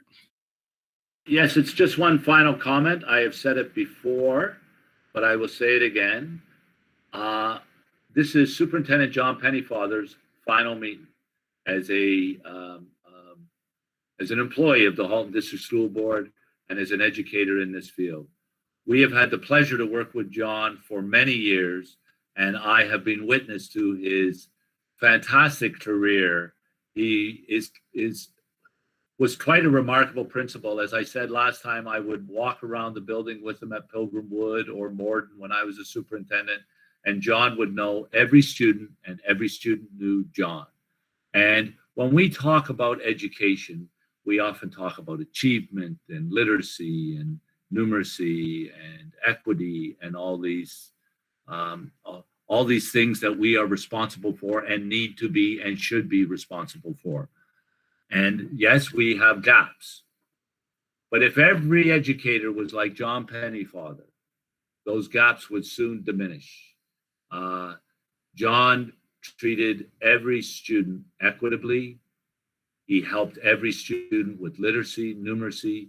He made sure every student in his schools felt like they belonged and did belong. He would support those most in need, and he would challenge those without those needs to go even further.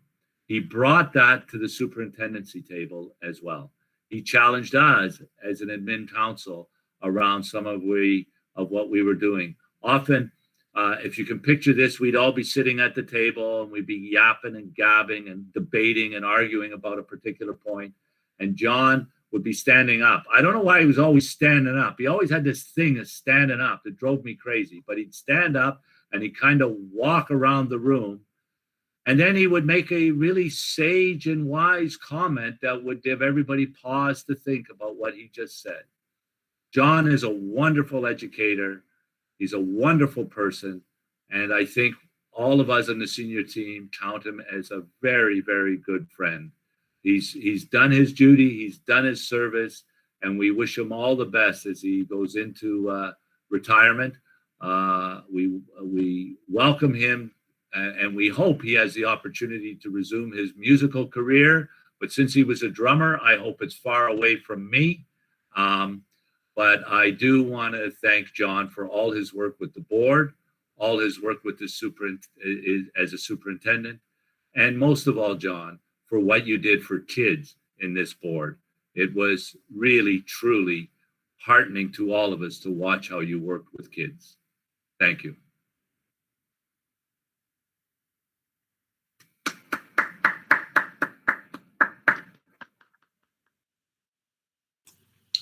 Thanks for those kind words.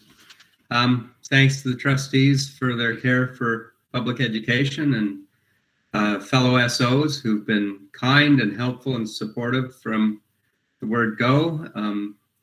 The school operations admin assistants have taken very good care of me for 6 years, so thanks to them. And the principals and VPs and teachers and EAs in the schools, especially this year, have worked so hard and really taking care of the students. And then finally to David Bogue and Stuart Miller, you couldn't ask for two better bosses. I'll just sum it up that way. And I wish you all happy trails.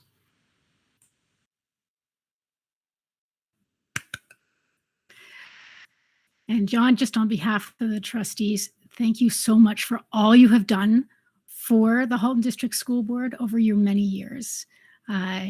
Absolutely truly centering students in the work that you've done. Thank you.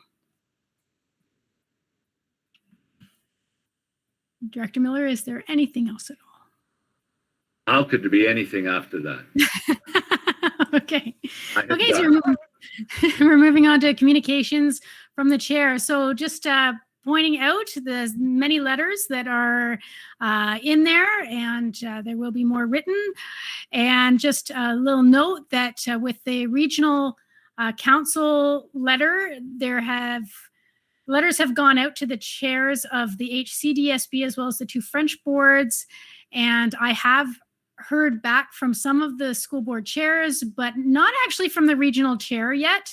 And that's kind of important considering it would be around their supports that we would be having this meeting. So we kind of need to hear from them. And also a note that last board meeting, we had a letter that is to go to the Premier and the Prime Minister. And that letter has been written. However, it is sitting in draft form and sent to Chief Laforme for his comments. So we will be dealing with that when and if comments come back. And so now I'm kind of up to the point where I need to recognize that it's Director Miller's last board meeting. And boy, it's a moment. Director Miller, I'm going to speak to you in the third person. This is easier. Has put 35 years into the Halton District School Board, all the way up teacher, principal, superintendent, associate director, and director, has dedicated his career and I would say probably his life, because he spends, you can see him right now, it's 11:25 at night and he's sitting in his office, just like he sits in his office working every meeting that we have. And then drives back to Toronto after that. I always worry, it's a long day. He's had an incredible impact on thousands and hundreds of thousands of students, but staff as well, and the community. He was willing to stick his neck out to bring recommendations forward that would be contentious, but were in the best interests of students, their achievement, and well-being. And he brought these forward because the core of my understanding of how Director Miller feels is that education is the great equalizer. And we must do everything we can to make sure that kids reach their potential. And he has been a true leader, and he has truly given us wisdom and counsel over these years. As trustees, I can say that it's going to be hard not having you around to call up and ask, what does this mean? How is this affecting things? What is going on here? And hearing your funny banter and things like that. So I just wanted to say, and I want to say this on behalf of all the trustees, and I know that we will have an opportunity at some point to have a more casual environment in which to have these sorts of chats before you leave on July 31st. But with sincere gratitude from all of us. Thank you so much for everything you've done for us, for the students, for the entire board.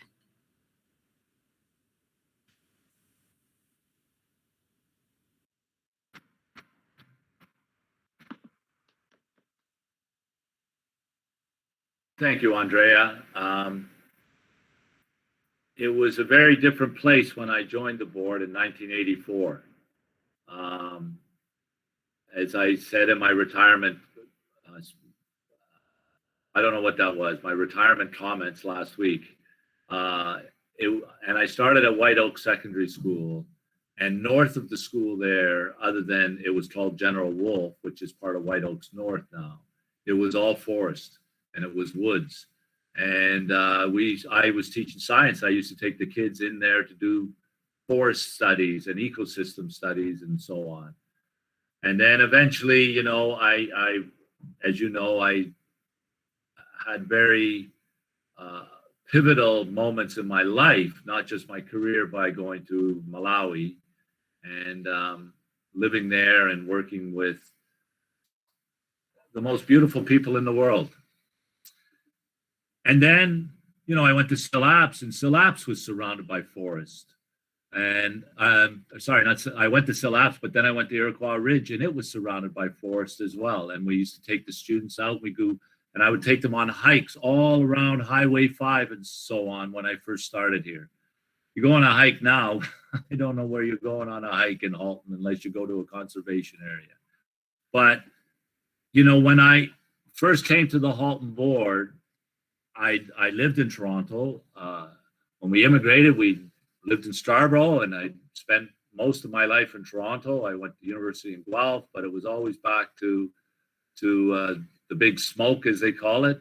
And I was a city guy. I was a city kid, and I came out to Halton.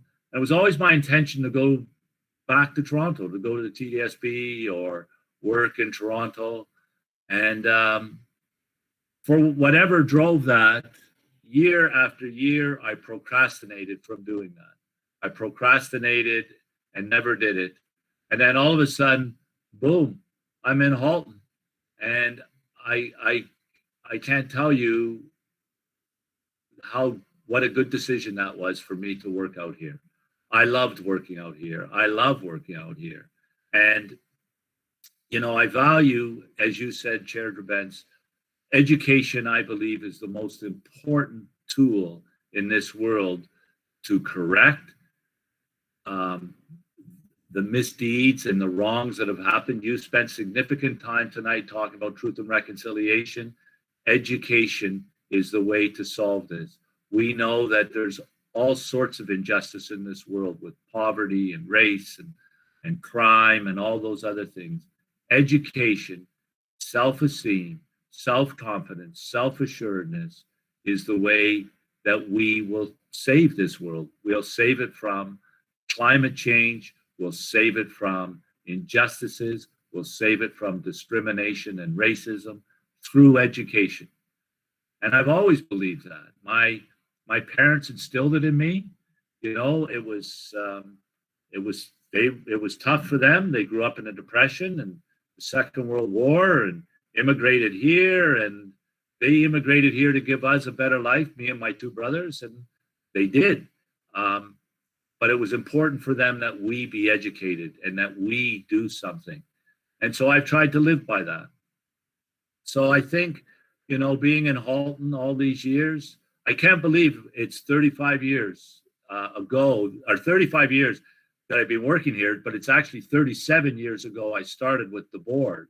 You know, I was joking around with I was speaking to a grade 7 class yesterday, and the teacher was on there, and the kids asked me when I started, and I said, well, 37 years ago, that's longer than your teacher's been alive. And she nodded, yeah, that's right.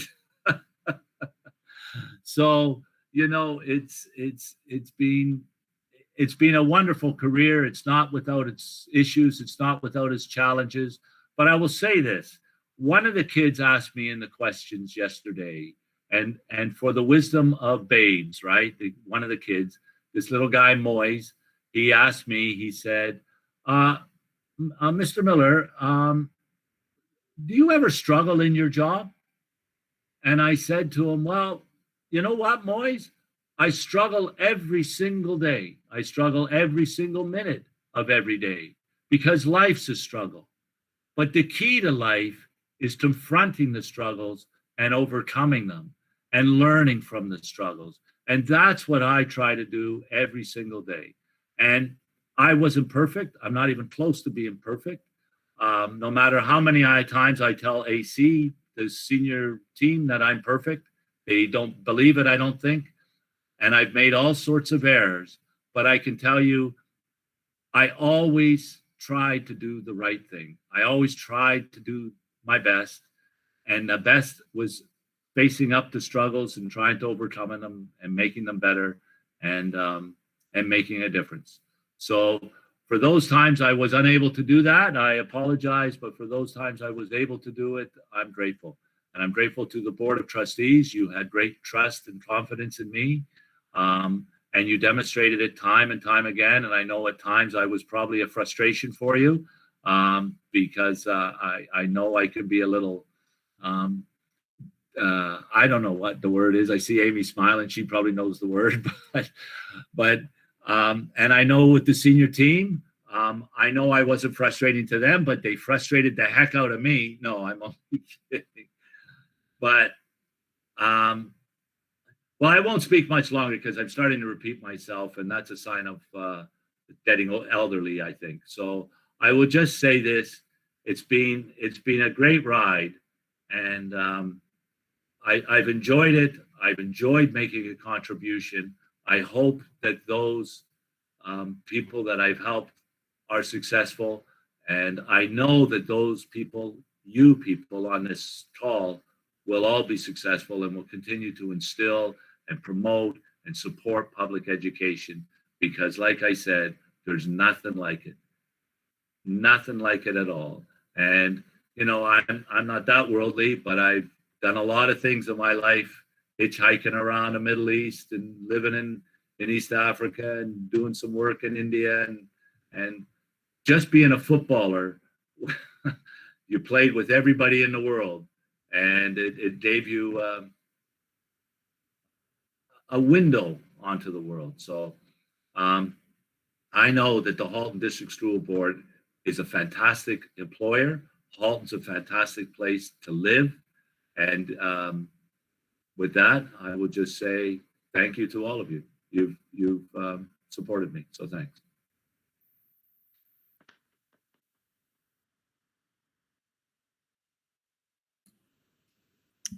I noticed the Superintendent Truffin wasn't clapping, but. He's giving his clap now. There you go. Thank you, Stuart, for and before I leave the communications from the chair, I just want to wish the system well as it heads into the summer. And I wish the system well with hope that we get through this pandemic, that we move on and are back in our schools and seeing each other again, seeing everybody around the table here again. That would be wonderful. And also to all the students that are graduating this year, congratulations on ending that one part of your journey and moving on to the next, just as Stuart's moving from one stage to the next in his life. You've graduated. It took 37 years. And with that, I'm going to try to quickly move on to the next part. We're almost done here. If people will just give me those few moments. Committee reports. Do we have any? Well, we do have a committee report in there from Equity Inclusive Education Steering Advisory Committee. So that's there for people to read, submitted by Trustee Collard. Are there any other committee reports? Seeing none. Vice Chair Harrison, are there any questions at all from the public? No, there are not. Okay. I skipped trustee questions and comments. Sorry about that. Are there questions and comments? Trustee Amos. Thank you. You have to excuse, I have leaky eye syndrome right now. I have a question through you to Superintendent Gaudette. I noticed that there's portables being put on one of my schools, and usually we would get notified when that kind of thing happened. I just wondered, I don't remember that information being shared with me. Are portables being put on site at different schools? I believe portables are being deployed, and my apologies if I've misstepped. Certainly if that's been the routine to advise trustees, I can certainly follow up on that and keep you informed. Thank you. I appreciate that. It's just, it's not a misstep if you don't know, but it's good to know so that if the community calls me or that kind of thing, and the same with my fellow trustees. So thank you very much for that. I can't let Superintendent Miller, Director Miller leave without saying something. A long time ago, when I first started as a trustee, I started getting tours of my schools and to get to know some of the people in the system. And I heard some rumors about this teacher that was so popular with all the students that they were always trying to get into his classes and was a real storyteller that kept enthralling everyone with his stories. I envisioned Indiana Jones with the leather jacket and the fedora and the whip. But when I met him, I was a little bit disappointed, even though I could see a little bit of a resemblance. Little did I know I would cross paths with him many times over the years in many different capacities. Well, Stuart and I didn't work directly together until he became superintendent. Then it seemed like for 5 years, we were always together. I'm not sure if Stuart drew the short stick or the long stick, so he always seemed to be the superintendent for this part of Oakville. But one of the things I did find was we used to meet on a regular basis, and I learned so much from Stuart, just watching him and his interactions with parents and students and how he handled situations. And no matter how difficult or upset the parents were, he always brought humor and a leveling effect to that situation and almost always found a resolution that everyone was happy with. I also believe Stuart learned more from me, more about the role of the trustee and what our role in the system was. I got him involved in all kinds of things I don't think he might have done if I hadn't dragged him in, like multiple inside rides where he had to dress up like a doctor and a beach bum and a rock star and an Olympic soccer player. Well, that wasn't really a stretch for him. And a great. I know he really enjoyed being a great. And I also had him drawn into a rock, paper, scissors event that was for Free the Children. And it was, we both had to compete, and then he lost really quick. We worked on all kinds of boundary reviews together in Oakville, and I really admired his style and ability to calm a crowd. But again, he liked to tell stories. And our final review when we worked together was when we did the Burlington PAR, when he was director and myself as chair, which was probably way more difficult and contentious than any of the other boundary reviews we had worked on. But once again, we managed to navigate through the rough waters. I've been interviewed many times by potential SOs as part of their coursework, and advice I always gave to them was act like you're in the position when you're interviewing for it. And I know that Stuart obviously had taken this advice to heart, because I was on the hiring committees for both the times when he was interviewed for associate director and director. And for both positions, it was obvious who the best candidate was. Maybe I always knew you were going to be director, Stuart, because for some reason when I was chair, I could never say associate director Miller. Remember that? It's been an honor to watch your career, work with you as a trustee, and when I was chair of the board. Everyone hopes they influence at least one person, that you've made a difference for probably hundreds of thousands of students, staff, and community in the Halton District School Board, that you've always kept the student at the center of it all. You should be proud of the legacy of all the lives you have touched, influenced, and made a difference true, including mine. You will be missed. You will be missed, my friend. Congratulations on your retirement. Thank you, Kelly. Thank you.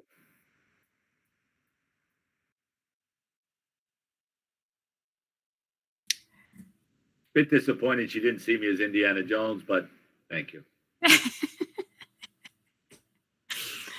Okay. And actually, I have just a quick comment, and this is more for Superintendent Truffin.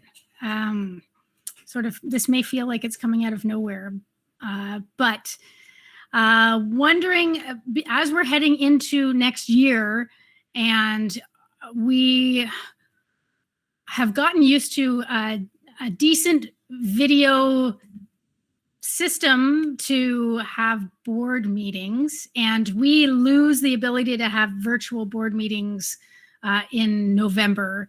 And I was just wondering if you might start thinking about how we could mimic something like this, but at a hybrid level, where some of us may be in the boardroom and some of us may be online.